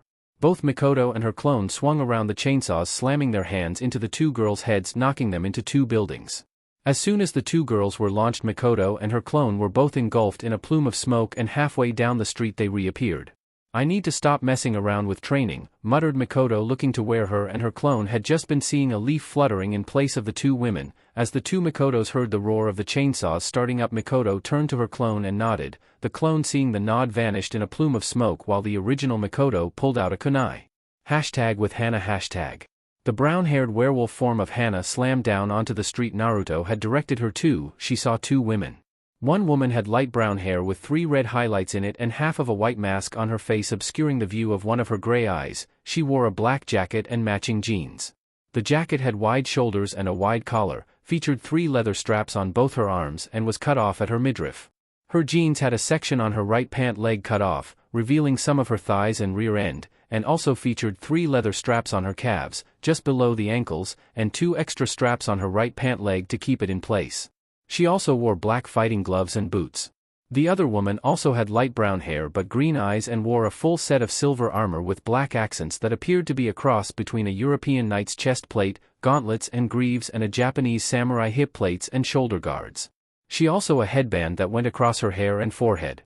She was equipped with a broadsword and a dagger, both of which were held with brown belts slung across her hip. Hana let out an ear-piercing howl upon seeing the two women, making both of them drop to the ground clutching their heads, while distracted Hana charged forwards, backhanding the knight into a building while also drawing her hand back to swipe at the other woman, launching her into a different building. As both women were separated, Hana lunged forwards towards where she had launched the knight. Crashing through the walls, Hana saw the knight groggily pushing herself to her feet, taking the opportunity to finish her off quickly. Hana lunged forwards, knocking the woman down once more. However, this time Hana pinned the green-eyed woman to the ground before continually swiping at the woman's upper body and face until moments later the girl under her was engulfed in a blue light before vanishing. Hana turned around just in time to slice clean through a chunk of wall thrown at her courtesy of the other woman who was glaring at the werewolf. Hana lunged forwards, aiming to clamp her jaw down on the woman's neck. Razor's Rook, however, quickly jumped out of the way of Hana. The bipedal wolf turned around only for a foot to be thrust upwards into her lower jaw, snapping her head back and lifting her an inch off the ground. Hana rolled her head around the foot before glaring at the light brown-haired woman before pushing the woman who was slightly off balance already backwards with one paw before swiping at her with the other, launching Razor's Rook into yet another building. However, this time instead of breaking through the wall, the semi-masked rook hit the wall, cracking and putting a severe dent in it but not going through it. "Oh, that's it," growled the woman, pushing herself out of the wall. Hana growled, glaring at the woman before she threw her paws out to the side and her kunai-like claws burst into blue flames. #with Naruto. Naruto continued to lead his peerage through the sewers towards his final destination, hearing noises of destruction from above, and due to his sensing ability Naruto could tell that the 3 of his peerage above ground had engaged their opponents and 2 of Razor's peerage joined Revel in elimination. Naruto stopped before looking up at the roof of the sewers before then turning around to face the remainder of his peerage. "Luffy, down there 50 meters there's an exit, 3 streets west, a rook and a pawn," declared Naruto, pointing to a hallway on the left. "Of course, Naruto-sama," declared Luffy with a slight bow before a pair of wings flared out from behind her and she took off. "Rainier," spoke Naruto, drawing the attention of the woman to him to see him motioning to a manhole above them.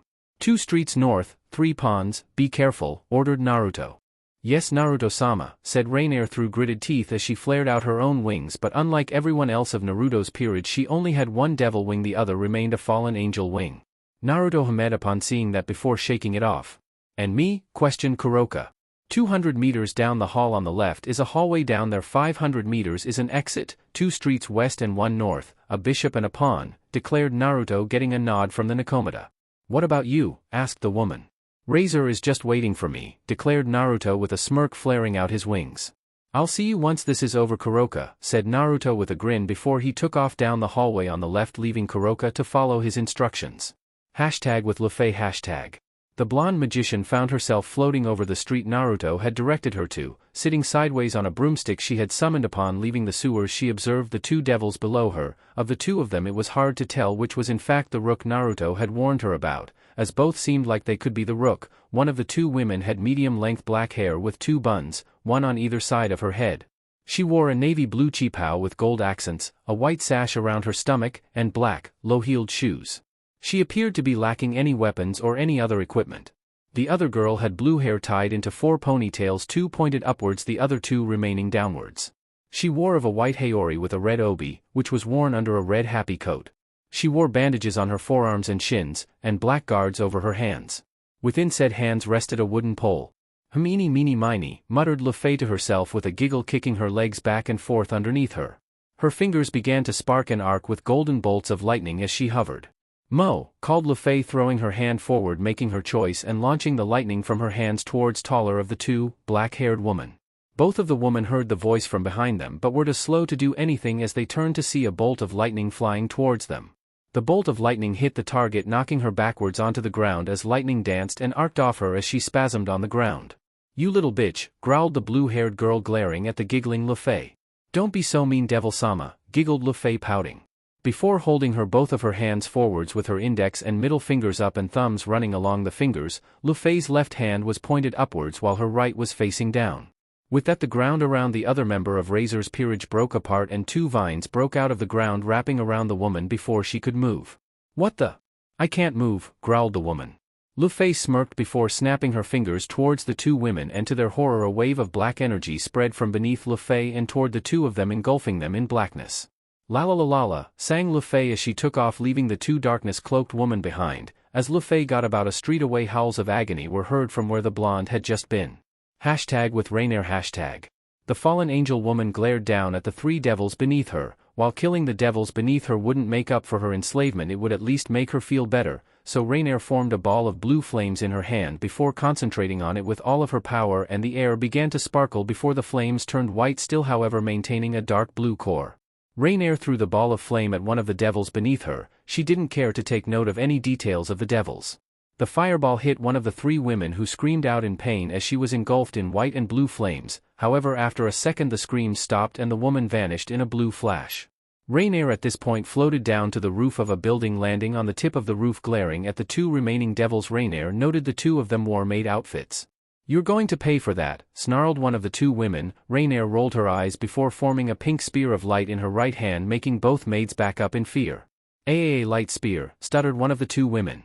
"Yes, a light spear," snarled Rainier, throwing the spear forwards. Both maids quickly jumped away from each other and the toxic spear before making a mad dash for Rainier, who formed a second another spear just as one of the maids reached her, stabbing the spear straight into the woman, who stopped dead in her tracks and let out a silent scream of pain before being engulfed in blue light. Rainier seductively licked her finger as a surge of sadistic pleasure shot through her upon seeing the lights fading from the maid's eyes. Turning to the last woman, Rainier let a sinister smirk cross her features. "You and I are going to have so much fun," spoke Rainier in a sinister tone, leaving the last pawn horrified. #with Kuroka Kuroka stood atop a roof of a building looking down into the street. Her eyes narrowed upon seeing 2 of the 3 girls had cat ears atop their heads. One of the girls had red hair, the other had blue hair, and the 2 their cat ears matching their hair in color. The last woman had long black hair and wore a purple, pink and orange patterned kimono. The black-haired Nakomata quickly dropped into the street, alerting the 3 devils to her presence. "Well, looky what we have here," spoke one of the courier-wearing girls.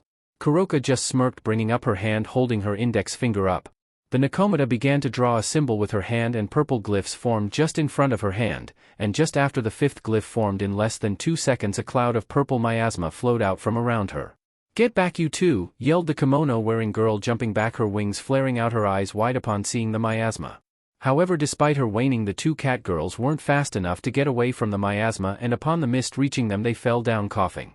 What the hell is this?" coughed the red-haired girl. "Nothing special," replied Kuroka with a smirk, moving forwards, her 2 tails swaying behind her, holding her 2 hands up. 2 light blue orbs formed in her hands as she stalked through the mist. She pointed her hands at the 2 coughing devils. As Kuroka stepped between the 2 girls, the 2 blue orbs shot from Kuroka's hands and into the 2 girls' faces, and with that the 2 girls vanished in a shimmer of light blue. "Why don't you come down here and we fight bishop to bishop?" suggested Kuroka, looking up at the flying bishop, who shook her head. "No thank you, Kuroka-san, I think I'll stay up here, so if you wish to fight you will have to come up here," spoke the woman, only for her eyes to go wide as a purple hexagon appeared behind Kuroka and an orb of blue energy appeared on each corner of the shape. Kuroka threw her hand forwards and the 6 orbs launched forward, spinning around, forming a ring that slammed into the bishop, engulfing her in smoke. As the smoke, the woman fell out of the cloud, and just before she hit the ground she vanished in a show of light blue light. "Well, that takes care of that," muttered Kuroka, turning her wings flaring out before she took off into the air. With Sarah's hashtag. The blonde Draculina glared at the purple-haired queen in front of her. Seeing no wounds on the woman, she narrowed her eyes only for her to see a vial behind the other queen. "Phoenix tears," muttered Sarah's, letting her arms once more dissolve into bloody claws. Ubeluna pointed her wand at Sarah's once more, however before she could even focus her magic, Sarah's lunged forwards at speeds the purple-eyed woman hadn't seen from the Draculina before. Sarah spun around violently, her arms becoming like bloody scythes as she charged closer and closer to Ubeluna. The purple-haired queen had no choice but to jump back over and over. However, there was only so long until she hit a wall. Sarah's in her spin smirked upon seeing Ubeluna backed against a wall, however the woman dropped low and rolled under Sarah's strikes. Ubeluna, using the small amount of room she created to her advantage, she pointed her wand at Sarah's once more before flames quickly engulfed Sarah's. "As I said last time you tried that, Ubeluna, my flames are better," growled Sarah's as the flames died down around her, revealing a protective sphere of light blue flames. Before Ubeluna could do anything else, she was forced to jump away as a hail of gunfire was unleashed towards her. As the airborne queen glanced at Sarah's, her eyes went wide as once more blood like pikes shot towards her, piercing her chest in 7 different places, and this time to make sure the woman was finished, Sarah's once more pulled out a Harkonnen and placing the tip of the barrel against Ubeluna's forehead, Sarah's pulled the trigger. A loud bang rang throughout the area and Ubeluna vanished in a cloud of blue light. With Hannah. The two rooks glared at each other. Hannah let out an ear-piercing howl before she ran at Isabella, who despite a quick wince from the howl ran forwards at Hannah, cocking her fist back. Hannah threw a clawed hand out wide before bringing it back in for a swipe across the other rook's midsection. However, the masked rook caught the strike with her hand before throwing her own strike towards Hannah, who blocked the attack with her free hand. As their limbs became locked, the two women jumped back from each other. Instantly upon landing 20 feet back from the other rook, Hannah pushed off the ground towards a building. Kicking off the building, Hannah flew towards the masked rook. Isabella quickly brought her arms up to block the strike, however as Hannah's clawed paws hit the limbs, her feet hit the ground and Hannah brought her leg up, kneeing Isabella in the stomach, knocking the wind out of her. Hannah's claws, now free, reached forwards and grabbing Isabella by the head, she planted the rook into the ground, cracking and shattering the ground around the two of them, unbeknownst to Hannah because her claw was coving the woman's face, but Isabella was smirking as she was engulfed in light blue light. After the woman vanished, Hannah walked forwards, her fur beginning to recede into her skin. As her fur was half the length, she dropped to the ground on her hands and knees, breathing hard. With Mikoto.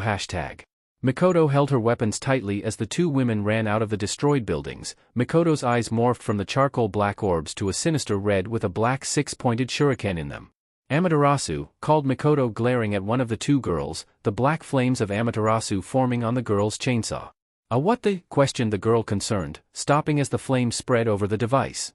Mikoto smirked as she brought her wakizashi up to block a downward strike from the other girl and her chainsaw. "Katan Enden, fire-style flame bullet," called Mikoto, launching a fireball straight at the girl at close range. The fireball exploded, launching the girl back, however Mikoto was engulfed in smoke just before the explosion. "Nel," screamed the previously stopped girl, only for the voice of Mikoto to speak out from behind her. "Katan Goka Mekyaku, fire-style great fire annihilation," called Mikoto, breathing out a stream of flames, launching the girl forwards. Before the girl even landed, she and her chainsaw vanished in a show of blue lights. "Ile," called the other girl, glaring at Mikoto as she pushed herself to her feet. However, before anything else could happen, a blade was run across her throat and she fell down, vanishing in a plume of blue lights. "You can dispel now," declared Mikoto, looking to her clone, who nodded, vanishing a plume of smoke. With Rainier.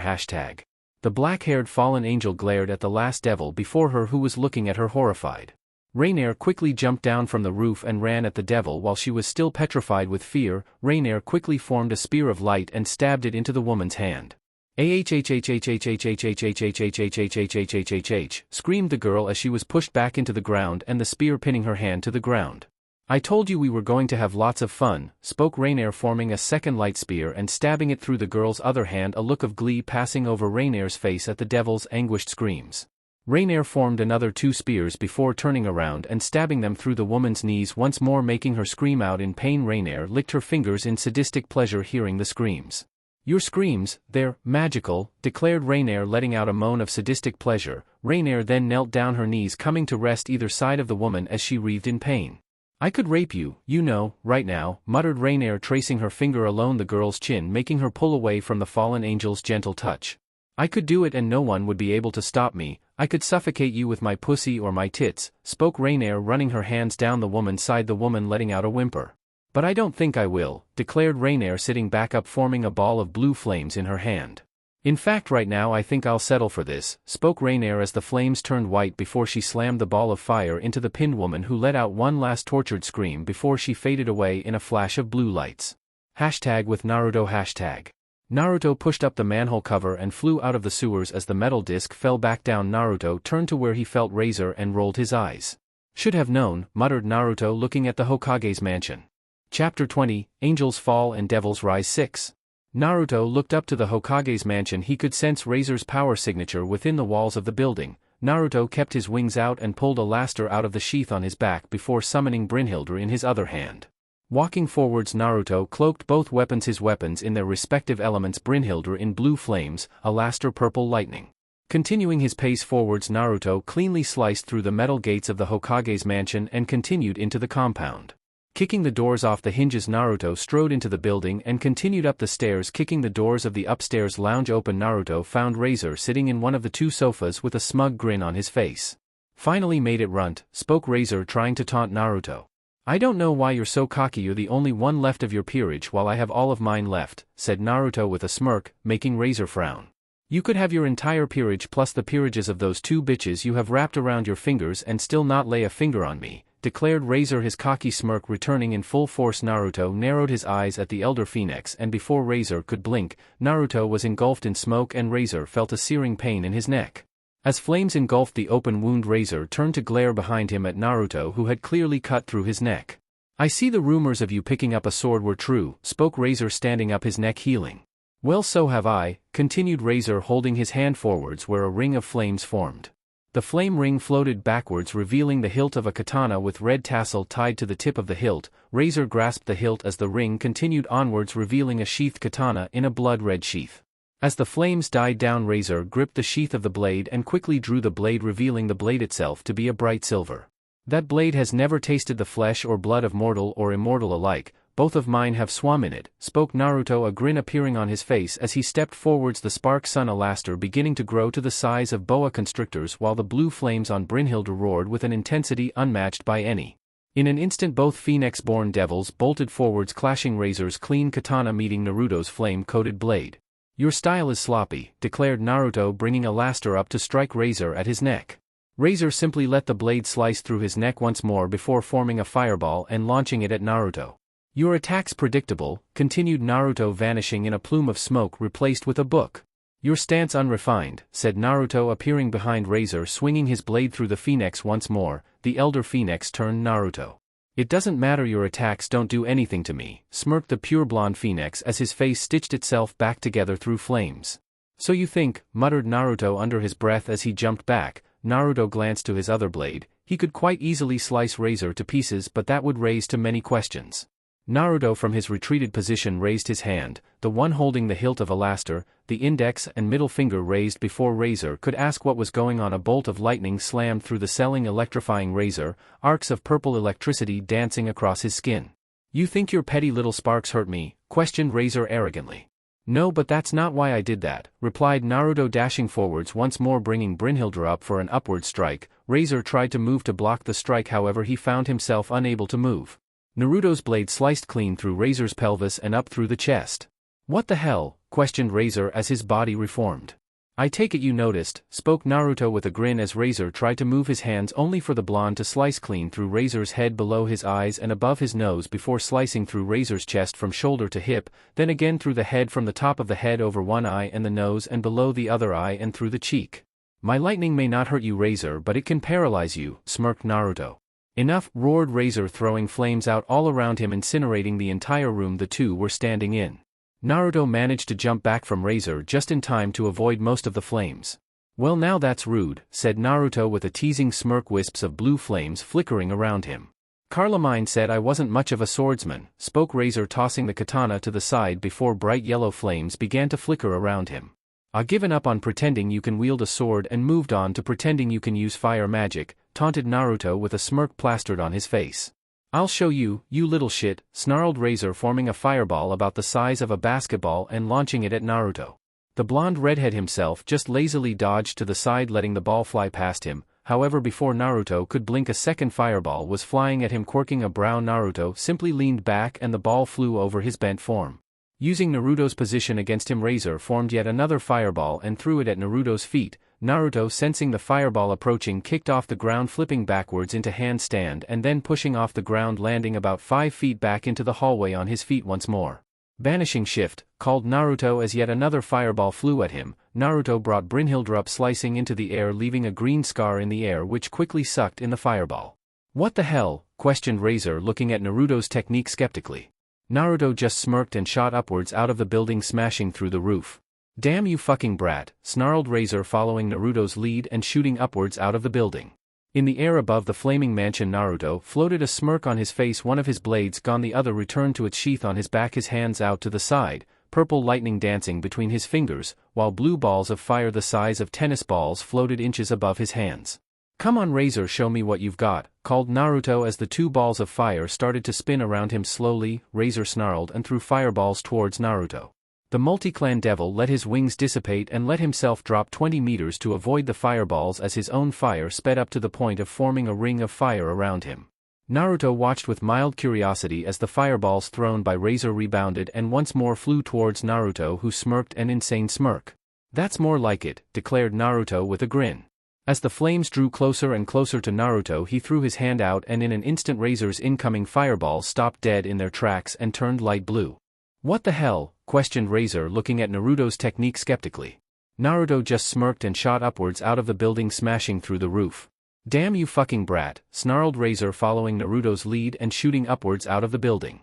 In the air above the flaming mansion, Naruto floated, a smirk on his face, one of his blades gone, the other returned to its sheath on his back, his hands out to the side, purple lightning dancing between his fingers, while blue balls of fire the size of tennis balls floated inches above his hands.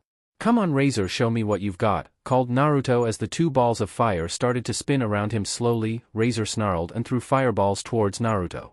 The multi-clan devil let his wings dissipate and let himself drop 20 meters to avoid the fireballs as his own fire sped up to the point of forming a ring of fire around him. Naruto watched with mild curiosity as the fireballs thrown by Razor rebounded and once more flew towards Naruto, who smirked an insane smirk. That's more like it, declared Naruto with a grin. As the flames drew closer and closer to Naruto, he threw his hand out and in an instant Razor's incoming fireballs stopped dead in their tracks and turned light blue. What the hell? Questioned Razor, looking at his turned fireballs, trying to take them back only to find he couldn't before his eyes went wide as Naruto shot the fireballs back to him. Razor quickly dropped, letting the fireballs fly right over him. However, Razor failed to notice Naruto flying at him. Naruto's flame ring tore into Razor, who could do nothing as the flames ripped him in half. Before Razor could do anything else, Naruto slammed his hand into Razor's face, running electricity through the man's body, or at least half of his body. Razor's legs, once free of his torso, fell towards the ground. The 2 legs burst into flames and flew back towards Razor, only for Naruto to point his hand towards the flames. Once again the flames turned blue and bent to Naruto's whims.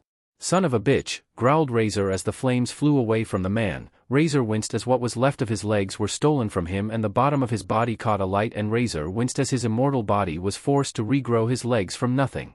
Good to know I can cause you some pain, cows, declared Naruto with a smirk. Razor turned to glare at Naruto. Naruto threw his hand out to the side once more and summoned Brynhildr in his hand. With a smirk of sadistic glee, Naruto brought the weapon forwards and stabbed the weapon into Razor's chest. Razor, quickly using his reformed knee, slammed the flaming appendage into Naruto's chest, making the younger blonde grunt in pain as his grip on Razor lessened. Razor quickly formed a fireball before launching it, pushing Naruto back and forcing the 2 Phoenix apart. Naruto-sama, called the worried voice of Luffy. Stay back, this is my fight, replied Naruto, stopping Luffy, Kuroka, Mikoto and Hana, who along with Rainier all stood nearby watching the fight. I have a clear shot, Naruto-sama, declared Ceres through their mental link. No, Ceres, stay out of this, ordered Naruto. While he could tell his vampire was less than happy, she accepted his decision and stayed her hand. Naruto glared back at Razor, his body arcing violently with purple lightning with fireballs floating around him. Alright Razor, time we settle this, declared Naruto. My thoughts exactly, replied Razor. As if brought on by an unforeseen signal, the 2 Phoenix flew at each other, both throwing forward streams of flames to hit each other. the four streams of flames met at the middle of their clash. If anything, Naruto's were winning, but only by an inch or two at most. As the two flew forwards, Naruto stopped abruptly and flipped midair, his heel slamming into the top of Razor's head, sending him rocketing into the ground. Razor created a small crater as he landed and coughed up a glob of spit and blood. "Little shit," groaned Razor, rolling over to push himself to his feet, only for a bolt of purple lightning to rain down from the sky, slamming into Razor's back, forcing him once more to the ground. "Face it, Razor, you can't win. My control of flames is superior. I have an alternate element with my lightning and I can fight with a blade. You can't," spoke Naruto condescendingly. Razor glared up at Naruto. "Not a hope in hell, pipsqueak," declared Razor, flaring his wings out and shooting upwards into the sky above Naruto. "I wasn't planning on using this on you, but screw it," said Razor, holding both hands above his head, a huge fireball forming above his head.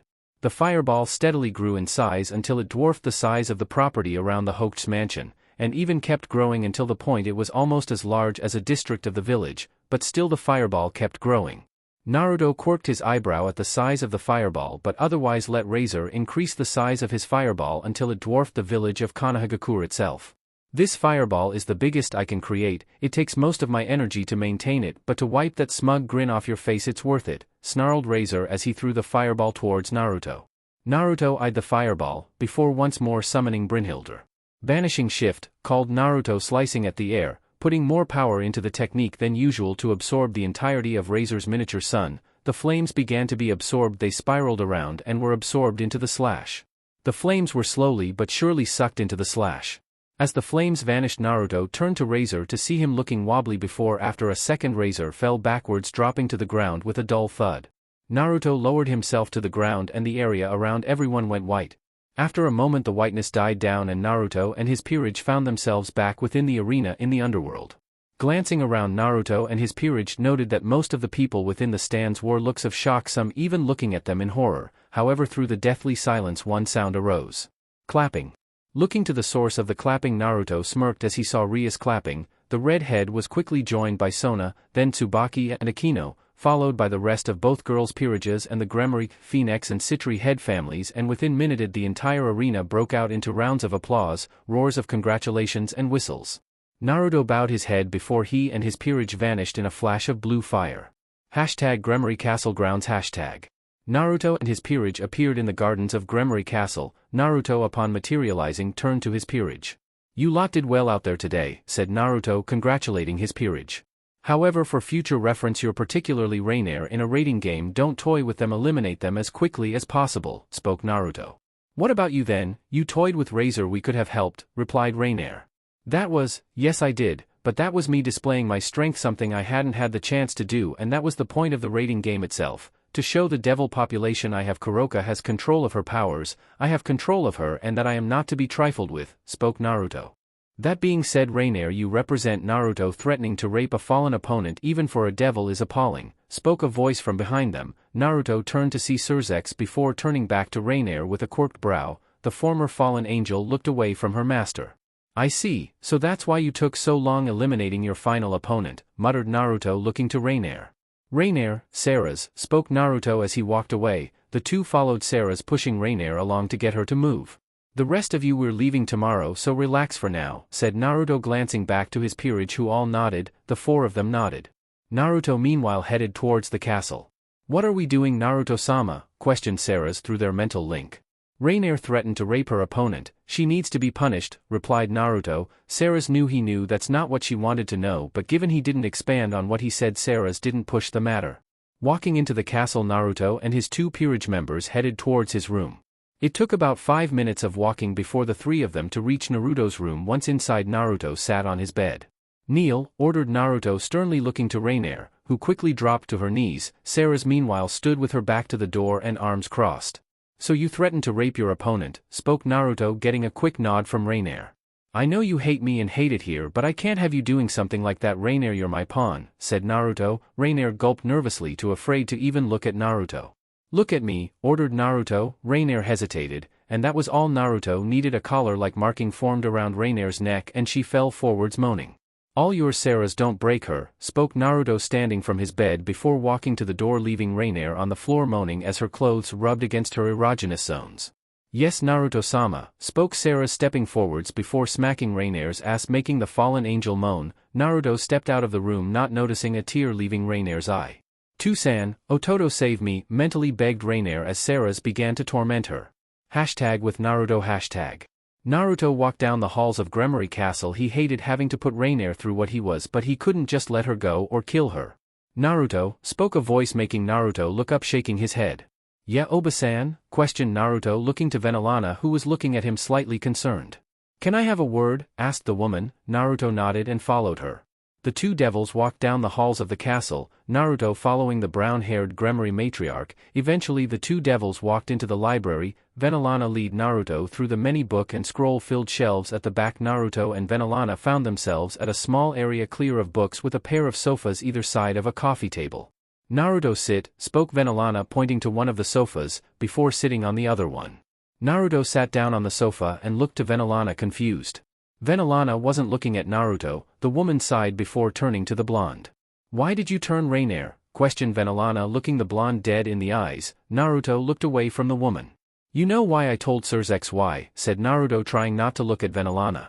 "Naruto, I was there when you told him. "We know you're lying," replied Venolana. "So I'll ask again, why did you really turn Rainier?" asked Venolana. Naruto sighed before looking to his devil mother. "I told you I was taken in by the hero clan." "Yes," spoke Naruto, getting a nod from the woman, who looked confused. "Well, while I was there I was trained. I was the best of my age group. Hell, I was the best of 3 age groups above me. The leaders took note, and I'm not just talking hero leaders." "The Grigori," spoke Venolana, looking at Naruto, shocked. "Yeah, the Grigori, well, more specifically Azazel," continued Naruto. "He took a vested interest in me. He started training me himself. He would take me fishing, he would offer me advice, he became a father figure to me," spoke Naruto. "So you turned Rainier so you didn't have to kill your father figure's daughter," suggested Venolana, getting a nod from Naruto. "Why didn't you tell us?" "If that was my official reason for it, that would have been put in the mission report. Anybody could look through them and find out that, and with that 2 weeks at most before I get called a fallen angel spy," declared Naruto, looking away from the woman. "Does she know?" asked Venolana. "Rainier?" questioned Naruto, getting a nod from Venolana. "No, Azazel knows, though I told him so we didn't have him getting pissed at the devils and trying to go to war with us," spoke Naruto. "Alright, thank you for telling me the truth, Naruto," replied Venolana. "Can I go?" asked Naruto. Venolana nodded, so Naruto got up and walked out of the room, leaving Venolana to her thoughts. Naruto walked out of the library and down the halls of the castle, his mind flickering back to the raiding game. "I need to see Ajuka," muttered Naruto before he vanished in a plume of fire.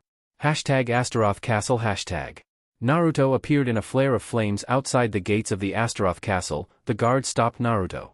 "State your name and business," ordered one of the guards. "Naruto Gremory Phoenix, and I'd like to speak to Beelzebub-sama," spoke Naruto. The two guards were about to send him away when a voice stopped them. "Naruto Gremory Phoenix, to what do I owe this pleasure?" questioned Ajuka, stepping towards the gates. "I want to discuss something, Ajuka," said Naruto. "Show some respect," snarled the gate guards. "Same to you lot," spoke Ajuka to the guards. "Naruto is my guest and my friend," continued the man. "Come, Naruto," finished the man, turning back and walking towards the castle. Naruto smirked and followed the man. "So what can I do for you, Naruto?" asked the Satan.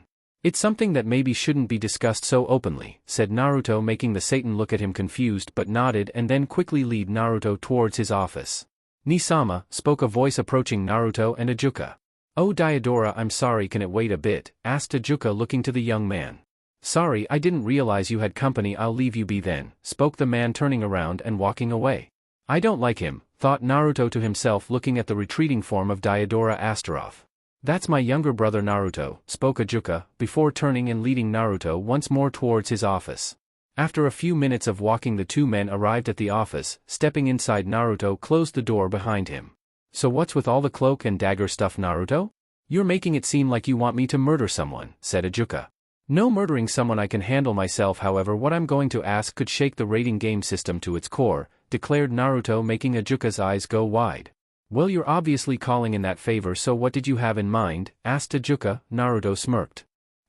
#with Rainier and Sarah's #. "I want you to know, Rainier, I take no pleasure in this," spoke Sarah, sitting on Naruto's bed watching Rainier writhe in pleasure. "Then why the fuck are you doing it?" questioned Rainier, moaning as her tits and pussy rubbed on the floor. Naruto-sama is my highest priority. His orders I will carry out to the letter, however just one bit of advice for you, spoke Sarah's, making the fallen angel glare at her. Respect Naruto-sama and he will treat you like family, disrespect him and he will treat you worse than he is now and he will leave you like this for days, continued the vampire. Rainier glared at her before moaning as Sarah slapped Rainier on the ass again. So don't do shit like you pulled today and this won't happen again, said Sarah simply. Rainier glared up at Sarah's before moaning like a cheap whore. Hashtag with Naruto, Phoenix Castle hashtag. Naruto appeared out the front of the castle in a plume of fire, a smirk plastered on his face. Naruto walked away from the front of the castle headed towards the rear gardens. Naruto, to what do we owe this pleasure? Asked Ruvel looking to his younger cousin as the Bond redhead walked past the man. I'm here to see Ravel, said Naruto stopping to talk to his cousin. Oh okay, nice work out there today by the way, spoke Ruvel. Thanks, said Naruto with a grin before walking away from the elder Phoenix. Naruto walked towards where he could feel Ravel's energy signature, finding her sitting out the back of the castle at a table. Hey there Ravel-chan, spoke Naruto drawing the girl's attention to him. Naruto and said Ravel looking to the man. Sorry about earlier, Sarah's didn't hurt you badly did she? Questioned Naruto brushing the younger blonde's hair out of her face getting a good look. No it stung but I know why you did it, spoke Ravel smiling up at Naruto. I'm still sorry, replied Naruto taking a seat opposite her. So why are you here Ni-san? Questioned Ravel. I'm here to talk about our deal, said Naruto making Ravel's mood drop suddenly.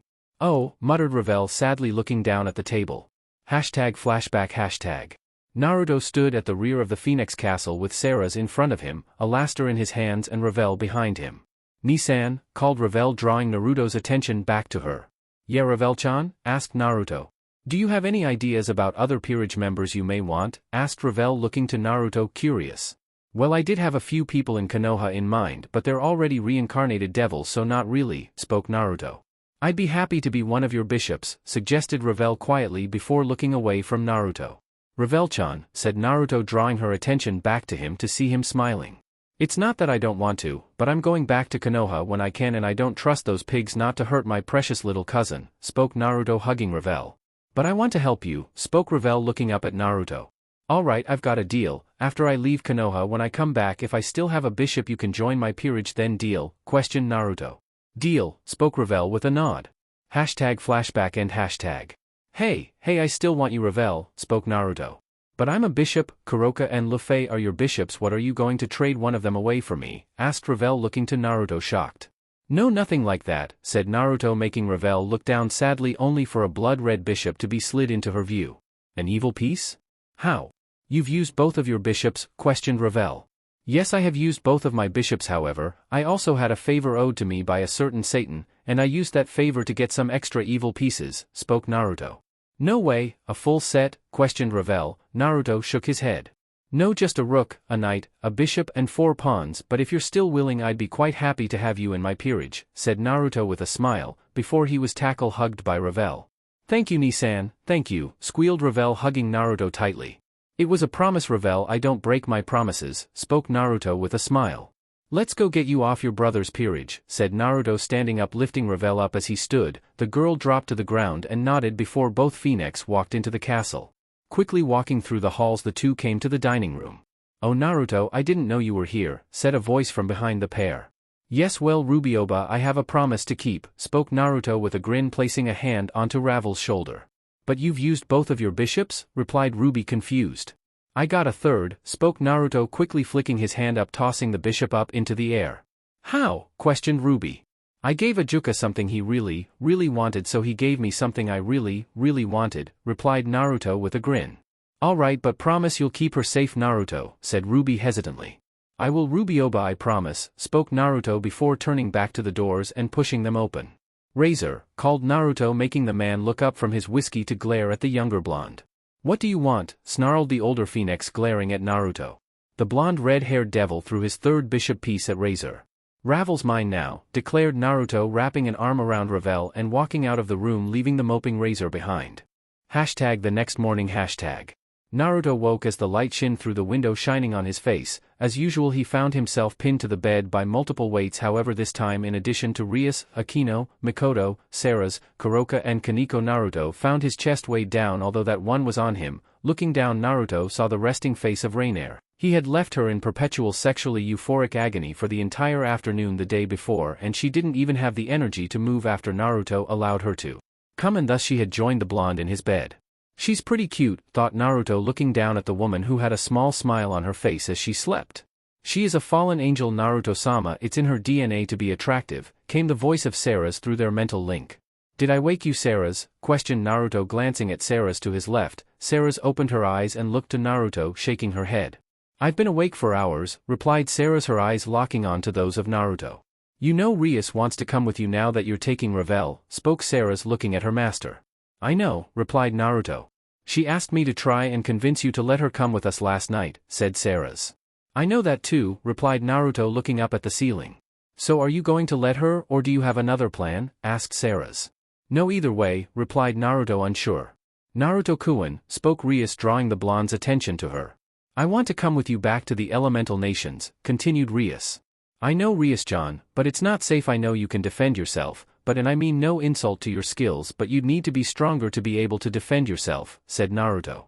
But you're taking Revel, complained Rias. She is and will be support as far back from any danger as I can keep her, and when I can't keep her out of danger, Sarah's will be watching her, declared Naruto.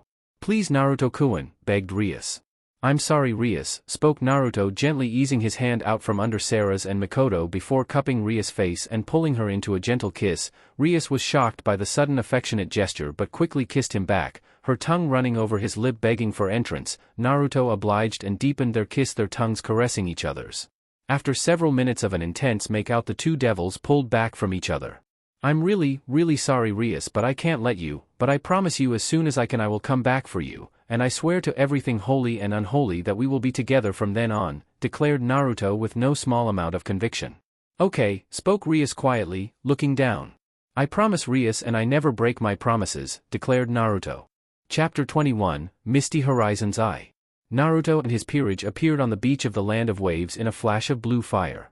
So this is the elemental nations, the air is cool here, spoke Revel, taking a deep breath of the cool ocean air. Well, this is the Land of Waves, just a small part of the elemental nations, but yes, replied Naruto, smiling to his cousin. Come on, let's see how construction is going, said Naruto, leading the group away from the beach. Construction? Asked Rainair, looking to Naruto. Construction of the bridge to connect this island to the mainland. We agreed to protect the builders in exchange for passage to Kirigakure, spoke Sarah's, glancing to Rainair. The trip was short, but lively, with Rainair and Revel asking questions about the elemental nations as a whole, Sarah's, Mikoto, Naruto, Luffy, and even Kuroka answering the questions to the best of their abilities. Arriving at the bridge, the peerage found people packing up. Looking on, confused, Naruto walked over to the nearest worker. Hey, why's everyone packing up? Asked Naruto, unable to see the bridge through the mist. Oh hey, it's you, the bridge is finished, we're just packing everything up, said the man. That's good. Any idea where Tazuna, Zabuza, or my mother are? Asked Naruto, looking to the man. Last I saw they were headed towards the center of town, replied the man. Thanks, spoke Naruto, walking away, giving his peerage a follow gesture as he walked towards town. As they walked to the town, Naruto stretched out his senses, finding Tazuna, Zabuza, and his mother weren't in the town center but in fact in Gato's former mansion, so quickly moving forwards the peerage made their way towards the former Uzumaki compound. Walking into the main building, Naruto stopped and turned to his peerage. Well, we're here, you can all head off, except you, Rainair, and you, Revel, spoke Naruto, getting a nod from the young Phoenix and slight glare from Rainair, but she nodded anyway. The rest of Naruto's peerage minus Rainair, Revel, and Sarah's all headed away. Naruto wasn't surprised Sarah stayed. Naruto turned and began walking toward the energy signatures of Zabuza, Kushina, and Tazuna. Walking into the kitchen, they found the three each with a bottle of sake in hand. Celebrating a job well done? Questioned Naruto, surprising all three of the people within the room. Hey, the Gaki is back, spoke the somewhat drunken Zabuza. How'd the raiding game go, sweetie? Asked Kushina, looking to Naruto with a smile. Slaughtered him, replied Naruto. And who was him? Asked Kushina. Razor, declared Naruto. And who are these two? Asked Zabuza, motioning to the two new additions. This is Rainair and Revel. Rainair is my pawn, Revel is my bishop and also my cousin, declared Naruto. Ruby and Rilvine's girl? Questioned Kushina, looking to Revel, who nodded nervously. Don't be so nervous, Revel, come give Auntie Kushina a hug, spoke Kushina with a smile, holding her arms out wide. Revel looked to Naruto, who nodded. Revel then turned to Kushina before walking into the woman's arms, hugging her. Nice to meet you, Auntie Kushina, said Revel, looking up to the woman with a grin. You remind me so much of Ruby, spoke Kushina, shaking her head with a smile as she hugged Ravel. Kushina blinked before looking to Naruto, confused. How is Ravel your bishop? Did you trade away Luffy or Kuroka? Asked Kushina with a quirked brow and her niece in her arms. No, Ajuka owed me a favor, so I got more evil pieces, said Naruto with a shrug. You finished your other business now, Gaki? Asked Zabuza, looking to Naruto, who nodded. We've already organized a boat to Kiri. One of my friends will take you tomorrow, spoke Tazuna with a grin before drinking his sake. Naruto nodded to the man. Thank you, Tazuna, spoke the devil. Next day. Naruto stood with his peerage, his mother, Sasuke, Itachi and Zabuza's group. At the docks with them was Tazuna's friend, the ship captain. Alright, it should take about a week to get to Kirigakure providing there are no problems, said the man leading the large group to his ship. Actually not Kiri, the easternmost island, declared Zabuza, making the captain look to him, then to Naruto, who nodded to the man. Okay, then that knocks about 2 days off our journey then, but pirates have been active in the area, so began the captain. Just get us to the island, we'll handle any pirates, spoke Naruto, interrupting the captain. The man looked to the young devil, nodding. Alright then, replied the captain, looking confused before walking away. So I take it the main rebel base is on that island then, spoke Naruto, glancing to Zabuza, who nodded. If we come across any pirates, if at all possible, don't destroy their ships, they would be quite helpful for getting supplies in and troops out, requested Zabuza, getting a nod from Naruto. Several days later. Naruto lay atop the sail basking in the sun when a yell from the crow's nest made him jump. Pirates off the port side, called a voice. Naruto looked to the man, before off to the left side of the ship to see in fact there was a ship flying, a Jolly Roger. Jumping up, Naruto took a step off the wooden beam he stood on, fell down to the deck of the ship, landing in a crouch. Zabuza, questioned Naruto, turning to the man. How many did you see? Asked the Kiri native. 3 ships, at least 100 people on each, replied Naruto. Any ninja? Asked Zabuza. Couple of Chunin at most spread amongst the 3, declared Naruto. Your call, Gaki, said Zabuza, looking to Naruto. Alright then, you and your crew take 1 ship, ordered Naruto, getting a nod from Zabuza. Haku, Gozu, Meizu, come on, called Zabuza, vaulting over the side of the ship followed by his 3 followers. Kaa-chan, take Itachi, Hanane and Kuroka, go after the second one, getting a nod from Kushina, who vaulted over the side of the ship, Itachi following after her, Hana and Kuroka flaring out wings before flying after them. Sarus-chan, Mikoto-chan, Rainier-chan with me, said Naruto, flaring out his wings, flying up into the air, his vampire, Kunoichi and Fallen Angel following his lead. Naruto Knight, what about me? Called Ravel. Stay here for now, Ravel-chan. Luffy, watch her please, called Naruto before he and his peerage took off towards the third and final ship. Naruto was the fastest and made it to the ship in under a minute, and upon reaching the ship Naruto let his flaming wings dissipate, dropping to the deck where at least 70 people stood, all with cutlasses drawn. Naruto, as he fell, ripped his holy and unholy blade from their respective sheaths on his back before landing on the deck in a crouch. Hello there, spoke Naruto mockingly as his feet hit the wood planking of the deck. What the hell are you pansies waiting for? Get him, called a man standing at the wheel of the ship. With that all of the people lunged forwards at Naruto, who smirked with his blades at the ready until a stream of black and red blood wrapped around Naruto, knocking the bandits back, and Sarah's dropped next to her master, a smirk plastered on her face. Now Sarah's, that was mean, they were just doing as they were told, said Naruto in a teasing tone. And I'm more than enough for these pathetic weaklings, continued Naruto, a sadistic smirk coming across his face. Leave some fun for the rest of us, you two, called another voice as Mikoto dropped down behind Naruto, her back to his Sarah's standing side on to the 2 of them. Leave some fun for the rest of us, you two, called another voice as Mikoto dropped down behind Naruto, her back to his Sarah's standing side on to the 2 of them. I didn't know you had such a sadistic streak, Mikoto, said Naruto, glancing back to the woman. I was an ANBU, Naruto-kun. Almost all ANBU have a sadistic streak to some degree, replied the woman. Can we just get on with this? Questioned Rainier, dropping next to the other 3, leaving the 4 beings back to back. Now remember what Zabuza asked of us, please don't destroy the ship, said Naruto, smirking. Go. With that command the 4 devils burst into motion. Naruto ran forwards, his 2 blades cloaked in flames and lightning. The appearance of elements on his blade made some of the pirates back up. Naruto leapt up into the air before diving downwards, impaling 2 men in the head with his blades. As the 2 men fell to the ground, more pirates surrounded Naruto, who let go of Alastor to spin around, kicking each of the men in the head, knocking them back, before pushing off Excalibur and snatching Alastor out of the deck and pointing it upwards for purple lightning to rain down on the stumbling pirates, electrocuting them. Naruto then pulled Excalibur out of the deck and ran forwards. Naruto raised both hands pointing towards another group of pirates before a stream of light blue fire shot from his right hand and a large bolt of purple lightning that split into smaller arcs burst forth from his left. The elemental streams engulfed 10 people each, leaving a clear path to the captain. Naruto bolted along the deck before jumping up towards the wheel. Ceres, after her master's command, dashed forwards, her arms dissolving into blood claws. As the Draculina reached, she threw her hand out, slicing through 5 pirates before her arm lost momentum, at which point the blood-sucking woman lunged forwards, baring her fangs, sinking them into a man's neck before pulling back, ripping the man's throat out, the lifeless corpse dropping to the deck as blood flowed from the open neck.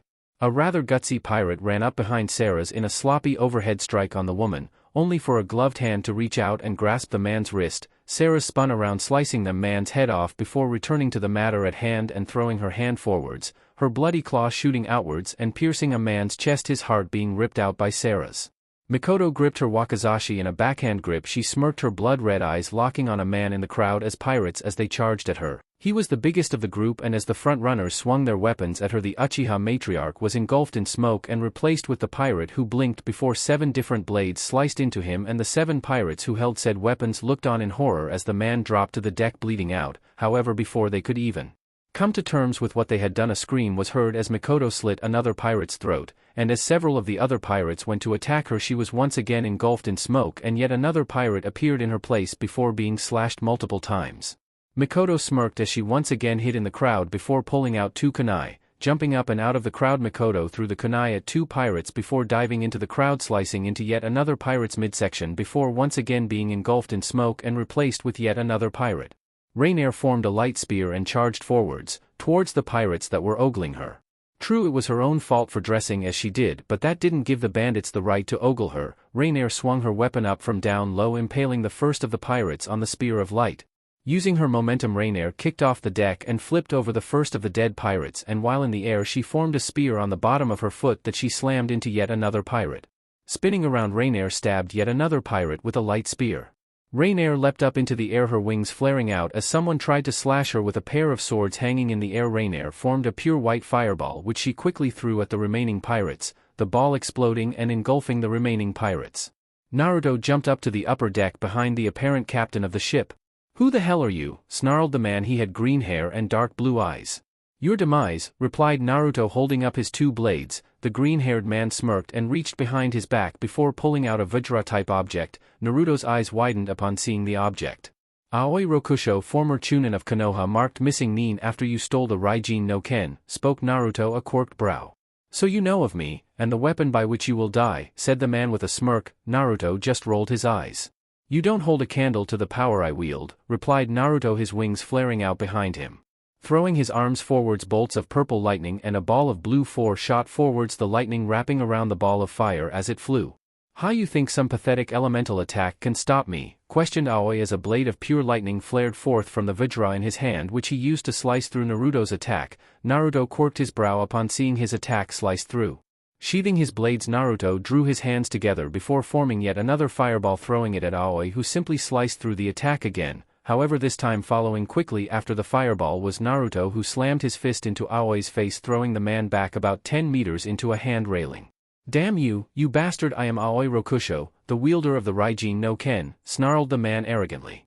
"Well, I don't give a fuck," declared Naruto, throwing his hand out to the side, summoning Brynhildr before running forwards, Brynhildr beginning to spark with purple lightning. The 2 lightning blades clashed, and to Aoi's shock, Naruto's blade wasn't cleaved in 2.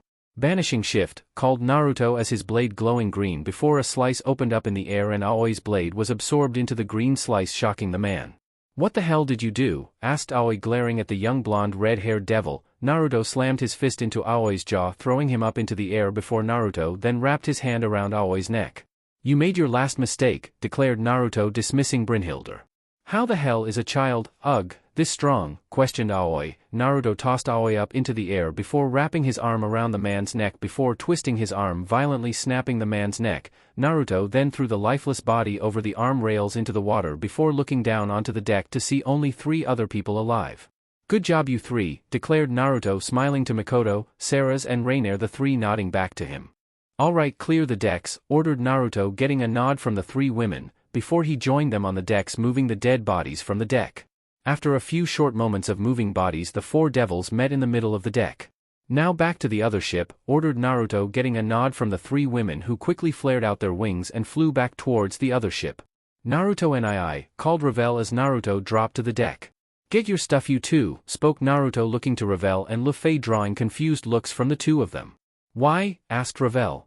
Because we will most likely be sailing those three ships the rest of the way, said Naruto, getting a nod from two girls who moved off to gather their things. That sounds like a good idea, spoke a voice from behind Naruto. I thought so, given our current captain's nervousness about this area it would be a good idea, declared Naruto, looking back to Zabuza, who nodded. So who's doing what? Asked Zabuza. Well, given that as far as I know no one in my group knows how sail a ship, I think your people are actually do the main portion of the sailing with my group helping as needed, replied Naruto, getting nods from Zabuza, Haku, and the demon brothers. Something up you lot? Asked the captain, walking over to the group. You don't need to worry about taking us any further, we'll use the ships just captured, declared Naruto. Oh okay, so you'll just get your stuff and we can head back to Wave? Questioned the captain, getting a nod from Naruto. Next we need to coordinate ships and crew, declared Zabuza as the captain walked away.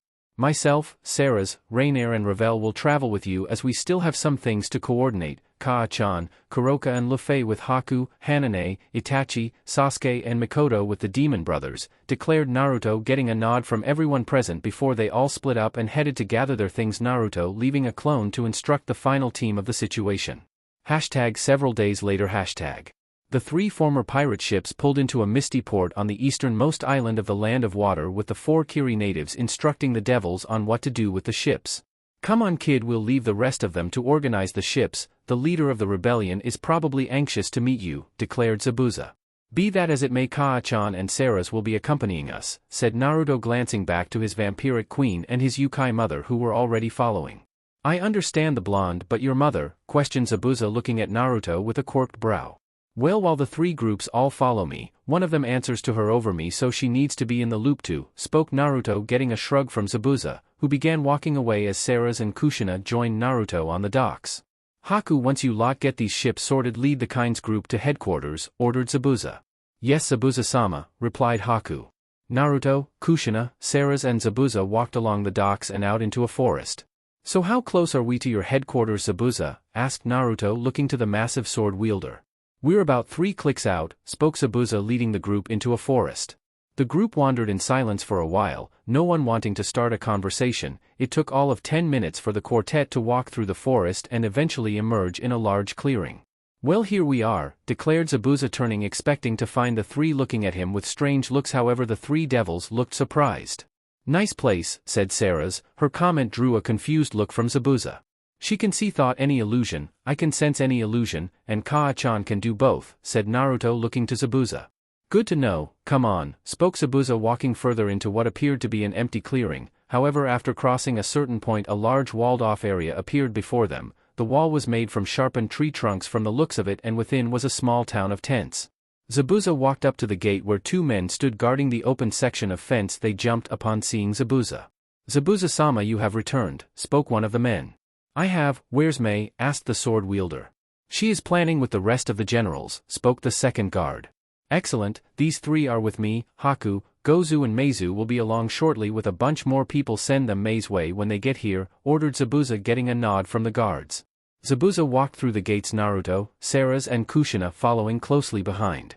Looking around the area, they found the entire camp bustling like a small town. There were people training, talking, drinking, playing card games, just plain having fun like they weren't in a war zone.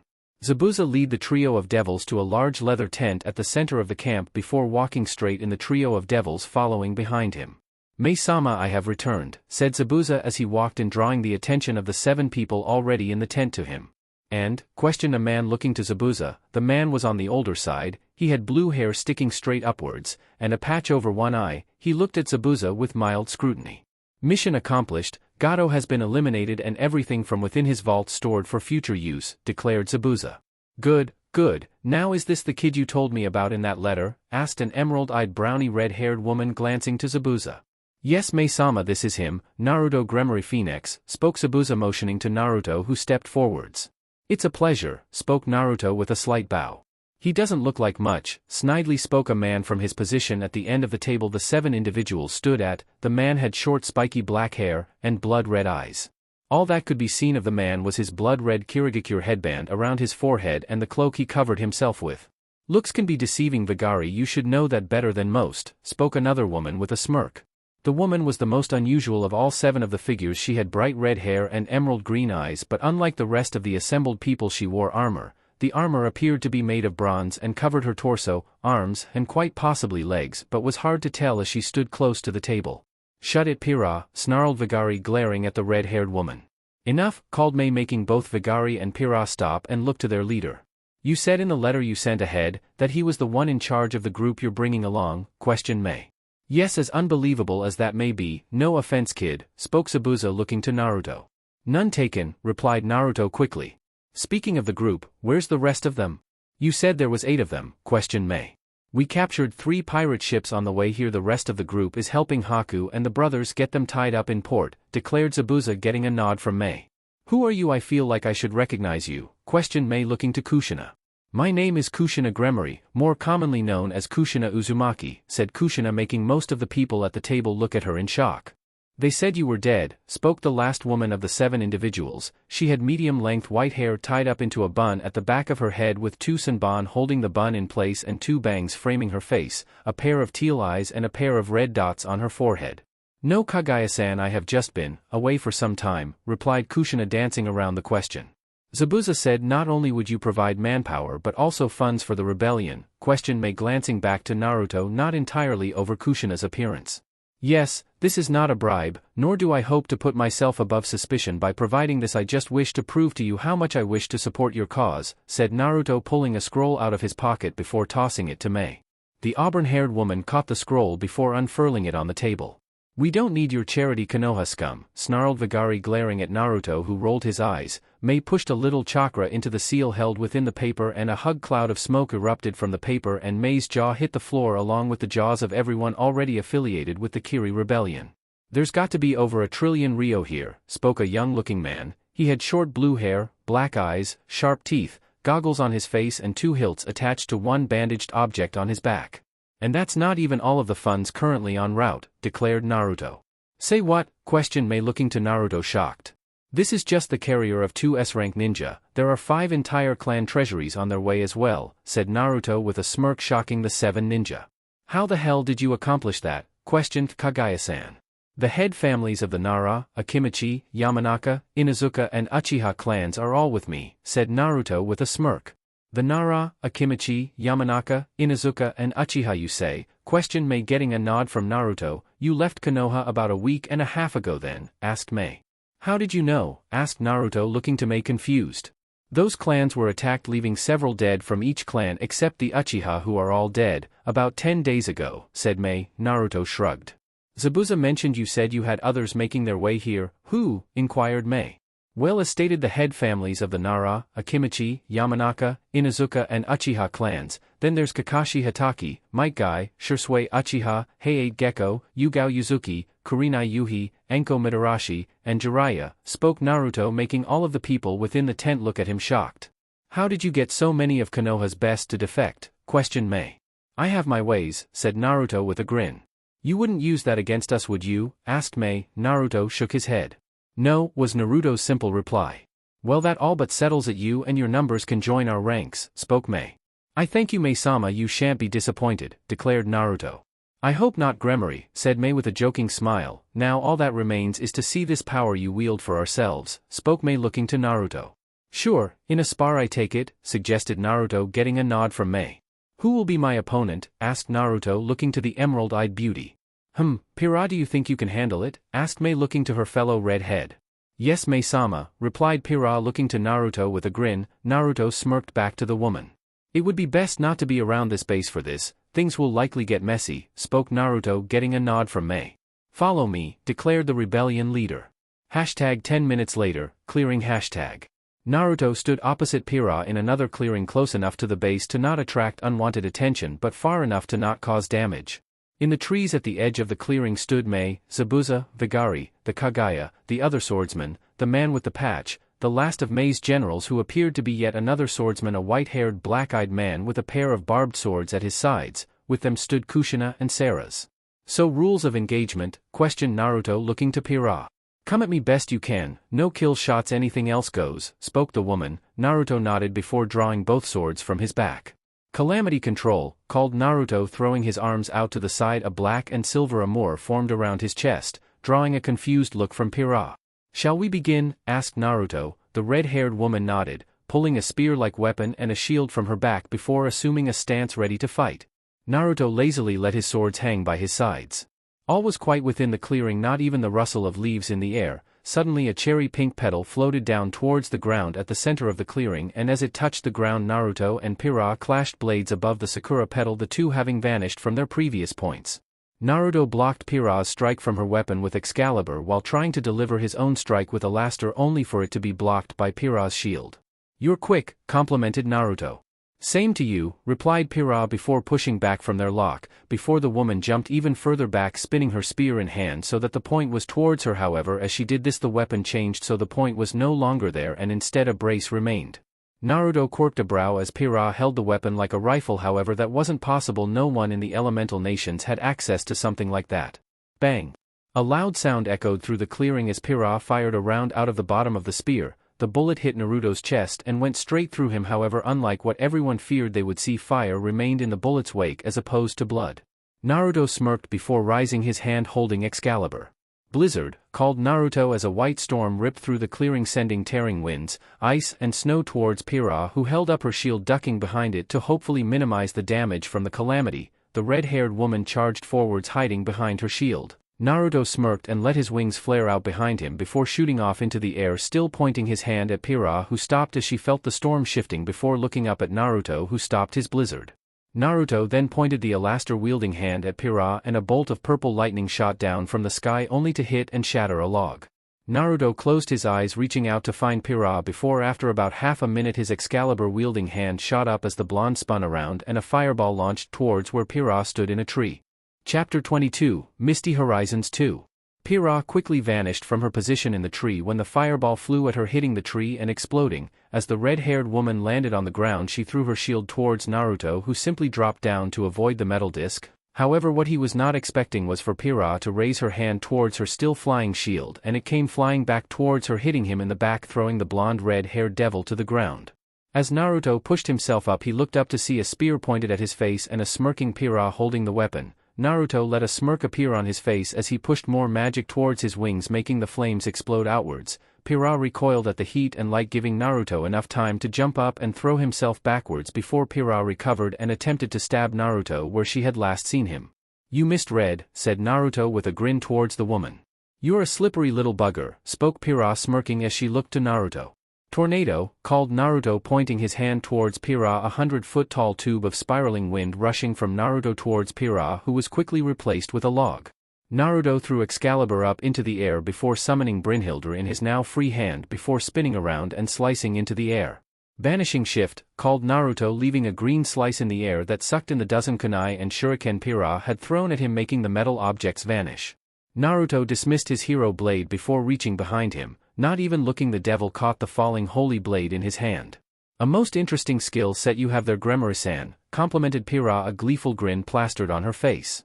"Same to you, Pira-san," replied Naruto, quite intrigued by both her weapons and fighting style. Naruto smirked and slowly raised his hands, palms pointing towards Pira, who slowly raised her weapons to match Naruto. In the blink of an eye, 2 streams of light blue flames were roaring out of Naruto's palms, Pira ducking under and weaving around the flames, wincing as she felt the radiant heat from the flames of the underworld. As Pira got within striking distance of Naruto, he leapt up, aiming to flip over Pira, only for the woman to throw her shield at Naruto, who had no choice but to block with his blades or get hit by the disc. However, this is what Pira wanted, the red-haired woman kneeling down and once more taking aim at the airborne Naruto with her rifle. Naruto hissed in pain as the redhead unloaded half a dozen rounds into various points of his body, including 1 in each leg, 1 in each arm and 1 through each side of his chest. As Naruto landed, he crumpled to his feet. Pira, taking advantage, ran at Naruto, who looked at his wounds to find spikes of ice sticking out of the open wounds. Wincing, Naruto flared his flames through the wounds as Pira drew close. By the time he realized what he had done, it was too late. Just as Pira was about to slash Naruto across his armored chest, the 6 ice spikes were engulfed in blue flames, and much like with water and the flames, the ice spikes exploded, throwing Pira and Naruto back from each other and leaving a small crater between them. Ow, shit, fuck, son of a bitch, groaned Naruto, pushing himself up. Pira, in a similar condition, just groaned and pushed herself to her feet. The two warriors stood about 100 meters apart. Naruto rolled his 2 weapons in his hand. Pira brought her shield up in front of her and held her spear out to the side. Once more the two combatants flashed forwards, meeting in the center of the clearing, Pira's shield blocking Alastor and Excalibur stopping Pira's spear. The two pushed against each other for a moment before jumping backwards. Upon landing, Naruto pointed Alastor skywards, confusing Pira, who quirked a brow, only to dive into a roll as she felt herself in danger. Looking back to where she previously stood, she found she had luckily rolled out of the way of a lightning strike. Naruto kicked off the ground and rushed Pira once more. The red-haired woman rolled to the side, avoiding another lightning strike before pointing her rifle at Naruto once more and unloading 3 rounds towards him. However, this time Naruto was quick enough to deflect the projectiles with his sword. Pira quickly tossed her spear up in the air, where it hung long enough for the redhead to reach behind her into pouches and pull out a handful of kwani and shuriken, and was able to throw them before she caught her spinning spear. Naruto, upon seeing the hail of metal projectiles coming his way, quickly jumped up high enough to hang over the weapons. As Naruto landed, he quickly dropped to the ground as the pointy metal objects flew back towards him, flying over his head and back towards Pira. "So a ferrokinetic then?" questioned Naruto, looking at Pira, whose eyes widened hearing his comment. "The shield and those weapons gave you away. The only other ways you could do that are puppetry, and I see no chakra strings or wires, and I don't see them either," continued Naruto. Pira shrugged. "Guess I gave a little more than I should have," muttered Pira. "Alright, you two, enough, I've seen all I needed to," called Mei, making both Naruto and Pira look to her, both almost having forgotten they had an audience. "Thank you for the spar, Pira-san," spoke Naruto, bowing to the woman as he sheathed his blades and allowed his armor to vanish. "To you as well, Gremory-san," replied Pira, stepping up to Naruto. "Please, just Naruto," said Naruto, reaching out his hand. "Alright, Naruto-san," spoke Pira, shaking Naruto's hand. "Thank you for that demonstration, Naruto-san," spoke Mei. Naruto bowed his head to the rebellion leader. "Once you and your people are settled, I think I have the perfect mission to start you lot off on," spoke Mei.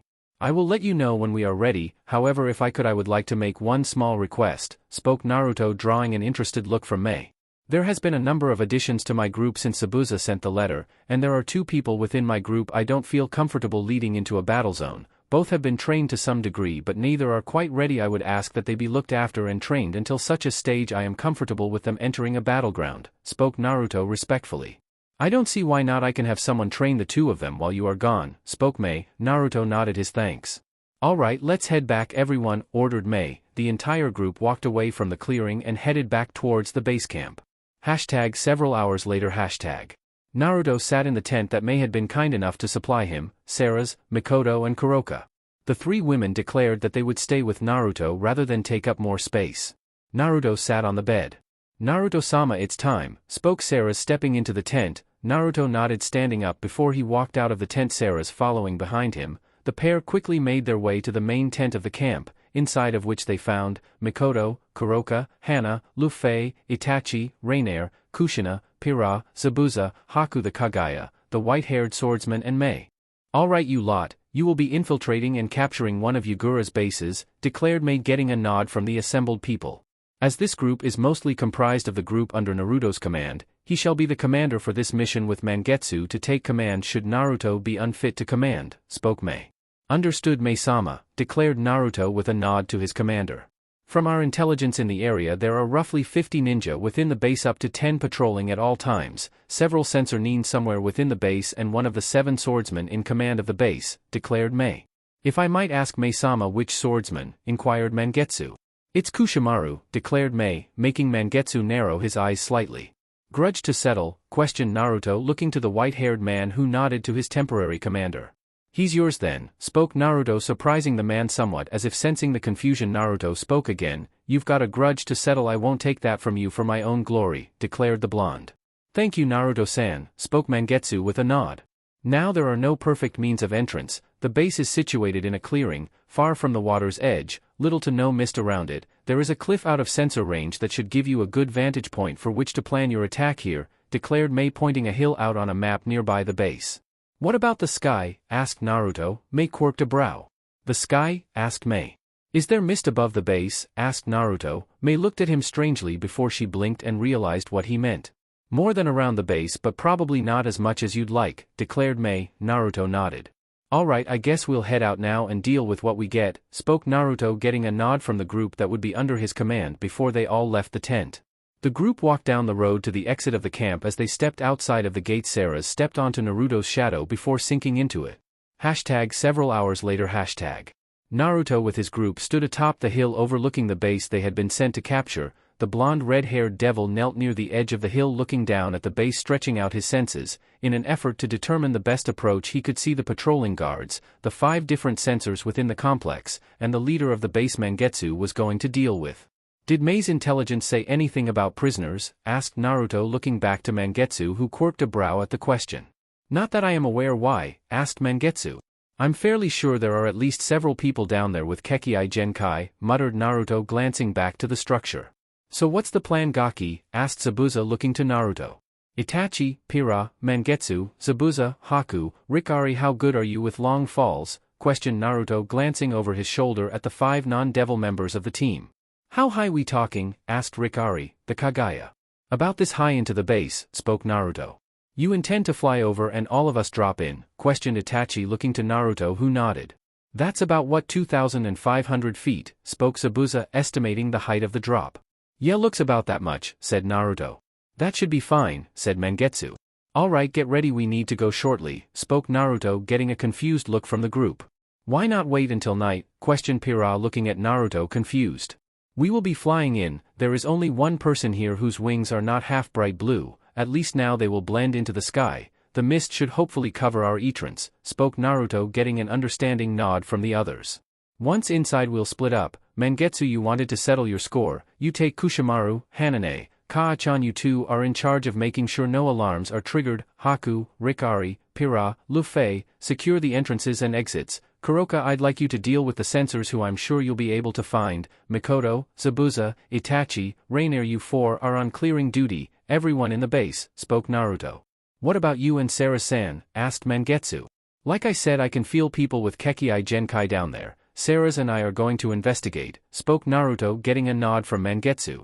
Wait, if you're flying us in, why did you need to know about our landing ability? Couldn't you carry us until you land? Questioned Haku with a confused look. 'Cause the Gaki doesn't plan to land, he plans to drop like us, spoke Zabuza, glancing to Naruto, who nodded to the man's words. 5 minutes everyone, make sure you're ready, ordered Naruto, getting nods from the members of his team. 5 minutes later. Naruto stood on the edge of the cliff. Behind him Sarah stood with all 6 of the human members of the team in her blood claws, and everyone else behind her. Naruto smiled as he raised his arms spread eagle, before he let himself fall forwards off the cliff. After a few seconds of free fall, Naruto flared out his wings before flying back up to over the height of the cliff before flying off to the base. As Naruto drew close to their drop zone, he spun around so his wings were below him, looking back at the team, all of whom were close behind him. As the high-class devil flew over top of the base, he allowed his wings to dissipate and he began to fall. As he began to free fall, he observed the others all dropping seconds after the previous person dropped. Just before the blonde hit the ground, he flared out his wings again, stopping his fall. However, he hissed in pain as the sudden stop jarred him before he floated down to the ground. Naruto watched on, fascinated, as his team landed. Mangetsu, being the first one dropped, was after him, and the white-haired man literally did nothing to slow his descent. However, when he hit, he dissolved into water, confusing Naruto, not sure why the man would use a water clone. However, to the blonde's shock, Mangetsu quickly arose from the puddle, leaving no water behind. So distracted by Mangetsu's landing strategy, Naruto missed Pira and Rikari landing nearby. Next was Zabuza and Haku. Their strategy was a simple one. Haku created a mirror that both she and Zabuza fell into before another mirror formed millimeters from the blonde devil. Itachi was also a simple one. Just before the Uchiha hit the ground, he burst into a murder of crows before he reformed next to Naruto. Sarah's was next. She too had a simple landing strategy. She fell and dropped into the ground. She literally dropped into her own shadow before emerging from Naruto's own. Alright, you 3 have your orders, get to them, spoke Naruto as he and Sarah's quickly and stealthily slipped away. With Mangetsu. The white-haired swordsman quickly stealthily crawled along the ceiling of the command building as if he were some sort of spider. Dropping to the floor outside the closed door to the main chambers, Mangetsu drew his blades before quietly pulling down the bar to open the reinforced steel door. However, as soon as the man opened the steel door, he was forced to deflect Sunban with his blades. "Ah, Mangetsu, I was wondering when you would come and see me." "How's the family?" questioned Kushimaru in such a tone that Mangetsu knew the man was smirking. "Unfortunately for you, you failed to get the one most precious to me, and my parents are about to be avenged," declared Mangetsu, his two blades beginning to spark violently. "Oh, Mangetsu, Hozuki is angry at little old me? I think your blood will soon join that of your parents on my blade," declared the masked blonde man, dropping into a fighting stance. Mangetsu narrowed his eyes, moving into his own stance. The two swordsmen quickly closed the distance between the two of them, Mangetsu blocking the pinpoint attack from Kushimaru's needle-like blade with one of his own before he brought his own blade down on the blonde's wrist in an effort to remove the man's hand. However, Kushimaru jumped back, avoiding the strike. Mangetsu pressed on forwards, attempting to deliver a downward strike to the masked man, only for the loyalist to bring his hands up, the sparking blade going straight between them into the ninja wire between Kushimaru's hands. "Did you forget?" questioned the lanky man. "Nope," spoke Mangetsu with a smirk, rearing his foot back before delivering a kick to Kushimaru's family jewels. The masked man screamed and fell forwards, clutching his crotch, glaring up at Mangetsu. "Get up," snarled Mangetsu, glaring down at the man. "I'm going to make you pay, you piece of shit. I will make you endure the worst pain I can inflict for what you did," growled Mangetsu. "You would have done the same in my position," grunted Kushimaru, pushing himself to his knees, only for Mangetsu's boot to be slammed into the man's masked face, leaving a crack in the mask and throwing the man backwards, his back slamming into a wall.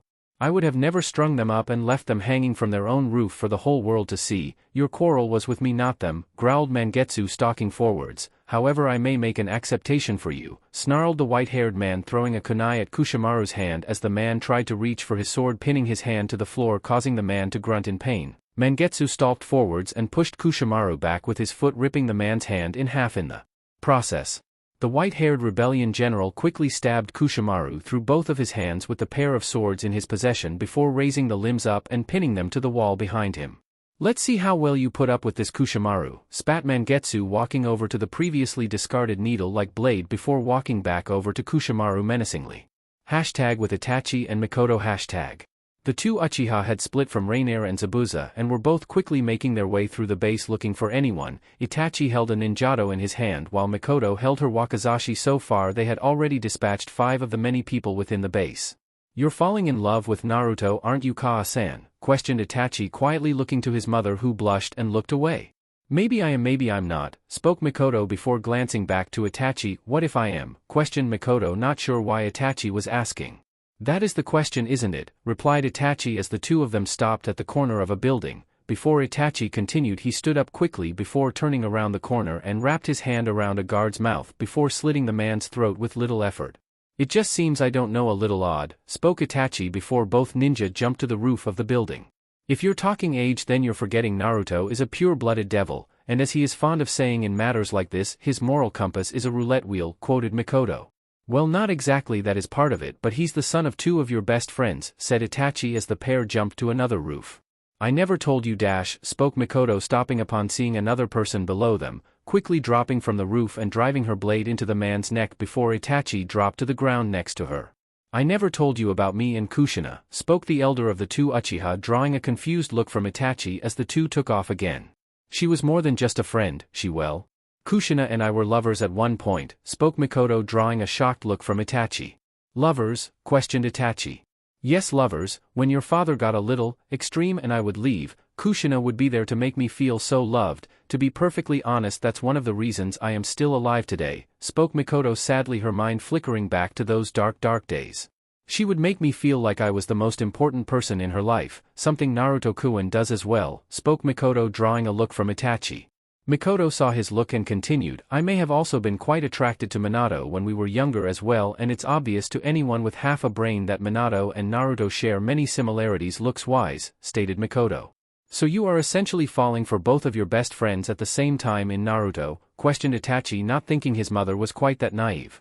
"That was how it started out. I will admit he had the best qualities of Kushina and Minato and was around while neither of them were, so I clung to him, a way of continuing my relationships with Minato and Kushina. But, since he saved me from myself, it's become something more genuine. I'm not falling for my friend's perfect fusion, I am falling for Naruto-kun. He is his own man and I see him for it," spoke Mikoto. Itachi smiled at his mother's happiness. "And it's all thanks to Naruto," thought Itachi. Hashtag with Naruto and Sarah's hashtag. Naruto and Sarah's walked down a rather dark hall. The pair had made their way into the main building after Mangetsu had before locating a secret stairwell down to what appeared to be dungeons, lots of cells and closed rooms. I seriously hope this isn't what I think it is, spoke Naruto as he walked. And if it is, questioned Sarah's, knowing exactly what her master feared the place was. I don't even know, replied Naruto, shaking his head. The two fell into an uncomfortable silence as they walked the thankfully mostly empty facility. Naruto-sama, called Sarah's. Replied Naruto, glancing up to his vampiric queen. What do we do if we find girls already broken in? Questioned Sarah's, not wanting to have to say the word herself. Can you suck blood without gaining memories? Questioned Naruto, looking to the woman who nervously nodded. She had thankfully managed to block out memories if she so chose when drinking blood while still in the Hellsing organization. If it comes to it, that might be the best way for them to go, muttered Naruto, not even wanting to think about the possibility, and unluckily they were drawing closer and closer to the source of the energy signatures, so they were more than likely just about to find out if they were unfortunately right. Reaching the end of the line of cells, Naruto and Sarah's came to a locked door with not only a conventional lock, several padlocks, chain and bar locks. Naruto closed his eyes, looking down, not wanting to see what he feared he would on the other side of the door. Open it, ordered Naruto. Sarah's nodded and her hands dissolved into blood claws before she dug her claws into the metal door before ripping it off its hinges and throwing it back several hundred feet. Naruto refused to even look inside the room. Sarah's quickly walked into the room. How can I please you, masters? Questioned a hollow voice from inside the room. Naruto slowly raised his head to look inside and saw 3 women strapped spread eagle naked to frames, while 6 other women who wore only rags were chained to the back wall. Are you here to rescue us? Questioned a quiet voice. Naruto saw it was one of the women on the racks. Naruto smiled and nodded, stepping into the room. Sarah's quickly broke the restraints on the rack holding the woman who spoke up. As the restraints fell away, the woman fell forwards off the rack only to be caught by Naruto.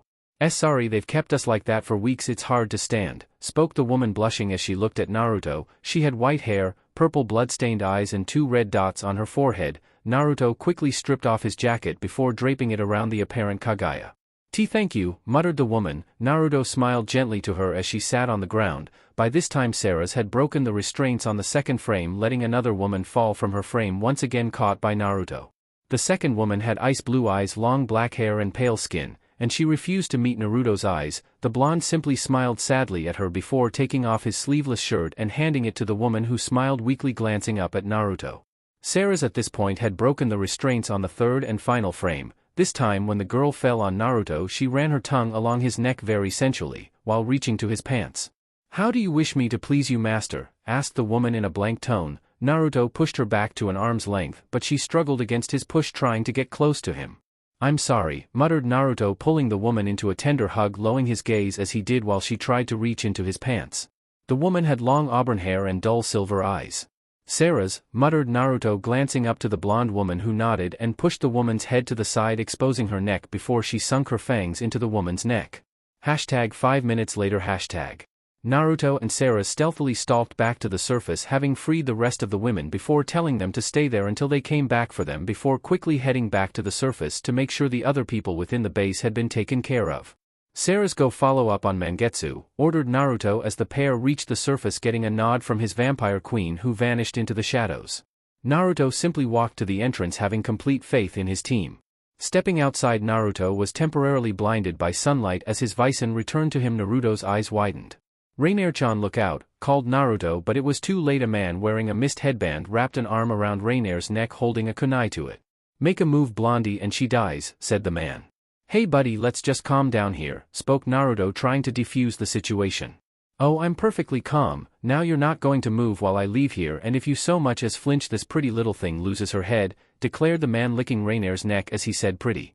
Naruto narrowed his eyes upon seeing the gesture. Gross, screamed Rainier, feeling the man's tongue on her neck. Quiet, snarled the man, holding his kunai to Rainier's jugular vein, taking several steps back.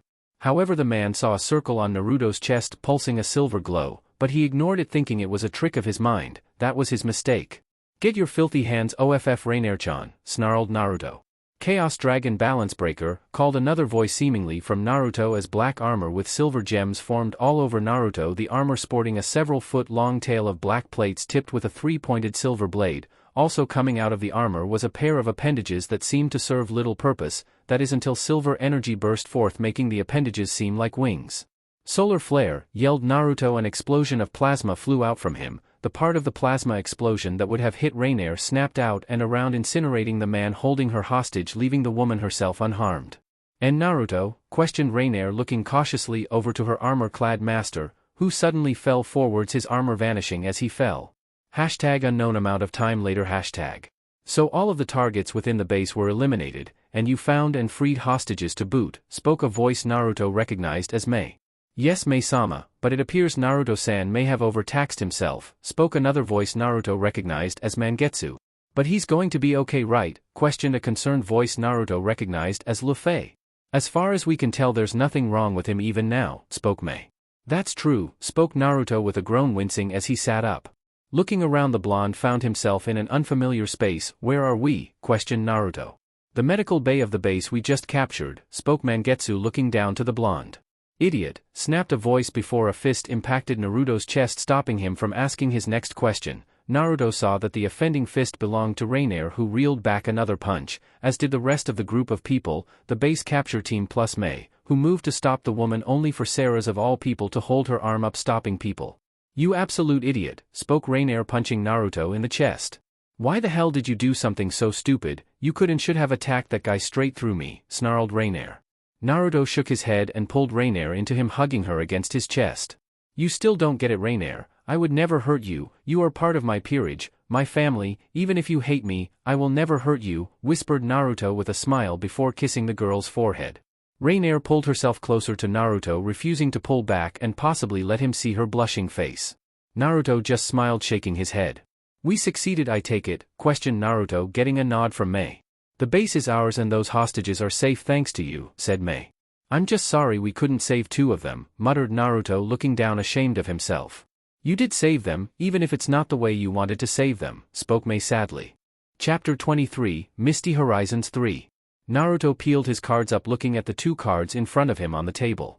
Raise 500, spoke Naruto, pushing 10 chips forwards into the pot. Zabuza, Mangetsu and Sarah's looked at Naruto, studying him for any tells he was lying. Call, declared Mangetsu, pushing chips forwards, equaling Naruto's bet. I'm out, said Zabuza, tossing his cards into the discard pile. Me too, muttered Sarah's, sliding her cards forwards. Check, declared Naruto, looking at Mangetsu, who narrowed his eyes, looking back at Naruto. Alright boys, what you got? Questioned Sarah's, looking to Mangetsu and Naruto. Two pair, spoke Mangetsu, flipping his two cards, revealing a 2 of hearts and a 5 of clubs, matching the 2 of clubs and 5 of diamonds. Straight, called Naruto, a smirk on his face as he flipped his cards, revealing a 3 of spades, and 4 of diamonds, making a straight with the 2 of clubs, 3 of spades, 4 of diamonds, 5 of diamonds and 6 of hearts. Nicely played, Naruto, complimented Mangetsu as Naruto pulled the winnings from the previous pot to him. Naruto, still smirking, nodded. Naruto-sama, called a voice as someone entered the tent. Yeah, Luffy, questioned Naruto, looking to his bishop.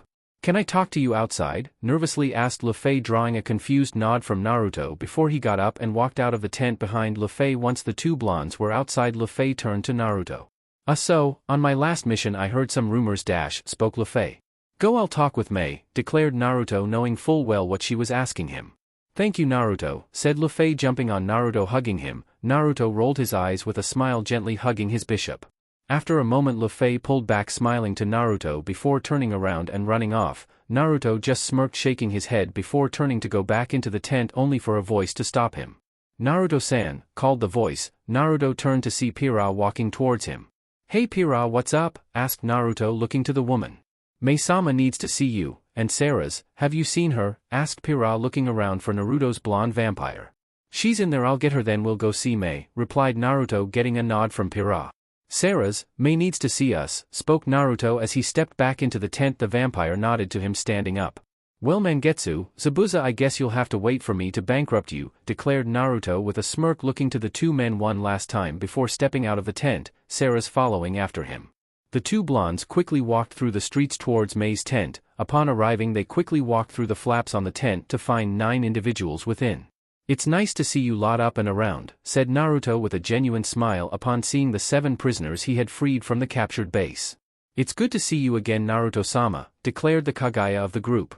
I see you remember Akari, Hiyana, Laria, Jalen, Yamashi, Redari and Fia. Naruto-san. Good, said Mei, drawing Naruto's attention to her. You wish to see me and Sarah's Mei-sama, spoke Naruto respectfully.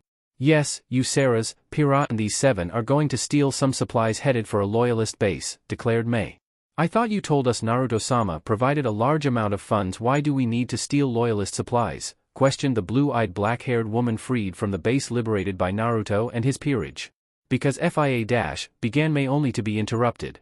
Because it's less about getting the supplies and more about taking them from the loyalists, spoke Naruto interrupting Mei while also showing he understood why Mei was making the task a mission.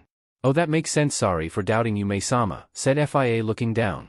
It's okay Fia, I can understand why you would be confused, replied Mei with a soft smile, making Fia smile up at her. I take it Naruto-sama is the one in charge, asked the Kaguya looking to Mei. Yes Akari, you don't have a problem with that do you, asked Mei glancing at the woman who shook her head with a smile.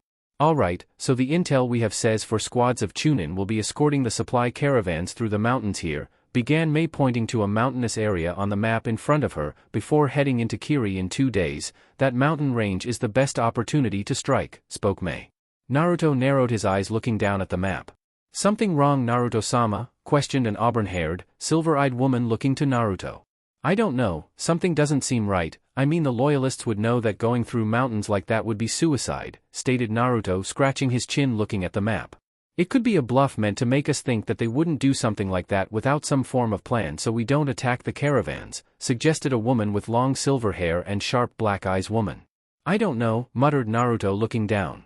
Regardless, you think you can handle this mission Naruto? Questioned Mei. Naruto nodded. Alright, head out as soon as you're ready, ordered Mei. Meet at the gates in 10 minutes, ordered Naruto getting a nod from his team for the mission. However, when he didn't leave, Mei quirked a brow. Something else you want to talk about Naruto? Asked Mei. Luffy has gone off on her own for a couple of days. I made her a promise when she joined me about her brother and I refused to break it, declared Naruto. What kind of promise if you don't mind me asking? Questioned Mei. She lost track of her brother. I promised her that I wouldn't stop her searching for him, and if I could I would help her track him down, spoke Naruto getting a nod from Mei. I won't make you break that promise. You and your group have provided a lot for us in the last 3 weeks, you lot have earned some leeway, spoke Mei. Thank you Mei-sama, spoke Naruto with a bow before turning and leaving the tent. Thank you for letting him do that Mei, spoke Kushina walking into the tent. What I said was true. You and the rest of his group have provided so much for us in the 3 weeks you have been here. You all deserve some freedom, and beside Luffy-san had just come back from a week-long surveillance mission. She has some time before I assign her another mission, spoke Mei. The 2 redheads fell into a slightly awkward silence as they stood there. He's a kind young man Kushina, you raised him well, spoke Mei drawing Kushina's attention to her, only for a sad look to flash across Kushina's face, thinking over her son's life to that point. I can't take much credit for raising him, muttered Kushina drawing a confused look from Mei. I wasn't in his life until he was 6 and even then it wasn't much, explained Kushina sadly. Why not? Snapped Mei. Being an orphan herself, Mei got irked hearing a mother wasn't around for her own son. Kushina looked at Mei who was glaring at her with a rage-filled glare. Kushina looked away before sighing. I was sealed in him, spoke Kushina making Mei's eyes go wide in shock. #with Naruto #. Naruto walked towards the gates. He didn't have any equipment to gather so he just walked to the gates. Upon arriving he found that Sarah's was there along with 3 of the squad, Fia, the silver-haired black-eyed woman and a woman with medium-length white hair and black eyes. Alright, because I don't know you so well, why don't we introduce ourselves? You guys can go first and once everyone is here I'll go, suggested Naruto as he approached the group of 4 women who turned to look at him. What would you like to know Naruto-sama? Asked Fia. Well, names, specialization, elements you can use if push came to shove, and potential weaknesses, spoke Naruto. I'll go first, declared Fia getting a nod from the rest of the group. Okay, so I'm Fia Yuki. I am a Genjutsu specialist, but I have a large range of ninjutsu. I can use Suiton, Futon, Hayaton and Raiton, and my weaknesses would be close range, spoke the woman. Naruto nodded glancing up as another of the women showed up. She had dark red hair tied up into a bun with a pair of sanban holding the bun in place. Okay, I'll go next, spoke the silver-haired woman. My name is Hiyana Erasure. I'm a ninjutsu specialist. I can use Suiton, Raiton, Doton and Ranton. My weakness is well, I'm a little slow, and my jutsu takes some time to perform, said Hiyana, not sure what else if anything to say. Who's next? Asked Naruto looking to the other 2 women.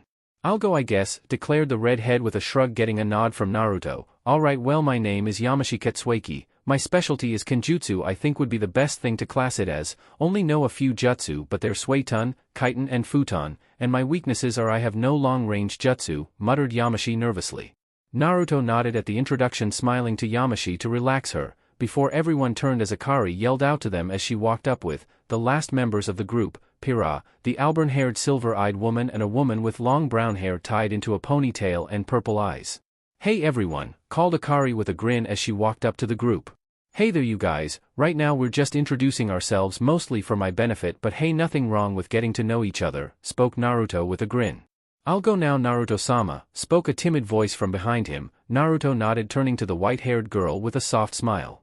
"My name is Jalen H. Hozuki. I specialize in Kenjutsu, especially with this," spoke the girl holding up Nuabari. "I can use a few Suiton jutsu, but Genjutsu is a big weakness for me. I can't break a lot of them," said the girl with a small nervous smile. "Okay, so we give out names, specializations, jutsu, and weaknesses?" questioned Akari, getting a nod from Naruto. "Cool, I'm Akari Kagaya. I'm a Kenjutsu Taijutsu specialist. I can't use many jutsu, but the ones I can use are mostly Doton jutsu. As for weaknesses, I don't really have any long-range capability," spoke Akari with a shrug. "I guess I'll go next. I'm Red Ari Terumi. I'm a ninjutsu specialist. I can use Katan, Suiton and Futon jutsu. My biggest weakness is my most powerful jutsu I can't use around my allies," spoke the auburn-haired woman, getting a nod from Naruto. "Well, I guess it's my turn. I'm Laria Mamushi. I'm a med nin. I can use Suiton, Doton and Dokuten jutsu. My weaknesses I can't take to many hits," declared the brown-haired purple-eyed woman. "Must be my turn. I'm Pira Nikos. I'm a Kenjutsu Taijutsu specialist. I can't use many jutsu and no elemental jutsu, and for a weakness I don't have all that much chakra in the first place," said Pira. "I'm Saras. I'm a close-range fighter, so taijutsu I guess. I don't use jutsu, rather a power not based on chakra, and as for weaknesses I don't have many and no major ones," spoke Saras, drawing confused looks from the other women of the group. "That leaves me. I'm Naruto. I'm not really a specialist fighter. I dabble in a little bit of everything. I can use Katan and Raiton jutsu as well as several other abilities, and for a weakness my biggest weakness would probably be lack of experience," said Naruto. "Anyway, with that out of the way, let's head out. I want to find a good place to get this job done," declared Naruto, getting nods from his team, who nodded and followed him as the blonde man quickly ran out of the rebels' base. #2 days later. Naruto and his team knelt atop a mountain peak overlooking the path the supply caravans were supposed to be taking.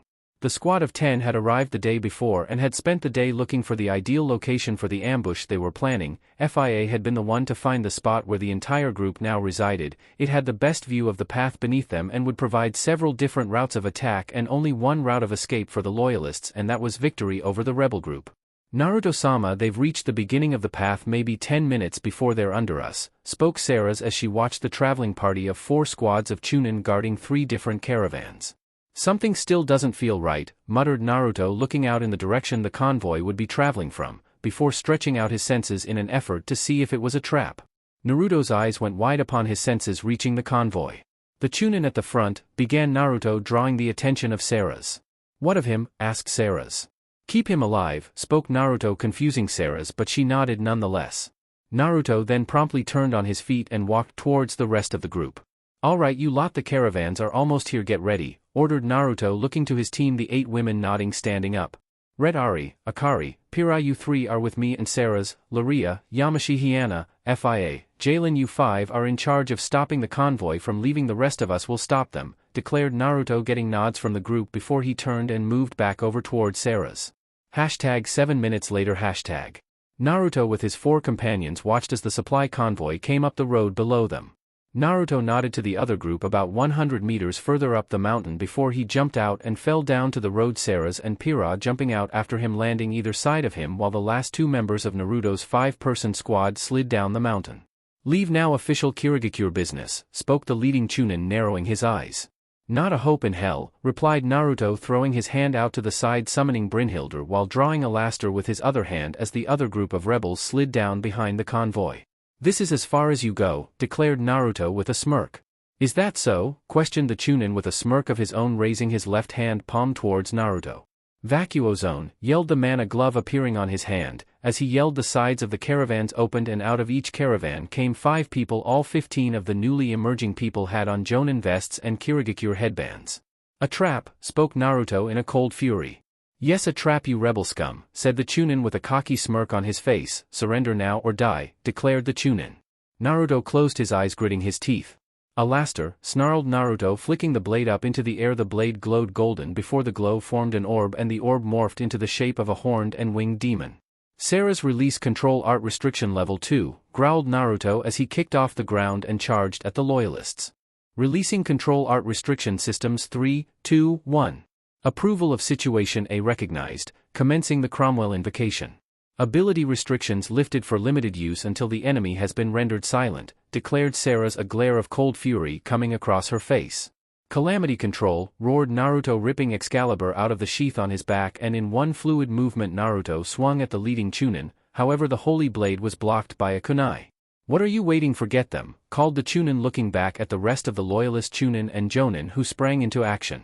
The group of loyalists split in two, 8 of the Chunin and 7 of the Jonin rushing the rear group of rebels, while the remaining Nin rushed Naruto and his group. Naruto jumped back from his opponent and raised up his Excalibur-wielding hand. Blizzard, called Naruto, a freezing wind of ice and snow flying from his hands, slowing down the loyalist advance, enough for Pira and Sarahs to pull out their firearms and fire off several rounds between them, hitting 5 of the 8 Jonin advancing towards them in certain kill points, making the 5 Nin drop to the ground dead. However, the 2 women were forced to stop their firing when suddenly the blizzard changed direction, instead flying towards the rebels. Naruto blinked, stopping his blizzard, finding himself where one of the down Nin was facing members of his team. However, the blonde devil didn't have time to think on what had happened as he was forced to jump backwards as the lead Chunin and 2 Jonin jumped at him. Naruto flared out his wings and took to the air, just avoiding all 3 strikes. Pira, Alaster, get to the others, ordered Naruto, getting nods from the 2, Alaster flying off to help the other group, Pira substituting with one of the dead bodies before running to her comrade's aid. Sarahs reabsorbed her Harkonnens before running forwards with her bloody claws at the ready, picking up a Chunin with her bloody claws. Sarahs slammed the man into the ground, making the man scream in pain, only to be quickly silenced as Sarahs lunged forward, sinking her teeth into the man's neck. As the vampire drank the blood of her victim, she sent out a wave of her own blood, rushing towards 2 more Chunin who were attempting to attack her, only for her blood to jump up, impaling the 2 Chunin ninja several times over through the chest, making the 2 men go limp as the life faded from their eyes. Sarahs, after draining the blood from her 3 victims, turned to one last person, a Jonin who was looking at the woman, a terrified expression plastered on her face. Sarahs gained a psychotic grin as she charged forward and sunk her bloody teeth into the Jonin's neck. Tsubaki no Mai, Dance of the Camellia, called Akari, rushing forwards, forming 2 short swords from her upper arm bones. Pulling the 2 bones out, she lunged at one of the Chunin caravan guards who blocked the strike with a kunai. Akari brought her second blade up from down low, attempting to slice from her opponent's navel to shoulder. Suetun Teppadama, water-style water bullets, called the Chunin, jumping back from the Kagaya, spitting out 4 chakra-infused globs of water. Akari, instead of dodging the water balls, ran forwards, jumping into the air, slicing through the liquid bullets. After slicing clean through the water attack, Akari was about to slice into her victim until a wall of wind hit her. Futon de Tapa, wind-style great breakthrough, called another voice, the apparent originator of the wall of wind. Akari landed in a crouch, skidding back a few meters before glaring at her now 2 opponents. Both Chunin, from the looks of it, thought Akari to herself, standing back up before running forwards, kicking off the ground, flipping over the 2 Chunin, landing in a handstand before donkey kicking the 2 Chunin forwards, making them stumble. Using her momentum, Akari flipped and spun in the air, landing facing the 2 stumbling Chunin before she threw both of her bone swords like throwing knives. The 2 bone blades flipped and spun in the air before embedding themselves in her opponent's skulls, making the 2 Chunin wall to the ground in a pool of their own blood. Red Ari, unlike her teammates, waited for her opponents to come to her, mostly so she could easily deal with them. "You're going to die, you rebel scum," declared one of the 2 approaching Chunin, glaring at the auburn-haired woman. "Am I now? Well then I guess I should go down kicking." Futon Komu no Jutsu, boil-style skilled mist technique, called Red Ari, breathing out a cloud of acidic mist which the 2 Chunin ran headlong into, not knowing what they were up against. However, as they reached Red Ari and sliced at her with kunai, she simply dissolved into water, making the 2 Chunin stop and jump back, standing back to back with each other. It was at this point the 2 Chunin realized that their kunai were melting. Looking at the weapons, confused, both Nin winced as they felt their skin begin to sting. Finally noticed, came the disembodied voice of Red Ari from within the mist. "What the hell did you do, you stupid bitch?" snarled one of the Chunin. "I simply lowered the pH in the mist," spoke Red Ari through the mist, and before either Chunin could say anything, the silver-eyed woman appeared behind the 2 Chunin with a kunai in hand and slit one of the Chunin's throats before vanishing back into the mist. "Fucking bitch," growled the still-living Chunin, looking around trying to find any trace of his opponent. Red Ari just smirked, watching from a tree, lowering the pH even lower, just watching the man be eaten away by her acidic mist. Alastair flew over to the other group of rebel fighters, swinging blade form around the demon, dropped to the ground behind one of the Jonin before attempting to slice at the woman's neck, only for said woman to just barely duck before punching Alastair in the stomach. Alastair winced in pain before slamming his free hand, arcing and sparking with purple lighting, into the woman's face, picking her up and slamming her into the ground, cracking the ground beneath them, the woman grunting in pain. Alastair quickly spun his blade before attempting to impale the woman, however the Jonin in an incredible display spun while still in Alastair's grip and kicked the demon in the face, knocking the lightning sword away from her. Alastair winced as he pushed off the ground before wiping blood from his nose and flicking it off his hands and glaring at the Jonin. Alastair spun his blade into a reverse grip and ran forwards. The opposing Jonin pulled out a kunai and ran towards Alastair. The two warriors clashed, sparks flying from their grinding blades. Alastair threw his hand forwards and shot bolts of purple lightning into the Jonin's head from point-blank range, making the woman spasm before dropping to the ground steaming. Jalen and Fia stood next to each other as three of the Chunin along with one of the Jonin charged at them. The two rebels shared a look and nodded to each other before the two turned back to their opponents, and Jalen formed a hand sign. Kirigakure no Jutsu, hidden mist jutsu, called the Hozuki woman, vanishing into the mist that plagued the land of water. The Jonin and one of the Chunin stopped at the woman vanished into the mist, only for their eyes to lock onto Fia's hands as the woman flipped through hand signs of her own. Megan Koda Jigaku, evil illusion frozen hell, whispered Fia, letting her chakra permeate the area. For the loyalists, the area around them changed from a mountainous roadway to a large open icy field with towers of icy blue flames shooting out of the ground and hail falling from the sky. Before the three Chunin could even move their hands to attempt to break the genjutsu, they all felt sharp pains in their stomachs. As they looked down, the world around them shimmered back into focus, followed by their worlds quickly going black as the life was drained from them, and Jalen stood off to the side holding her needle-like sword in one hand and wire which went through the bodies of all three Chunin in her other hand. The Hozuki woman screamed as a kunai was embedded in her back. Jalen called Fia before the Yuki woman growled, flipping through hand signs. Hayatan Hyoga Ryu no Jutsu, Ice-style glacial dragon, screamed Fia. A huge dragon of ice at least the size of a boss summon formed around Fia before flying forward at the Jonin who attacked Jalen, the glacial dragon snapping its maw shut around the Jonin before he could blink, and like that an explosion of blood went off in the maw of the dragon.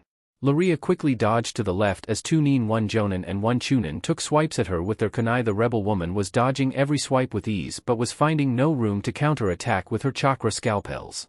The Chunin attacking Laria, however, provided the purple-eyed woman what she needed, by overextending on a slash, leaving her vulnerable to counter-attack by Laria, who seized the opportunity and slashed across the Chunin's leg with a chakra scalpel, making the Chunin's leg buckle and fall out from under her, leaving only the Jonin to deal with. Laria quickly jumped back from the Jonin, flipping through hand signs as she did. Dokuten Kurwa Kiba, Venom-style black fangs, called Laria, spitting out a stream of black liquid that quickly took the form of fangs, and the Jonin unable to dodge as the black liquid fangs clamped down on the Jonin's arm, making the man drop to the ground screaming, clutching his arm. "What the hell did you do to me?" snarled the loyalist, glaring at Laria. "Simple, you've been injected with a lethal venom, you will be paralyzed in seconds, dead in minutes," spoke Laria, quickly running forwards and pulling out a kunai to slice the down Chunin's throat. Rantun Sadina Kaminari, Storm-style Grand Thunder, called Hyanna, pointing her hand up to the sky, sending out a bolt of what appeared to be lightning. As the bolt dispersed, dark gray clouds were quick to cover the area around the battle. "Oh, little rebel bitch thinks she's tough," mocked the Chunin standing between two Jonin opposite the Rantun user. However, the Chunin was quick to jump away, squeaking like a mouse as a bolt of lightning shot down where he had previously been standing. "That's it, bitch," snarled the Chunin, running towards Hyanna. Raitun Baruto no Tenohira, lightning-style Volt Palm, called Hyanna after completing a chain of hand signs before throwing her hands out to the side before they began to spark with lightning. Hyanna broke into a sprint with her sparking hands. The silver-haired woman spun out of the way of a hail of kunai, ducked under a barrage of kunai and jumped over a slash from a tanto. Jumping, she not only dodged a strike but set herself up perfectly to land knees first on the Chunin's shoulders, her knees either side of his face.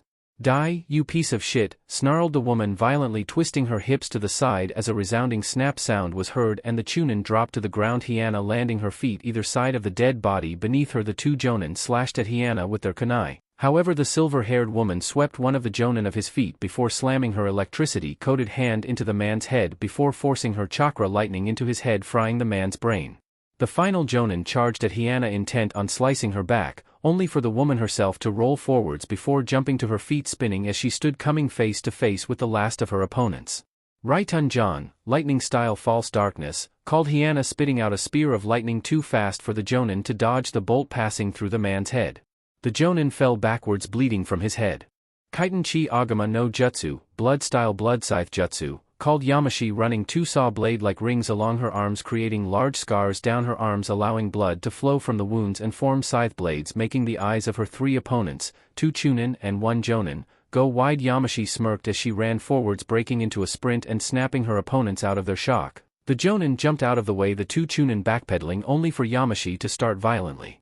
Spinning like a vortex, she moved closer to the backpedaling Chunin, who were terrified to see the distance was closing. After a few moments of back and forth, Yamashi stopped spinning and in an instant brought up her arm, slicing into one of the Chunin, who coughed up a glob of blood before falling to his knees as blood poured out of his open chest cavity and he fell to the ground dead. The other Chunin was far enough out of reach to avoid impalement on Yamashi's blood blades. However, the blood-wielding woman ran her saw blade ring on the palm of her hand. Kaiten Kaimamire no Hari, blood-style bloody needle, called Yamashi, swinging her bloody hand in an arc, letting drops of her blood fly out from her palm before forming needles as they shot towards the second Chunin, who was too shocked to avoid the attack. As Yamashi turned to her final opponent, the ground began to shake and quake, shocking both combatants, but Yamashi was able to recover from the shock quicker and used the Jonin's distracted state to charge forwards and slice clean through the Jonin's throat. Naruto hung in the air above his three opponents, glaring down at them. His blades both became engulfed in his signature light blue flames. Chaos Dragon Balance Breaker, called Naruto, throwing his arms out to the side before his entire form became cloaked in black and silver armor. Earthquake, came the voice of Akatora as Naruto flew at the ground, slamming into the earthen surface, causing the ground to shake and quake. Naruto, using the quake to his advantage, ran forwards. Banishing Shift, called Naruto, slashing into one of the Jonin with Brynhildr, leaving behind a green slice in the air, the slice absorbing the Jonin into it, screaming as he was sucked into the slice. Naruto, however, by this point was already slicing at the other Jonin with Excalibur, only for his blade to be blocked by the Jonin's kunai. Naruto, however, used the shift in momentum to spin around, bringing Brynhildr up and slicing clean through the Jonin's neck, separating the man's head from his shoulders. Both parts of the Jonin's body fell to the ground as Naruto drove Excalibur back into the stomach of the lead Chunin. However, instead of a wound and blood, there was a golden glow coming from the sword's entrance. "Don't move," ordered Naruto, pulling his holy blade back. As the Chunin fell to the ground unconscious, Naruto then took off towards the other group, where he could still feel two enemy energy signatures. Bang! Make that one enemy energy signature. Naruto dropped to the ground, finding the last living opponent was one of the Jonin. Please let me go," weakly begged the man. "No, Meteor," declared Naruto, holding up his Excalibur-wielding hand, where a ball of molten rock formed before being thrown at the Jonin. Chapter 24, Misty Horizons 4. Naruto and his team appeared in the rebel base in a flash of blue flames. "Get her to a medic," ordered Naruto as he began to walk towards Mei's tent. Sarah's and Pira quickly falling into step behind Naruto, while Fia and Akari pulled Jalen over their shoulders and quickly took off towards the medic's tent, the other four women following after their friends. "You wait here," ordered Naruto, turning and glaring and at the Chunin from the convoy. Naruto threw the flaps of the tent aside as he stormed into the leader's tent. "You," snarled Naruto, looking to Rikari, who looked to the angered blonde in a small amount of fear. "Naruto, what? Ugh," spoke the woman, interrupted as Naruto stalked over to her and grabbed her by the throat and hoisted her into the air. "You knew it was a trap, didn't you? You were trying to get us killed," growled Naruto, glaring at the woman. "I don't know what you're saying," wheezed Rikari, clawing at Naruto's hand. "Naruto, put her down," ordered Mei. Naruto cast a glance back to Mei before letting Rikari go. The Kagaya woman fell to the ground, landing on her but wheezing as she tried to fill her lungs with air. "So I take it from that violence the mission was a failure?" questioned Mei. "In a sense, there were no supplies, it was a trap, and Jalen was injured, a kunai to the spinal cord," declared Naruto, clenching his fist, glancing angrily at the still wheezing Kagaya woman. "Naruto, it's not her fault, no one can ever guarantee good intel," spoke Mei. Naruto sighed and looked away from Mei, closing his eyes. "I know," muttered Naruto before glancing back to Rikari. "Sorry, Rikari," said Naruto, ashamed of his own behavior. Luckily for Naruto, the Kagaya woman was a kind soul and just smiled back at him. "It's okay, Naruto, rage gets the best of us at the worst of times," replied Rikari, smiling softly at the blonde, who looked away from her. "So what actually happened?" asked Mei. "Before I get onto that, is Rainier-chan back?" questioned Naruto, getting a confused look from Mei before she nodded. "Sarah's," said Naruto. On it, replied Sarah's, turning and walking out of the tent, once more getting a confused look from the emerald-eyed woman. The caravans were traps. There were the 4 squads of Chunin as said, but instead of supplies, within the caravans were 5 Jonin each, so not only did we have to deal with 16 Chunin but 15 Jonin as well. Thankfully most of the Chunin appeared to be green and were quickly defeated, declared Naruto. Both Mei and Rikari gasped at the mention of 15 Jonin. Thankfully we managed to deal with all of them with no casualties, declared Pira. Anything else to report? Asked Mei. I took one of the Chunin prisoner. Sarah's will retrieve his memories and then he will be killed, spoke Naruto. You say that so matter-of-factly, said Rikari, looking to Naruto confused. He has something that could be useful, which only Rainier can take from him, hence why I asked if she was back, and the only way it can be taken from him would result in his death, elaborated Naruto. This something? Asked Mei. It's called a sacred gear. People can be born with them, they can be implanted in others. My calamity control for example is one. Although people can be born with them, they very rarely manifest in life, explained Naruto. Are they all like yours? Asked Mei, looking to Naruto intrigued by what she was hearing, only for Naruto to shake his head. No, mine is special. There are hundreds if not thousands of different sacred gears. Mine resides in the highest tier of power, a Longinus, declared Naruto. And how many Longinus are there? Asked Mei. In total 14, with abilities ranging from controlling weather to doubling one's power every 10 seconds 8 times, spoke Naruto, making the other occupants of the tent go wide-eyed at the statement. Emi-sama, called a voice as someone ran towards the tent, throwing aside the flaps. One of the gate guards appeared before Mei. What is it? Asked Mei, concerned. 2 groups headed this way, 1 5 strong, 1 15, spoke the man in shock. Mei's eyes went wide. Heh, smirked Naruto, they made it, declared Naruto, turning and walking out of the tent, following quickly by a confused Mei, Pira and Rikari. Who made it? Questioned Mei. I told you when I first arrived that more people would be coming. It seems that they have arrived, said Naruto with a smirk as he walked down the path to the gate. After several minutes of walking, the quintet arrived at the gate, only for the devils of Minato and Kushina's peerages to walk through the barrier surrounding the base. Nice to see you all made it, spoke Naruto with a smirk. Upon seeing the son of their masters, all of the devils knelt to the blonde.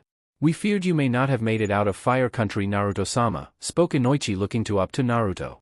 We made it out fine, and it appears you all made it out fine too, replied Naruto. Indeed, Naruto-sama, spoke Alucard, glancing up at Naruto. Where are my manners? Stand, my friends, stand, ordered Naruto. The assembled devils stood up before glancing at the 3 women behind Naruto. Right, this is Mei Terumi, the leader of the rebellion, Rikari Kagaya, one of the rebellion generals, and Pira Nikos, another one of the rebellion generals, declared Naruto, introducing the devils to the generals. Zoru, take our new recruits to the tents, make sure to find them some space, ordered Mei, looking to one of the gate guards who nodded, standing up walking forwards. Follow me, spoke the gate guard, getting a nod from the devils as they made their way into the base. Inoichi-san, once you're situated I would like a word with you, said Mei. Just me, Mei-sama? Questioned Inoichi. Yes, I have need of your talents, spoke Mei, glancing to Pira. Okay, Mei-sama, replied Inoichi. Several hours later. Naruto walked along the tents of the camp. He was heading towards where his father's and mother's peerages were situated to make sure they were settled. Naruto, spoke a voice, drawing his attention. Looking to the owner of the voice, Naruto found Inoichi exiting a tent. Yes, Inoichi, what is it? Asked Naruto. Would you be able to lead me to Mei-sama's tent? Requested Inoichi. Naruto nodded, quickly creating a clone to finish what he was doing before leading Inoichi away from the tents. No troubles on your way here, I trust, Inoichi? Asked Naruto, curious how the other peerages' trips were. No, we made it out of Konoha and the Land of Fire with no problems, declared Inoichi. Good, spoke Naruto, nodding as the 2 blondes continued their walk. After a few moments of silence they made it to the main tent of the camp. Inoichi-san, perfect timing, said Mei as the 2 blonde devils walked into the tent to see Mei and Pira in the tent. You said you had need of my skills, Mei-sama, spoke Inoichi respectfully. Yes, I do. Pira here has no memories of anything before she found herself here, and we have been wondering why, so if you could, would you be able to enter her mind and see what you can find? Asked Mei. Inoichi nodded, stepping towards Pira, who was already seated. Placing his hand to the woman's head, Inoichi entered Pira's mind, his and Pira's head slumping forwards. Mei and Naruto watched on in silence, curious what would come of the move. After about 3 minutes, Inoichi and Pira's head snapped back up, alerting Mei and Naruto to their return. So? Asked Mei. Pira-san's mind is blank, absolutely blank, nothing at all aside from the memories of her time here, spoke Inoichi. So does that mean she's a sleeper agent with her memories locked away? Questioned May, hoping that wasn't the case. No, if that was it there would be some form of trigger within her mind. With this there's nothing, like she didn't exist before becoming a rebel, spoke Inoichi, puzzled by the situation. Amnesia then? Questioned May. It could be, but if it is, it's the most extreme case of it I've ever seen. Usually sufferers of amnesia still have their memories in their mind, they're just fuzzy and I can usually unlock them. With this there is no trace of the memories being there, said Inoichi. So it could be brain damage? Asked May. Well, that's the most likely situation, and if that's the case there is nothing I can do, we just have to wait and see. She may regain her memories, she may not, replied Inoichi with an apologetic look to Pira. Okay, thank you Inoichi, you may go, I will send if I have need of you again, spoke May, getting a nod from the man before he left the tent. So I guess my memories are as good as gone, spoke Pira. Not necessarily, spoke Naruto, drawing a confused look from both May and Pira, deciding to continue seeing their expressions. Naruto spoke once more. If it's brain damage, hell, if it's amnesia, I have something that might be able to help. Why didn't you say something sooner? Asked May. Well, because it's not necessarily the best option, said Naruto. Explain, ordered May. Okay, but first I need to inform you of something. Myself, the group I first came here with, and most of the two groups that have just arrived are not human, we're devils, spoke Naruto, getting nothing but a quirked brow from May. Seeing her not about to say anything, Naruto chose to continue, and devils have a system by which they can turn other beings into devils and form what are known as peerages. The turned beings are healed from most diseases, and can even be brought back from the dead if only recently slain. However, until such a time as the turned beings earn their freedom, they are bound to the one who turned them. Their masters. I could turn Pira, healing any brain damage and fixing any amnesia, but she would be bound to me until she gains her freedom, declared Naruto, looking to the two women who both looked shocked. I need some time to think about this, spoke Pira, getting a nod from Naruto. About an hour later. Naruto sat on the bed within his tent, looking down at a scroll in his lap before yawning and shaking his head.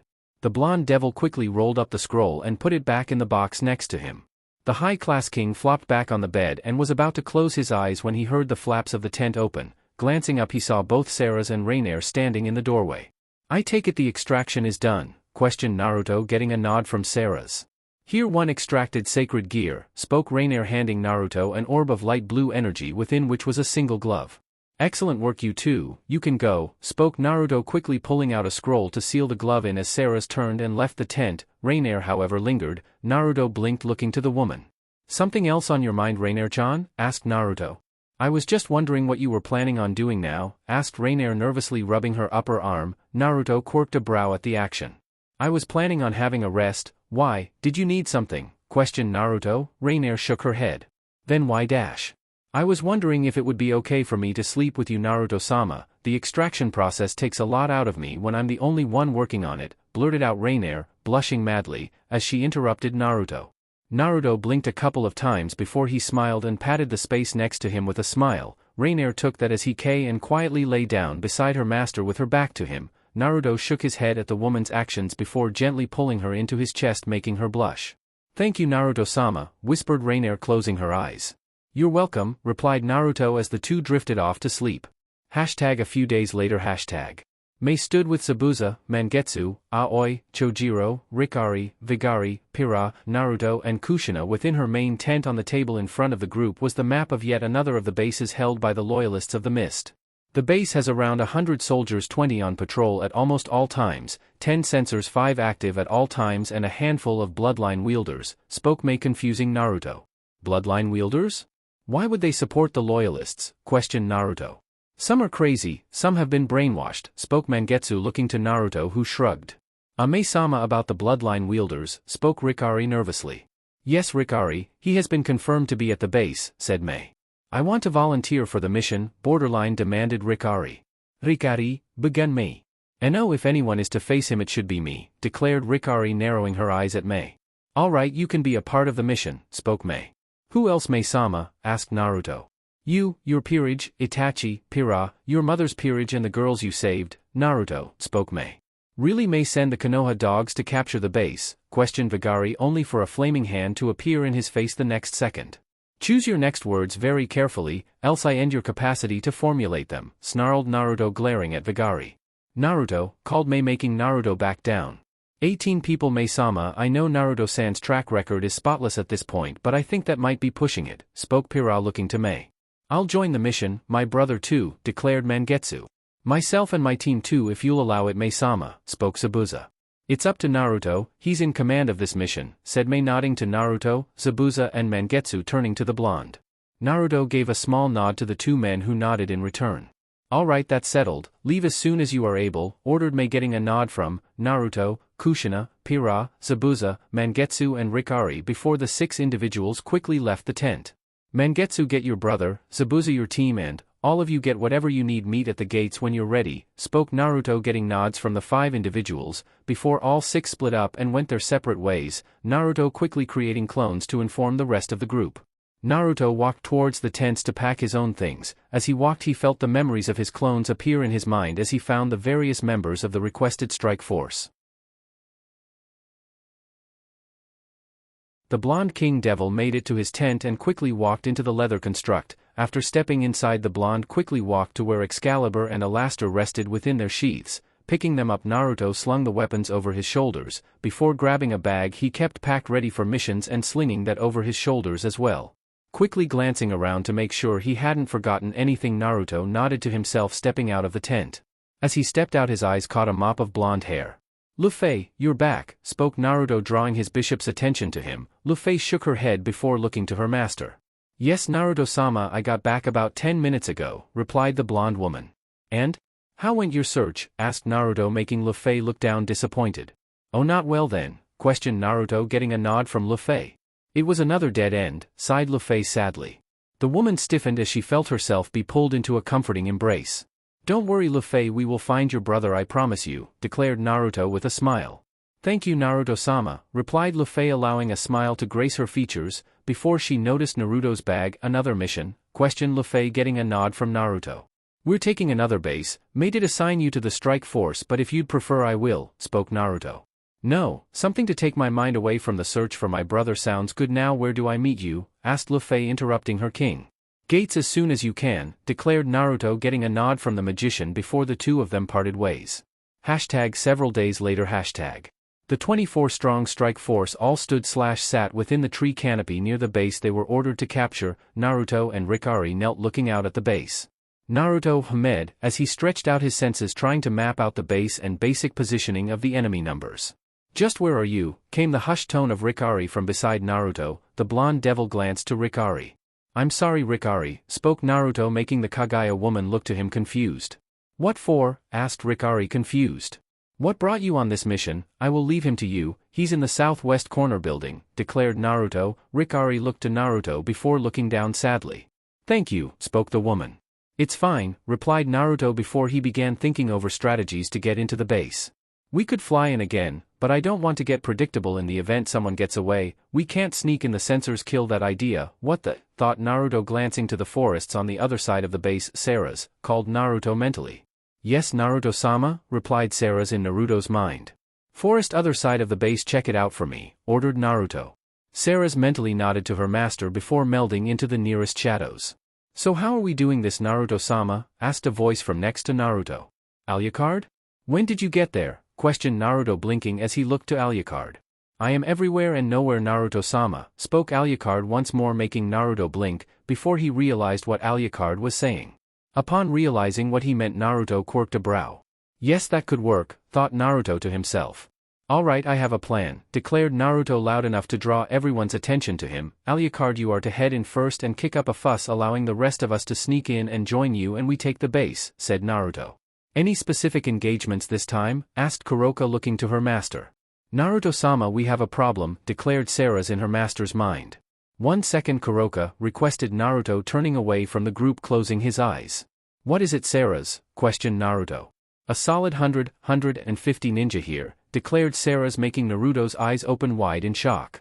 Shit, cursed Naruto, drawing the attention of his fighting force. What is it? Asked Yugao, looking to Naruto. They've got backup more than doubling the amount of enemy nin, declared Naruto, shocking some of the present group. Naruto hummed in thought before snapping his fingers as an idea came to him. Kuroka, how widespread can you make that poisonous mist? Questioned Naruto. 100 meters all around me, but it spreads around me, I can't direct it in only one direction, declared the Nakomata. Naruto nodded, thinking. Alright, Kuroka, I need you to head around to the other side of the base, you'll find Sarah's there. you use the miasma and take out as many of the enemy back up as you can. Pull back if you get overwhelmed and let Ceres take over," ordered Naruto, getting a nod from the Nakomata, who quickly flared out her wings and flew off looking for the blonde vampiric queen. Now Rikari has a bone to pick with one of the people within the base, so she alone will deal with the southwest corner of the base, declared Naruto, getting nods from the rest of the strike force. "Aside from that, everything is free game. I can't sense any prisoners down there, so there's no problem with that," said Naruto. "Just make sure you're not toying with people, we don't have time for games today," finished Naruto, looking to Rainier more than anyone else with that comment. Everyone nodded to his order before the blonde himself turned and looked at Alucard, nodding to the man who simply vanished. With Kuroka and Ceres. The two devils of Naruto's peerage knelt in trees overlooking the enemy numbers. Kuroka narrowed her eyes before turning to Ceres. "I'm not going to be able to get them all," declared Kuroka. "Get as many as you can, I'll get the rest," replied Ceres, getting a nod from the Catwoman, who then vanished in a wisp of smoke. Ceres looked down at the branch and shook her head. A two-tailed cat now stood where Kuroka had previously been. Kuroka in her feline form dropped from the tree, suppressing her energy. The black cat landed on all four paws and began to saunter over to the enemy position. Careful not to clue the enemy into her true intentions, Kuroka sauntered over to the large group of people. As the Nekashu wandered towards the center of the group, she would occasionally brush past people, giving the idea she was actually a cat. However, as Kuroka made it halfway to her destination, someone grabbed her by the scruff of her neck before yanking her up into the air. "Which one of you idiots brought a Seug?" began the person to pick Kuroka up, only to be interrupted screaming as Kuroka scratched at his face, knocking him down. As Kuroka dropped to the ground, she was engulfed in smoke before she returned to her normal form, and before the people around her could even question what was going on, purple miasma exploded out around Kuroka, quickly choking the people unlucky enough to be caught up in the mist. Of the 150 people within the area, about 70 were within the cloud of miasma, and the rest of the soldiers had stopped short of the mist. Kuroka smirked as she saw Ceres emerge from the shadows behind the enemy.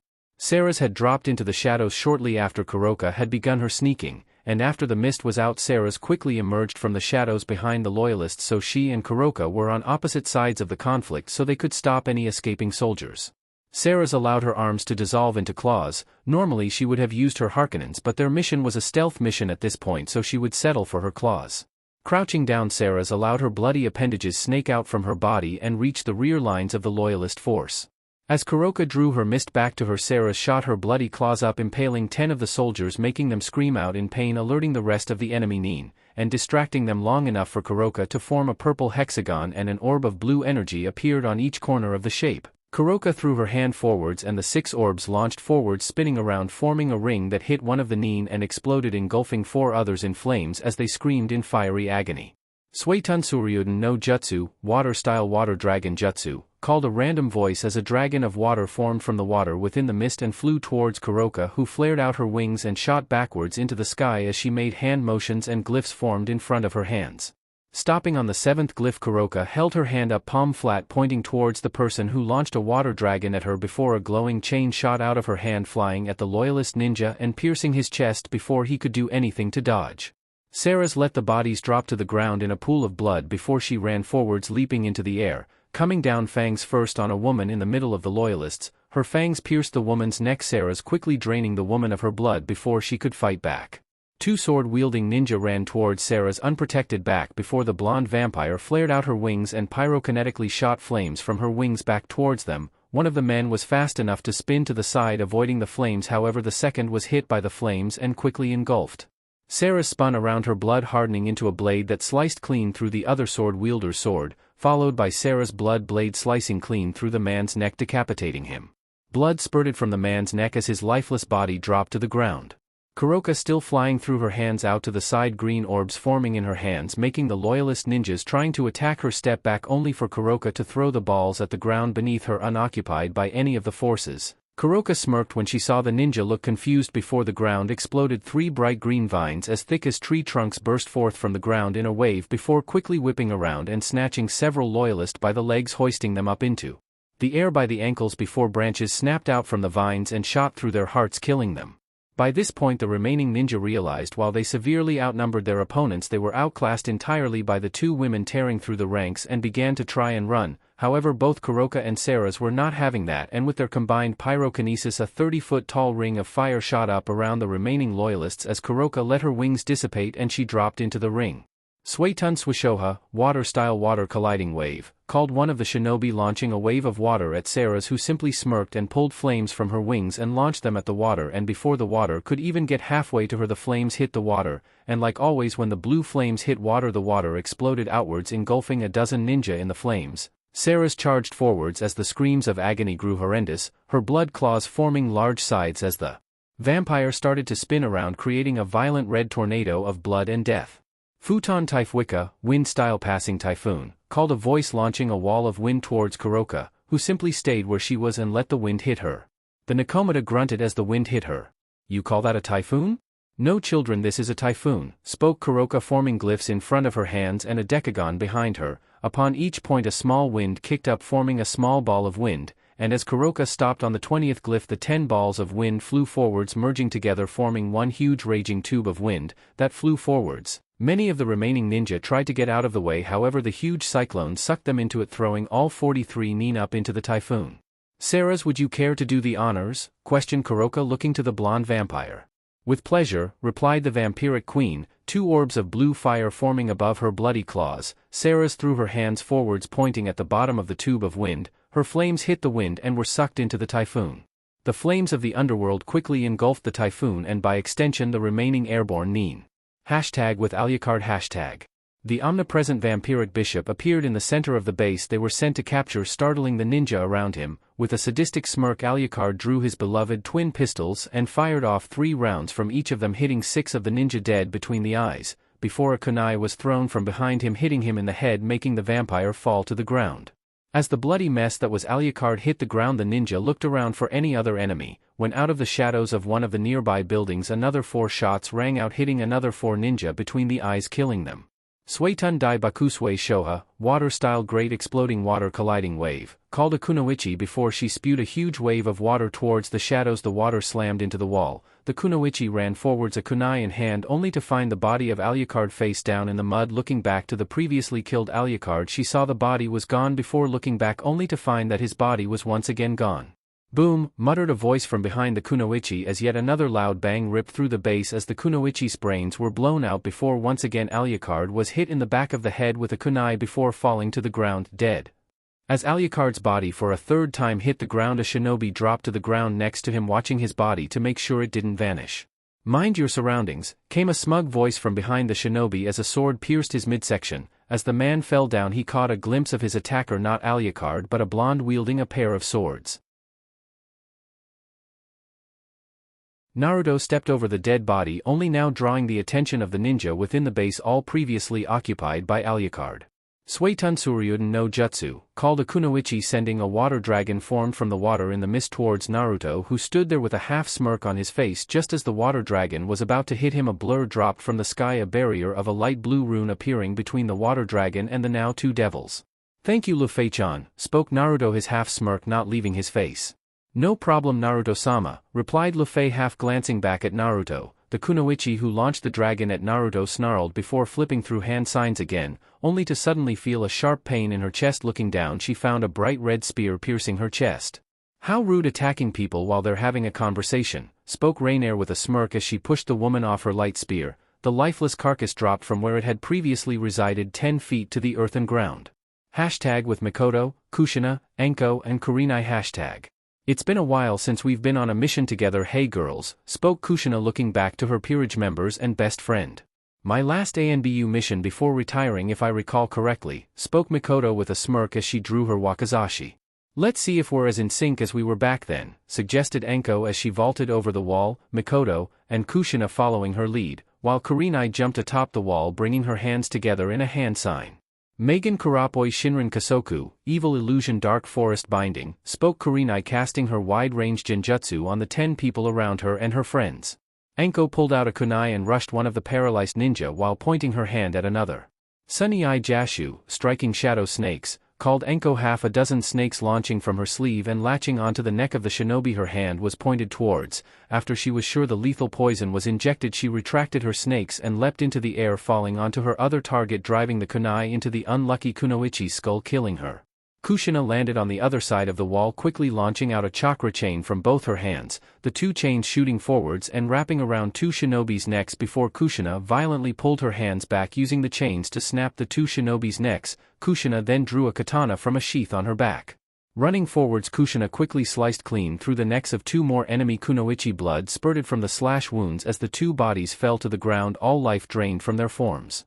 As Mikoto landed, she spun her wakizashi in her hand before dashing forwards. Leaping into the air, she descended on a pair of ninja, pushing chakra to her left boot. A release was triggered and a blade shot from the bottom of her boot before locking in place. Mikoto kicked one of the ninja in the head, her foot blade piercing the nin's head while she drove her wakizashi into the other nin's skull and into their brain.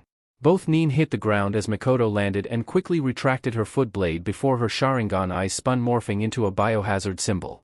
Amaterasu, called Mikoto, igniting the two remaining nin in the area. The two kunoichi were quickly engulfed in black flames before they screamed out in pain as they dropped to the ground, turning to ashes. As the ashes of the final ninja fell to the ground, Kurenai dropped from her position on the wall. "It would appear we still work fantastically as a team," spoke Kurenai with a grin. #with Rikari #. The Kaguya woman silently and stealthily flipped over the top of the fortress walls, silently dispatching two guards with a pair of kunai to the jugular. Dropping from the wall, she landed with a soft thud before taking off towards her destination. The woman stealthily slipped from shadows to shadows, taking only 2 minutes to arrive at her destination, seeing her target quickly exiting a building with two people next to him. Quickly pulling a second bone sword out of her shoulder, she threw both of her bone weapons at the people either side of the white-haired man. "It's been a long time, Rikari," spoke the man, looking at Rikari. "That it has, brother," replied Rikari, drawing a bone sword. "Do you think you can beat me, dear sister?" questioned the male Kaguya, taunting his sister. "Only one way to find out, Ikaru," declared Rikari, dropping into a basic kenjutsu stance. "Very well," replied Ikaru, drawing his own one blade from his shoulder and dropping into a similar stance to Rikari. The two siblings broke into a sprint and charged each other. Rikari swiped at her brother, who simply caught her blade, the weapon cutting into his skin slightly but stopping at the hardened bone as he swung his own blade at his sister, who let go of her blade and jumped back to avoid the strike. As she jumped back, Ikaru threw her bone blade to the side as he quickly closed the distance between the two and swung his sword down on her. Rikari raised her arm up to block the strike as her radius bone expanded to the point that it was just short of bursting from her skin just as her brother's weapon sliced into her skin. "Please, brother, stop this madness," begged Rikari as she looked at her brother pleadingly.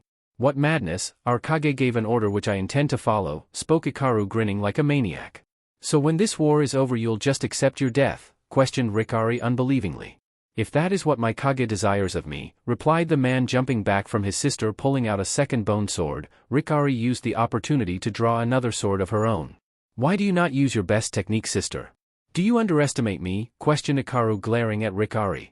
Said rebel leader didn't dignify her brother's comment with a response before she charged forwards, bringing her sword up to slice at her brother from his stomach to shoulder, only for Ikaru to spin to the side, avoiding the strike while also stabbing Rikari in the back, making the female Kaguya hiss in pain. Rikari turned to her brother, who stood 10 meters away from her, smirking. Rikari clenched her fist and 4 bone-like knives grew from her knuckles. "Oh, so now I warrant the first stage of your greatest dance?" questioned Ikaru, mocking his sister before she threw her bone sword away and grew more knuckle knives from her other hand before running forwards towards Ikaru, who smirked an insane smirk as he jumped up to avoid his sister's attack, only for the girl to grab his leg as he became airborne and slammed him face first into the ground, making the male sibling groan in pain. Ikaru quickly managed to roll backwards as Rikari slammed her clawed fist into the ground where Ikaru previously resided. Jumping backwards, Ikaru stretched his arm over his back and to the top of his spine before he pulled his own spinal cord out as Rikari ran forwards. The male sibling had enough time to swing his chain whip-like spinal cord around to force his sister to stop her advances, jumping backwards to avoid being cut by the sharpened tip of the spinal column. As Rikari spun, her brother charged forwards, attempting to slice her as her back was turned, only to be stopped in his tracks as dozens of bone spikes grew out of Rikari's back, stopping him. "Starting to take me seriously now, are you, sis?" asked Ikaru as he jumped back from the hunched-over woman, who turned and glared at her brother before she was engulfed in smoke, and a second later in her place was a bone sword. For Ikaru, it was only his instincts that saved him from being stabbed in the neck as he ducked under his sister's strike. Rolling forwards, Ikaru kicked off the ground, and while airborne he snapped his whip, the sharpened point slicing Rikari's cheek half a centimeter deep. As the blood ran down her cheek, the female Kaguya snarled at her brother and ran towards him, her bone claws at the ready to slice into him. As Rikari got close to Ikaru, he jumped up and kicked her in the head, throwing the woman into a wall. As she slid to the ground, Ikaru walked up to her. "See you soon, Nei-chan," declared Ikaru before slamming a fist into her face, knocking her unconscious. Sometime later. Rikari felt herself being shaken. Wincing as she opened her eyes, she came face to face with Naruto. "Hey, you okay, Rikari?" asked Naruto, looking at the woman worriedly. She just winced and nodded. "Yeah, I'm good, Naruto. What happened?" questioned Rikari, looking around. "We won, we captured the base," spoke Naruto. And my brother?" questioned Rikari, groaning as she clutched her head. "I'm afraid if you didn't get him then he got away," spoke Naruto. Rikari sighed but nodded, pushing herself up, Naruto gently helping her to her feet. "Sarah's help Rikari and regroup with the others," ordered Naruto. "Yes, Naruto-sama," spoke the voice of the blonde vampire from behind Naruto. "Where are you going?" asked Rikari, looking to Naruto confused. "I'm going to report to Mei," replied Naruto, stepping away from the Kaguya woman before he was engulfed in a plume of blue fire. #Rebel Base #. Naruto appeared at the gates of the rebel base in a spiral of flames, and as soon as his form was fully formed he began walking towards Mei's tent. After a few minutes of walking, glancing around him cautiously, Naruto made it to the tent where he could sense Mei's energy signature. Throwing the flaps aside and stepping inside, he found Mei by herself, looking down at a map on the table in front of her. "Naruto? How went the mission?" questioned Mei. "Mission successful, but I fear we have a huge problem," declared Naruto, drawing a confused look from the woman. "What?" questioned Mei, worried what he was going to say. "I think we have a mole in your inner circle," declared Naruto. Chapter 25, Misty Horizons v. A mole? "What makes you think that?" asked Mei, shocked at the idea. "Even just the last 2 missions I've been on have been compromised. The supply run was a trap, and this time there was an additional 150 ninja waiting to ambush us after we captured the base. Thankfully my sensor range is larger than a normal person, so I was able to sense them before they could spring their trap. But those are just my latest 2 missions. I heard Mangetsu almost got caught on his last mission, and Zabuza told me he lost one of the ships on his last mission," declared Naruto, making Mei scratch her chin. "And only my inner circle knew about those missions at the time," spoke Mei, not liking the thought. "Dumnit, Gurst Mei." "What?" questioned Naruto, looking to Mei confused. "I just sent Inoichi on a mission yesterday," replied Mei, annoyed about her decision. "Even if he were here I wouldn't suggest asking him to mind dive. If there is a mole, they likely have some mental protections, and unless you get them on the first try, discussions could be had and the real mole could make a getaway before we even discover who it is," declared Naruto, making Mei look to him wide-eyed. "Okay, Naruto, I'm assigning you the task of rooting out this spy," ordered Mei, getting a nod from Naruto. "I'll need access to their tents without them realizing," said Naruto. "I'll take Chojiro, Aoi and Vigari with me along with the troops who are going to hold the base. While we are gone you can go through everyone's tents and check for anything," declared Mei, getting a nod from Naruto. "I want to report at the base in a week though," added Mei. Naruto once more nodded. An hour later. Naruto watched from a shadowy corner as Mei, Chojuro, Aoi, Vigari, and about 10 squads totaling 40 men left the open gates of the main rebel base, quickly splitting into squads of 4 before heading out to get to the recently captured base. Naruto stepped out of his vague hiding spot before walking over to a section of wall just inside the gate. Leaning on the wooden post, Naruto let his sensor range out to the widest possible range so he could wait until Mei's team was out of his range before he went about looking into the various tents of his suspects. As the energy signatures disappeared, Naruto pushed off the wall and began walking to where he would need to go. He didn't know what order he would investigate the tents, as he didn't really have anything solid on any of the suspects. Mangetsu had been nothing but helpful from what Naruto had seen. Zabuza had someone who he saw as a daughter who held the Hayaton. Aoi had a transplanted Byakugan. Chojuro seemed to have genuine feelings for Mei. Vigari, despite his hostile behavior to Naruto, and the rest of the group formerly of Konoha seemed to genuinely care about the people of the rebellion. Rikari was a Kaguya. The only 2 people Naruto held no suspicions about were Mei herself, as if she were the mole it would be so much simpler for her to cripple the rebellion from her position, and Pira because she had no memoirs of her time before the rebellion. Sighing as he drew close to the tents, Naruto decided to try and eliminate people who seemed less likely, like Zabuza, who could have easily pointed Naruto and his group in the wrong direction if he was the mole, and Mangetsu, whose family had been killed entirely excluding his younger brother by the loyalists. #Konohagakure. Hiruzen Sarutobi growled as he read the latest report from his ANBU. They had been unable to find any trace of Naruto anywhere in the village. The Inuzuka he had sent to Naruto's apartment to see if they could track Naruto's scent had told the Hokage that the place was empty and had no lingering scents, implying Naruto hadn't actually been staying in the apartment since he had returned. That does leave the question, where was he staying, questioned Hiruzen to himself as he leaned back in his chair. The man needed to find Naruto. After the massacre of the Uchiha and the incidents within the Nara, Akimichi, Yamanaka and Inazuka compounds, the village was at its weakest point since its founding and was very much at risk of being attacked by a foreign power. The village had lost some larger clients due to the loss of their working ninja force. Hiruzen looked up as the door to his office opened and in walked three people, his old teammates and his rival, Hamura, Koharu, and Danzo. To what do I owe this unexpected pleasure? Questioned Hiruzen, looking to the elder council. Hiruzen, you can't keep up this foolish pursuit of the Kyuubi Jinchuriki. The resources you are dedicating to chasing after him could be better used to dash, spoke Hamura. No, Naruto Uzumaki is Konoha's Jinchuriki, we will retrieve him, declared Hiruzen with a growl. Regardless, the Shinobi Council as well as we all agree that we need a Jinchuriki, and given the Kyuubi child has vanished quite thoroughly, we should perhaps consider acquiring one from another village, declared Danzo. Your concerns are duly noted and considered. I will have ANBU look into it, spoke Hiruzen somewhat angrily, looking at the report in his hands. Now, unless you have something else to discuss, get out, ordered the aged Kage. The three elders looked at each other before turning on their heels and leaving the room. Just where are you, Naruto-kun, muttered Hiruzen, turning and looking out the large window behind him. #Kirigakure Rebel Base 3 hours later. Naruto sighed as he stepped out of Rikari's tent. He hated having to go through his comrades' belongings without their permission, but thankfully the Kagaya woman didn't have anything suspicious within her tent. Naruto had found a locked box within the tent, but when he had picked the lock, he had found the box contained letters from her family, her brother, her father, her mother, all of which had tear marks on them. Knowing full well the woman's parents were both dead, Naruto guessed they were letters from before the rebellion, which Ari read to remind her of happier times. Naruto once more sighed. He had been through Mangetsu's, Zabuza's and Aoi's tents and found nothing suspicious. Walking along the roadway, Naruto turned down a street and headed straight towards Vigari's tent.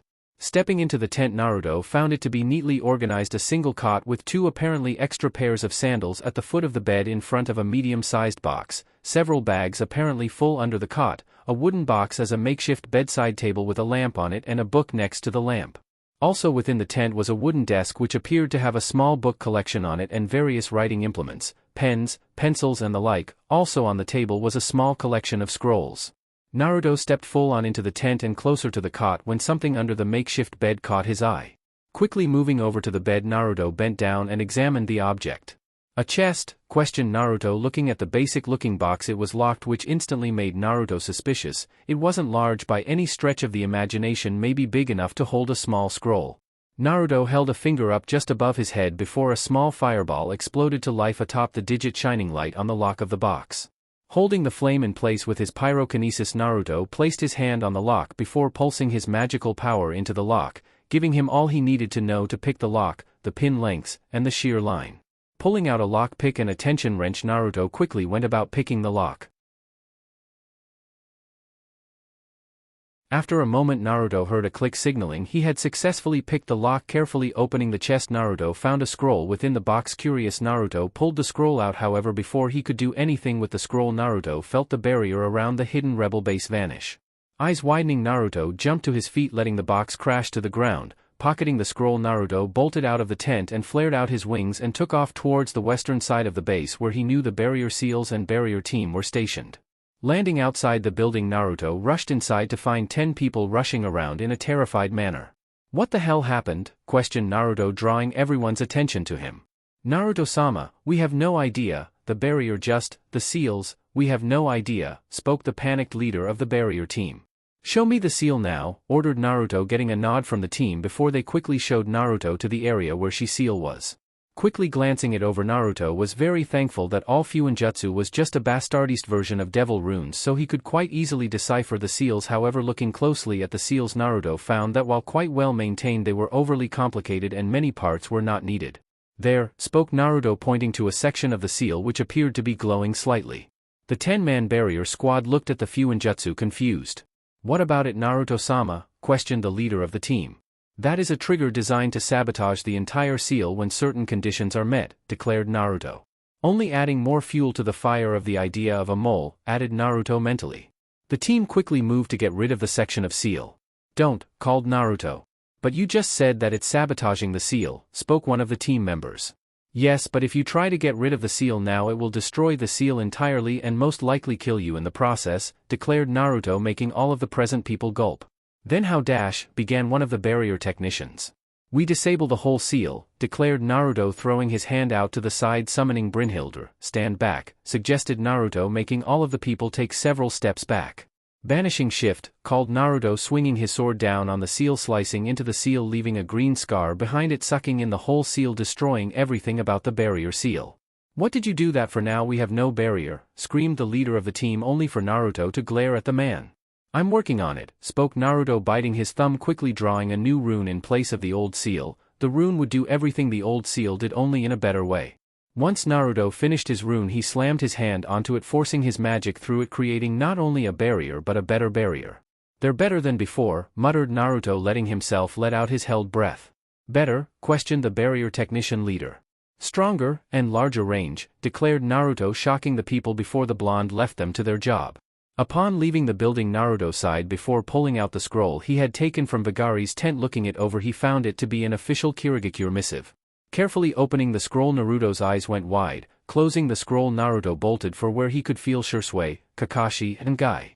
Dropping into the clearing where the three senior ninja were training, Naruto landed with a thud loud enough to draw the attention of the three ninja to him. What is it, Naruto-sama? Asked Guy upon seeing the serious look on his young master's face.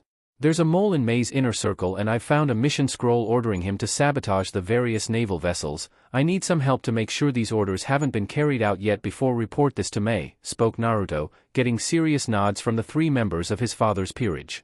Let's go, ordered Naruto, flaring out his wings, Shisui, Kakashi and Guy quickly following Naruto's lead. #Amigakure. Standing atop the tallest tower of the rainy village of Amigakure was a black-haired man. On his face was an orange mask in the pattern of a swirl, with his right eye being visible while his left was covered. This man wore a black cloak with red rain clouds on it. The man took one last look skywards before he stepped to the edge of the building and dropped over the edge to a large open window. Stepping inside the open window, the man saw three people within the room. One man, one woman and another whose gender was difficult to tell. Madara, spoke an orange-haired man, looking to the masked figure.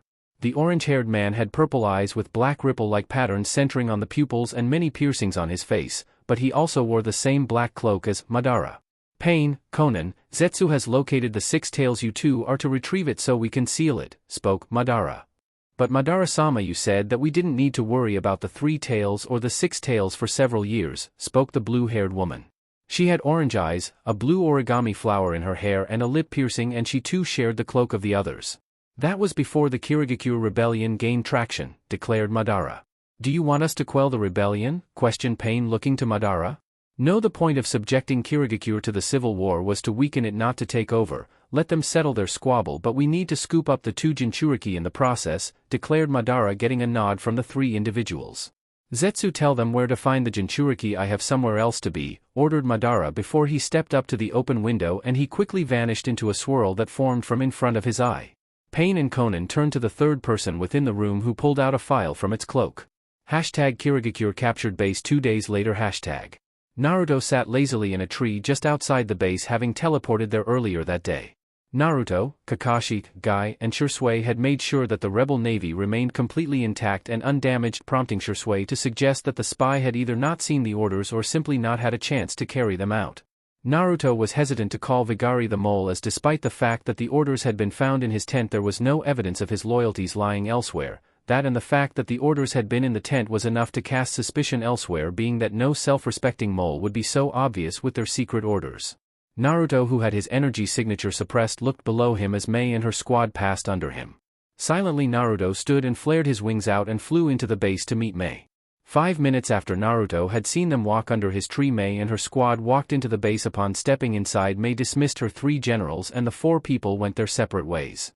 Continuing towards the center of the base, Mei felt a presence behind her. What did you find, Naruto? Anything? Questioned Mei quietly, not even turning to face the devil. I was right, there is a mole, but either they are the worst mole in history or they are framing someone else, declared Naruto.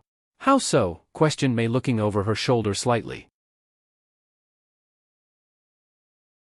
I found orders to sabotage the navy in a chest in Vigari's tent, but they were in a box locked with a simple lock, not even chakra or blood sealed, and it was barely hidden too, said Naruto. Anything else? Questioned Mei. The box, while locked with a simple lock, was quite sophisticated. It had a two-way summoning seal at the bottom for passing orders and reports back and forth, and an anti-tamper system which I inadvertently triggered that was linked to the barrier around the base, causing it to be shut down if someone broke into the box. But don't worry, I fixed the barrier seal, and now it's better than before, declared Naruto, getting a nod from Mei. Also, I plan to have several people tail the various suspects, continued Naruto. Thank you, Naruto, spoke Mei, Naruto nodding and vanishing just as Kushina came around the corner and saw Mei standing there.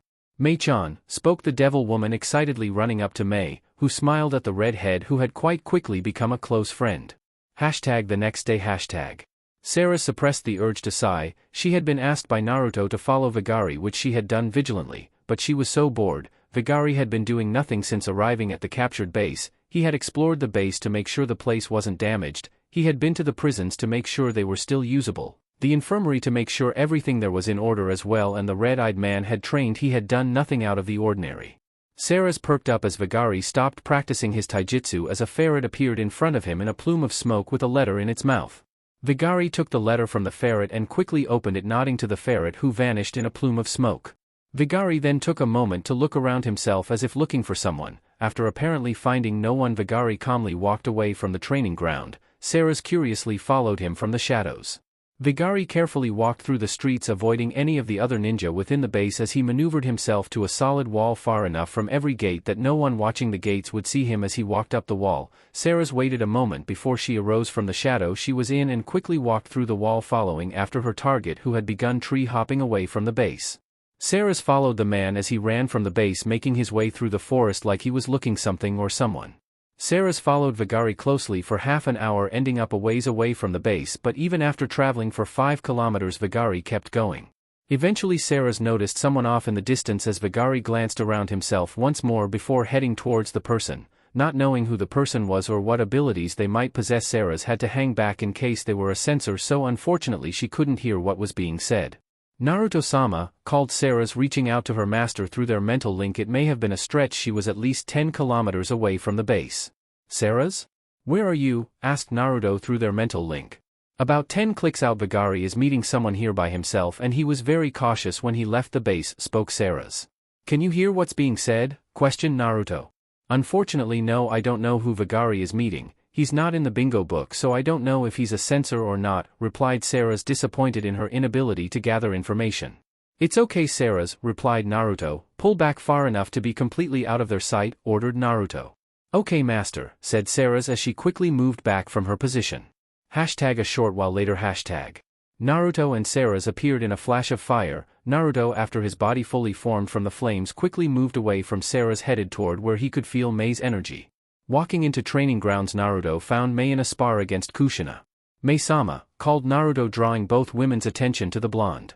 What is it, Naruto? Asked Mei with a raised eyebrow. Vigari is the mole, declared Naruto, making Mei's eyes go wide.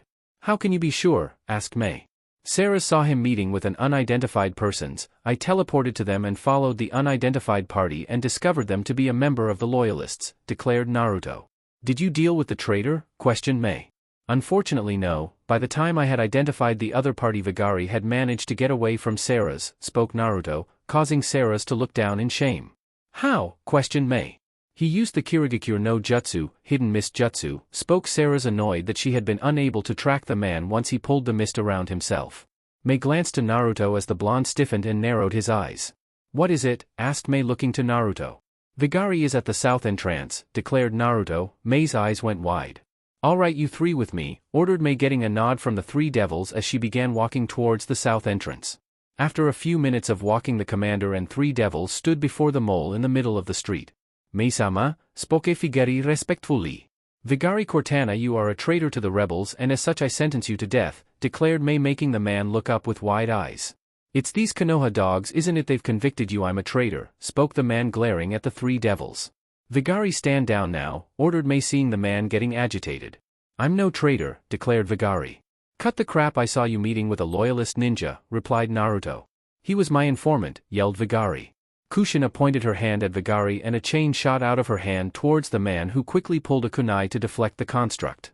As the man deflected Kushina's chain, Naruto ran forwards, pulling Excalibur out of the sheath on his back as he summoned Brynhildr in his free hand. Sushin Suidan no Jutsu, water-style water bullet jutsu, called Vigari, spitting a torrent of water towards Naruto. Naruto jumped into the air over the stream and pointed his hands at the water, creating his blue flames by the water. The flames quickly engulfed the water and in an instant shot back towards Vigari, who had just stopped the technique as the fire reached him. As the man reeled back from the shock of Naruto's fire trumping his water, Vigari was forced to jump back as Sarah's lunged at him with blood claws at the ready. The black-haired man kicked Sarah's in the stomach before he was forced to jump back as Naruto slashed at his face. Yoton Yokai no Jutsu, lava-style melting apparition jutsu, called Mei, spitting out a wave of lava over Naruto and Sarah's, coming down on Vigari, who quickly substituted with a nearby log, only to have to bring up a kunai to block a sword strike from Kushina. The red-eyed man tried to sweep Kushina off her feet, only for Kushina to jump up and flare out her wings to hang in the air, and from her airborne position Kushina kicked the man in the face, throwing the man back. Vigari growled and glared at Kushina, but was forced to dodge to the side as a bolt of purple lightning was shot at him. Katan Gokaku no Jutsu, fire-style fireball jutsu, called Vigari, launching a fireball at Naruto, who rolled his eyes and as the fire drew close held one hand out, and in an instant the fireball turned light blue and flew around Naruto before flying back at Vigari, who jumped out of the way only for Sarah's to slam her fist into his face, launching Vigari backwards into a nearby wall, causing a spider web crack pattern to form from the impact and Vigari to fall down.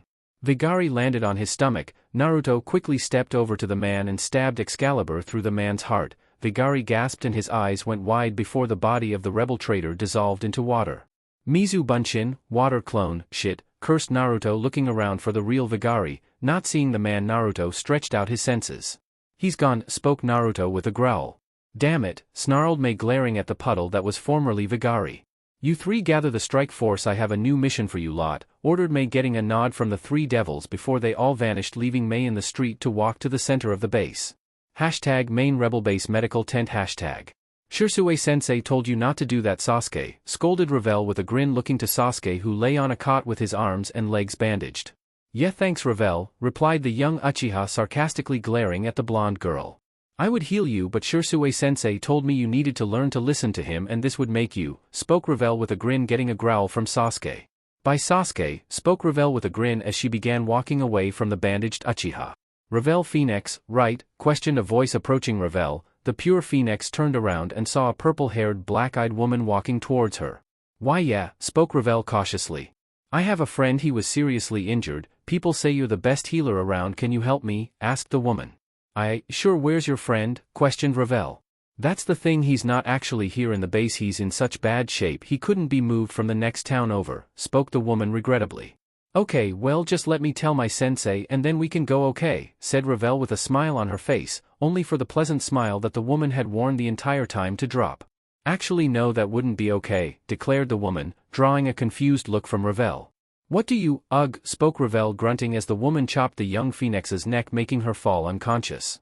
Hashtag near captured base, half an hour with Vigari. Hashtag the traitor of the Mist Rebels growled as he leant on a tree. He was lucky to get away from Mei. Hearing snapping of twigs from behind him, the man turned around in a start with a kunai in hand.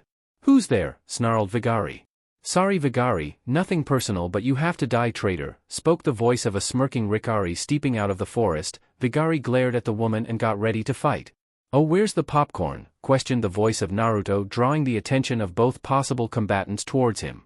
Your sacred gear? Are you that sure I'm the traitor? Questioned Vigari, glaring at Naruto, who was clad in his black and silver breastplate. Meanwhile, up above the battlefield, looking down with some vague level of interest, was a young woman, a cute young girl with long black hair down to her hips and gray eyes. Her ears were different from a normal person's as they had pointed tips. The girl wore black Gothic Lolita-styled clothes. Her eyes, while on the battlegrounds as a whole, were mostly drawn to Naruto.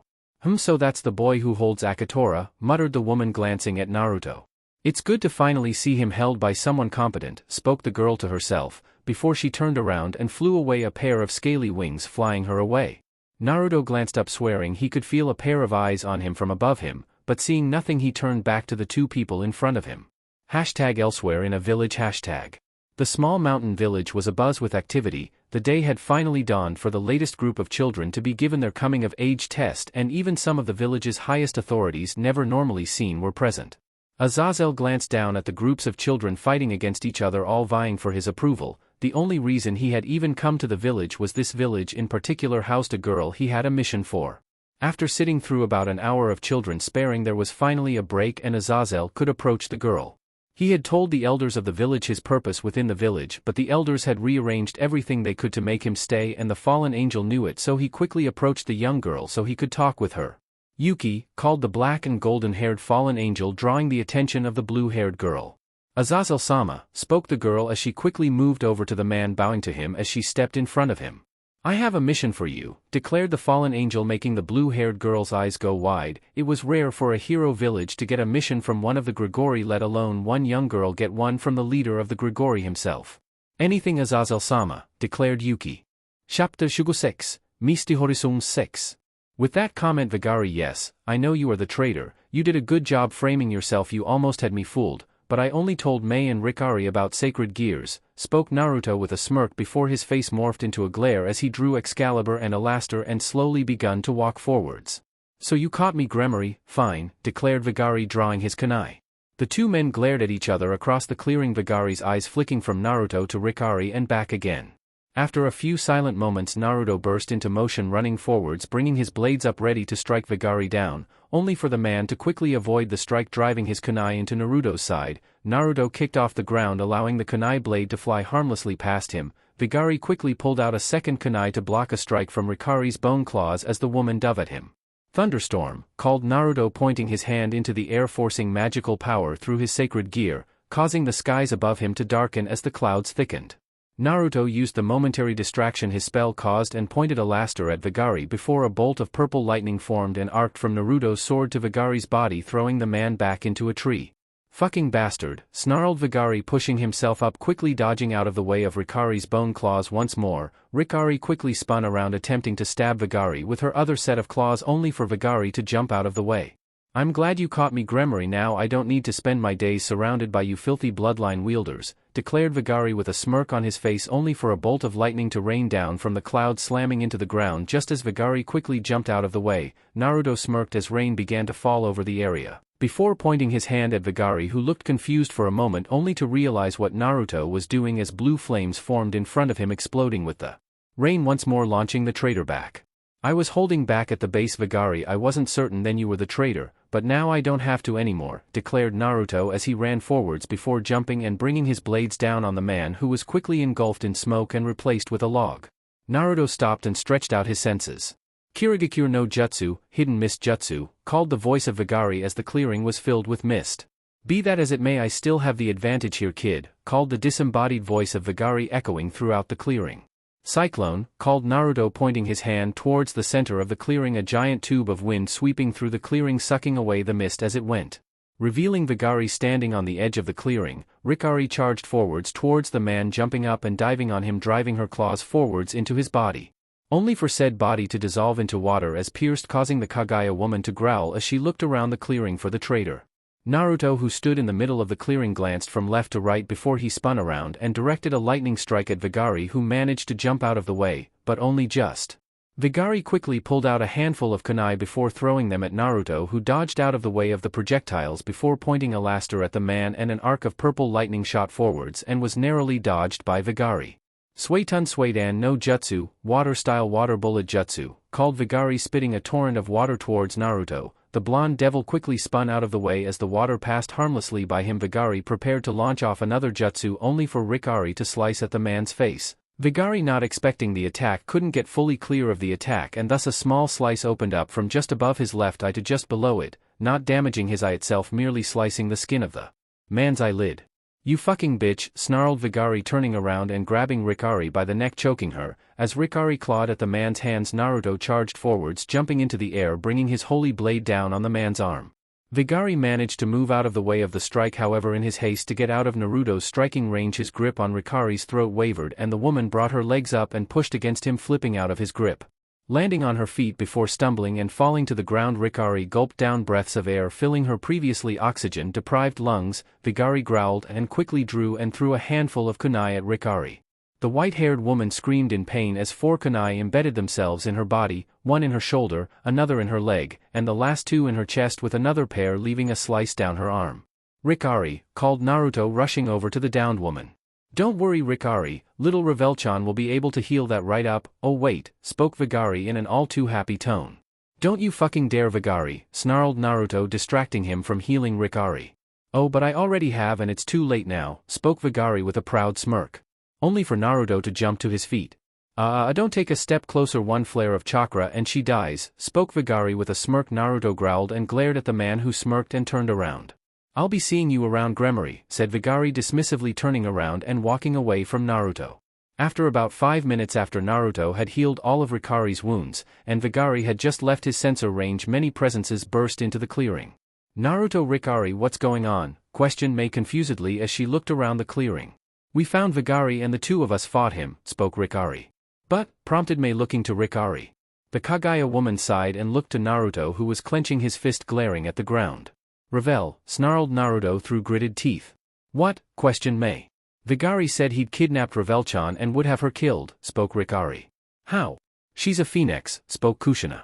Vigari's the mole. He had Mei's tent bugged, which means he knows what we are and would likely have worked out how to kill her, snarled Naruto before he stood up. Mei, I'm going to find my cousin, myself and my peerage will handle this, spoke Naruto forcefully. Go, we'll meet you back at base camp when you save her, ordered Mei, getting a thankful nod from Naruto. Saris-chan, Kuroka-chan, Luffy-chan, Hanane, Mikoto-chan, Rainier-chan, said Naruto, getting a nod from the 6 women, who nodded and moved over to their master, and they were about to teleport when another voice spoke up. I'm coming to, spoke Pira, getting a quirked brow from Naruto. You offered me a place in your peerage a week ago, and while I haven't formally accepted it, I planned on saying yes. You said your peerage was helping, spoke Pira, getting a nod from Naruto before Shida stepped up to the group, and the entire group was engulfed in blue flames. #main rebel base #. Naruto and his peerage appeared in a flash of fire, Pira shaking her head to get rid of the dizziness as Naruto strode ran off, Saras and Hana following after Naruto, while the others glanced to Pira to make sure she was fine before they all followed Naruto, who was full on sprinting at this point. Naruto ran to where he could feel Shirsue's energy signature. As the blonde turned a corner, he found Shirsue holding a shivering and whimpering Revel in his arms. Revel, spoke Naruto in relief upon seeing his young cousin. Naruto nii, Sarasne, Hanane, blubbered Revel, pushing herself out of Shirsue's grip before running over to the trio of devils, running straight into the arms of her female cousin. It's okay Revel-chan, it's okay, calmly spoke Hana, rubbing the girl's back as she cried on Hana's shoulder. Naruto looked to Shirsue. Explain now, ordered Naruto. Shirsue nodded. Well, #flashback#. Shirsue stood outside of the makeshift hospital that held Sasuke. Revel had decided to taunt the boy a little for being so reckless. The elder Uchiha stood by waiting for Revel to come out so he could begin her training for the day, Naruto having asked him to teach her how to fight, which he was more than happy to do. The mid-class devil glanced up as the wooden door of the tent swung open and a purple-haired black-eyed woman walked out with a sack slung over her shoulder. Hey you, what's in the bag? Questioned Shirsue, not liking that someone had a bag that seemed to be rather heavy and was leaving the medical tent with it. Nothing, spoke the woman rather quickly, making Shirsue look at her skeptically. Why don't you show me this nothing? Suggested Shirsue, making the woman nervous. Sorry, no, I have to go now and I don't have time, spoke the woman, stepping away from Shirsue. Aha, so you want to hand over the bag, or does this have to get rough? Questioned Shirsue, making the woman panic, throwing a handful of kunai at Shirsue before she ran off, vanishing in a swirl of water. Shirsue deflected the kunai before quickly forming a Kage Bunshin and chasing after the woman, his clone staying put. Shirsue saw the woman using a Shunshin and smirked as he followed suit. Shirsue appeared in a clearing in a flash of fire opposite the purple-haired woman. You can't get away from me with a Shunshin, spoke Shirsue with a smirk, making the woman turn to him shocked. Shirsue let his Sharingan flare to life and he threw his hand out to the side. A half-meter-long sword formed in his hand. The sword itself was jade green in color and was sharpened to both edges with a centimeter-wide fuller at the center of the blade, a small crossguard that curved up and followed the blade for 5 centimeters, and a third of the way up the blade was a backwards-facing sharpened hook on one side, and another third up the blade on the opposite edge was another hook. Coating the entire blade was a green liquid that dropped from the tip, landing on the ground, causing the grass where the drop landed to wither and die. You bastard, growled the woman, dropping the bag to the ground carelessly, allowing a feminine "umph" to be heard. Shirsue's eyes went wide upon realizing what, or rather who, was in the bag, and Shirsue's face lost all mirth previously displayed. You are lucky that it's me who found you, not someone else. I'm only going to kill you. They would torture you until you begged for death, declared Shirsue before he shot forwards, bringing his weapon down on the woman, who quickly blocked with a kunai. Shirsue, using his free hand, reached forwards and grabbed the woman by her throat and threw her over his head away from the bag. The kunoichi flipped mid-air, landing on her feet, coughing as she clutched her throat. Shursui, living up to his name, appeared to teleport, appearing in front of the woman mid-roundhouse kick. The woman could do nothing but block as the devil's foot connected with her arm, launching her sideways as a sickening crunch was rang out through the clearing, and the woman howled out in pain as Shursui shattered the bones in her arm with his kick. "Damn you," growled the woman, her one good hand glowing green as she held it over her shattered arm. Shursui flashed forwards again, his wings flaring out as he did, flying up into the air, throwing a fireball down at the woman, who pushed herself out of the way, still healing her arm.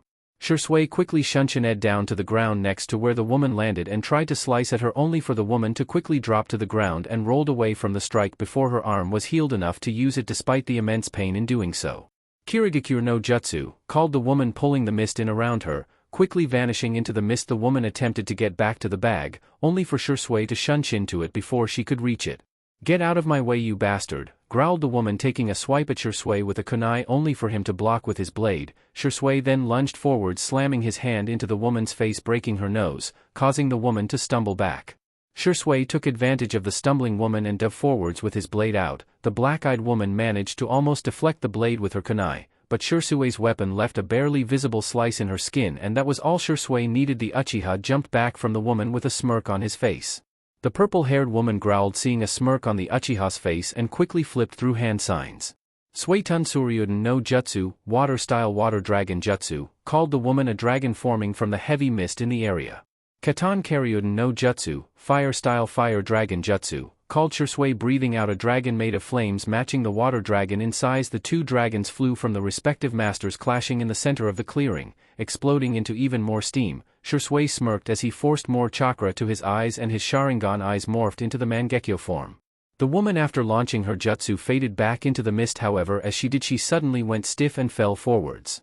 Shursui, upon hearing a thud sound, smirked and stepped forwards. "What the hell did you do to me?" snarled the woman, glaring up at Shursui. "Poison," declared Shursui, walking away from the woman. "The poison paralyses your respiratory system. You will suffocate in a few moments," declared Shursui, opening up the woman's bag and finding inside, as he suspected, an unconscious Ravel. Carefully picking the girl up, he began walking back to the rebel base. However, just as Shursui left the clearing, Ravel jolted awake. Hey, it's okay, Ravel, it's okay," spoke Shursui calmly with a smile to the girl, who looked up at the man, tears forming in her eyes. #flashback and #. "You were right, that woman is lucky you caught her. I would have burnt her ashes to ashes," snarled Naruto before looking back to his cousin, walking over to her, hugging the young blonde girl, who relaxed into Naruto's hold. The remainder of Naruto's peerage quickly came around the corner, looking to Naruto, Sarah's, Hana, Shursui, and Ravel before they all breathed a collective sigh of relief. "What happened?" asked Pira, looking to Shursui for answers. "She was kidnapped, but Shursui saved her," spoke Sarah's, getting a nod from Pira. "Can someone tell Mei and Kaa-chan that Ravel is fine?" asked Naruto. "I'll do it," declared Sarah's before she walked away.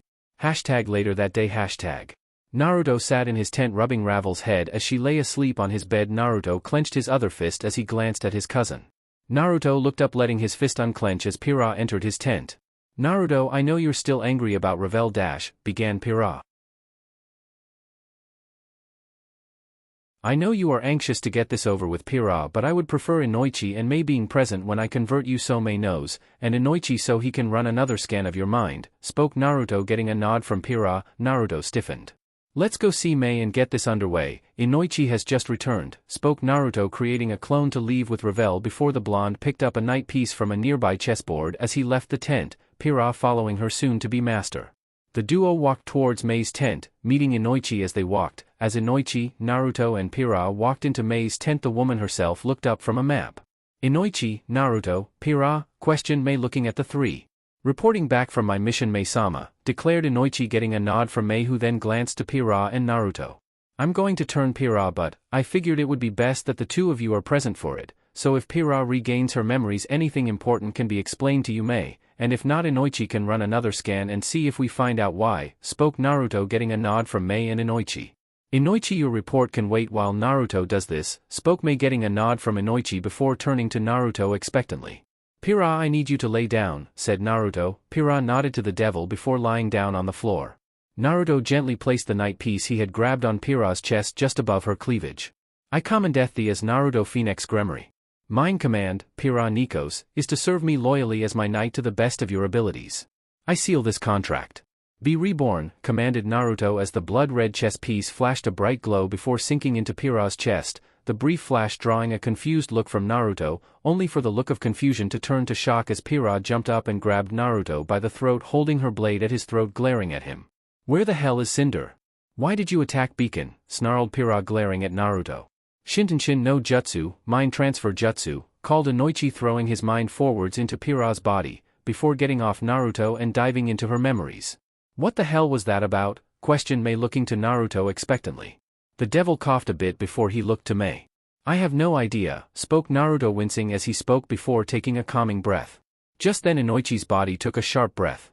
It appears Pira-san is from an alternate dimension, spoke Inoichi, drawing the attention of Mei and Naruto to him, before Naruto glanced to Pira, who was looking down in shame.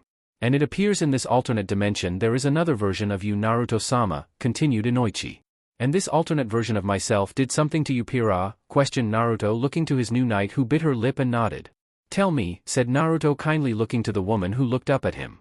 You and a woman named Cinder, the two of you attacked my school, but you had been with us for months. I thought we were friends, but you attacked us, me and my friends.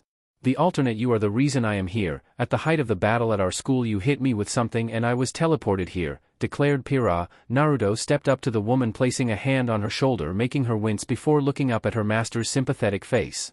I'm sorry for what you suffered at essentially my hands, spoke Naruto, kindly wiping tears that begun to form in Pira's eyes. The red-haired woman looked to Naruto, shocked, before smiling to her master. Thank you, Naruto-sama, spoke Pira with a smile. No problem, Pira, said Naruto with a soft smile. Come, Pira, there is some things for us to discuss, declared Naruto. Several days later. Naruto stood on the edge of clearing just outside of the rebel base, smiling as he watched Revel training. She was forming fireballs around her before throwing them towards targets, however none of them were hitting the target. Naruto smiled as she formed another set of 6 basketball-sized fireballs after throwing one of them towards the targets, only to miss by several meters. Naruto stepped forwards, taking control of Ravel's fire, confusing the woman as she was unaware Naruto was watching her. You're trying too hard to advance too quickly, Revel-chan. I know you want to be able to help and be able to defend yourself, but you can't just jump into things like this, spoke Naruto, drawing the fireballs from Revel over to himself, getting a confused look from Revel. Try with one larger ball first, spoke Naruto, forming the 5 balls into one large ball before throwing the fireball at the target. Looking back to Revel, she was still looking to him, confused. What? Asked Naruto. I thought your blue flames could only be manipulated by their creator, spoke Revel, confused. Your flames, as well as the flames of the rest of my peerage, are slightly weaker than mine, as yours are based off mine, thus I, and only I, can take control, said Naruto, getting a nod from Revel, who then formed one larger fireball which she then directed towards the target, hitting it dead on. Naruto smiled at the girl. Thank you, Naruto, and I, spoke Revel, jumping on Naruto, who smiled and hugged the girl. Yes, Sarah's? Questioned Naruto, glancing back at the woman as she rose out of the blonde's shadow. It seems the final member of Minato-sama's peerage has arrived, declared the blonde woman. Naruto smirked, before putting Revel down. Sorry, Revel-chan, I have to go now, spoke Naruto. I understand, Naruto, and I, replied Revel with a smile, as Naruto stepped back from the woman and beside Sarah's before the two vanished in a plume of fire. #front gates. Naruto and Sarah's appeared in a flash of fire, appearing at the front gates to see the 2 gate guards standing at the ready, with another 10 people with them, and together the 12 of them were surrounding the white-haired bishop of Minato Namikaze. Guys, first of all, he's on our side, and second, if you plan on taking him down you are going to need a lot more power to do it, declared Naruto, stepping up to the group. Good to see you made it, by the way, Jiraiya, spoke Naruto. Good to see we're not helping a bunch of unprepared lax idiots, declared Jiraiya with a smirk towards Naruto as the men around the man backed off. Come on, Jiraiya, Mei will want to see you, spoke Naruto, beckoning the man forwards. Jiraiya nodded and fell into step with the blonde as the trio walked towards the center of the base. As the group stepped into Mei's tent, they found the woman herself with a sake dish in hand, with Kushina sitting next to her with her own sake dish in hand. It's good to see you two getting on so well, spoke Naruto with smirk, drawing the attention of the 2 women to him and Jiraiya. You took your sweet time, Ero-sanin, taunted Kushina, looking to Jiraiya. Well, I had to point Sarutobi somewhere else, it takes time, replied Jiraiya. Where did you point him, just out of curiosity? Asked Naruto. I sent him in the general direction of Kumo before I lost track of you lot, spoke Jiraiya back to Naruto, who nodded. Well, Jiraiya, I might have an assignment for you since you're here, said Mei. Actually Mei-chan, if you don't mind, I'd like to ask something of him first, spoke Kushina, looking to the rebellion leader, who looked back to her before smiling. Of course Kushi-chan, replied Mei, before she looked back to Jiraiya, as did Kushina. Tsunade, questioned Jiraiya, looking to the red head. Tsunade, declared Kushina with a nod. I figured you might want to find your wayward rook since you still don't have a queen, so while pointing Sarutobi in the direction of Kumo, I started pointing my spies in the direction of Tsunade. I'll let you know if something credible comes in, spoke the white-haired man, getting a nod from the Gremory King. You don't have a queen, questioned Mei, looking to Kushina confused. No, I don't, neither did Minato. We both had the same idea of converting each other, but since we were both already kings we couldn't be made queens. Devils can be queens first and kings second, but not the other way around, spoke Kushina with a shrug. So Mei-sama, this mission you said you had for me, questioned Jiraiya, making Mei blink before looking back to Jiraiya. Yes, actually it's a two-pronged mission for you, Naruto and Sarah's handling one end of the mission, and you handling the other, Jiraiya, spoke Mei, getting a nod from Jiraiya, Naruto and Sarah's. A mole was recently discovered within Outranks by Naruto. Unfortunately he had been a key source of information for us, most likely to gain our confidence. However, his reveal as a spy has left us with two problems, declared Mei. Level of exposure, and lack of intel, declared Naruto, getting a nod from Mei. I take it I'm in charge of intel and the kid and his vampire have got the exposure mission, spoke Jiraiya, getting a nod from Mei. Okay, I do have a small intelligence network within the Land of Water. I'll see about expanding it as much as possible, declared Jiraiya. Thank you, Jiraiya, dismissed, ordered Mei. Jiraiya nodded and turned on his feet, walking out of the tent. And us, Mei, questioned Naruto, motioning to himself and Sarah's. You two have the more difficult task. With Vigari's defection we don't know how much of our operation has been revealed to Yagura. I want you two to infiltrate Kirigakure and see if you can find out what he knows, if possible assassinate him, and Vigari if you find him, and also I need you to leave this memo within a specific house within Kirigakure, spoke Mei, producing a scroll. Naruto nodded, taking the scroll. This is the address, leave it within the house and get out. This mission is high priority, but if you need to retreat, do so. I would rather we be exposed than lose such an asset to the rebellion, spoke Mei. As you wish, Mei-sama, replied Naruto, quickly bowing before he and Sarah's left the tent. When Jiraiya's spies find Tsunade, I am going to have to go and hunt her down, Mei-chan, spoke Kushina after her son left the tent. I figured, replied Mei, looking back to Kushina, who wasn't looking to the rebellion leader. Kushina glanced to Mei as the woman put a hand to her cheek. When you do, be safe. You're another key asset to the rebellion I don't want to lose, spoke Mei. Kushina smiled to the woman. Don't worry, Mei-chan, I will, replied Kushina, pulling Mei into a hug. Hashtag a day later, main gates hashtag. The gate guards were once again having a quiet day watching the gates. However, the two of them were immediately on guard as someone walked through the barrier around their base, someone they had never seen before. The person was a young woman and she had light blue, neck-length hair that had longer portion of hair put into a braid placed on her left side of her face and another longer portion of hair placed on her right, let loose. She also had a strand of hair that was slightly raised but went downwards, located on the top of her head. The girl had yellow eyes and long eyelashes and wore a white hairband. The woman's arms and feet were clad in a silver armor. Her torso was wrapped in a dark blue tunic with a matching dark blue cape with a piece of white cloth flowing from her neck to just above her growing cleavage. Covering her thighs and most sacred of areas was a short white skirt, and attached to a belt on her hip was a sheathed katana. Halt, state your business, ordered one of the gate guards. I wish to speak with Mei Terumi. I wish to join your rebellion, spoke the woman. Wait here, ordered the guards as one of them quickly left, heading into the base, leaving the other man alone with the young woman. The gate guard quickly ran to Mei's tent. Quickly stepping inside, he found the leader seated with Kushina, Mikoto, and Rikari. Sorry to interrupt, Mei-sama, but there is an armor-clad girl at the gates wishing to speak to you about joining the rebellion, spoke the man. Armor? What kind of armor? Asked Mei, confused. Gauntlets and boots, Mei-sama, declared the guard. Everyone turned to Kushina as they heard her take a sharp breath. Was she wearing a blue tunic? Questioned Kushina. Why yes, spoke the guard, unsure how Kushina knew. How old did this girl look? Asked Kushina, narrowing her eyes. Early teens, spoke the guard, unsure why Kushina was interrogating him. Blue hair? Questioned Kushina, getting an unsteady nod from the guard before Kushina just short of launched herself out of her seat and walked out of the tent. Mei, Mikoto and Rikari looked at each other before quickly following the red-haired devil. You sound like you know something, Kushi-chan, spoke Mikoto, catching up to her friend. This girl is a hero, and if I'm right I know who she is, declared Kushina, quickly moving towards the gates. A hero? I thought they were only legends, said Mei, shocked. No, far from it. Naru-chan was trained by them, spoke Kushina as the four women reached the gate. Kushina smiling upon seeing the girl.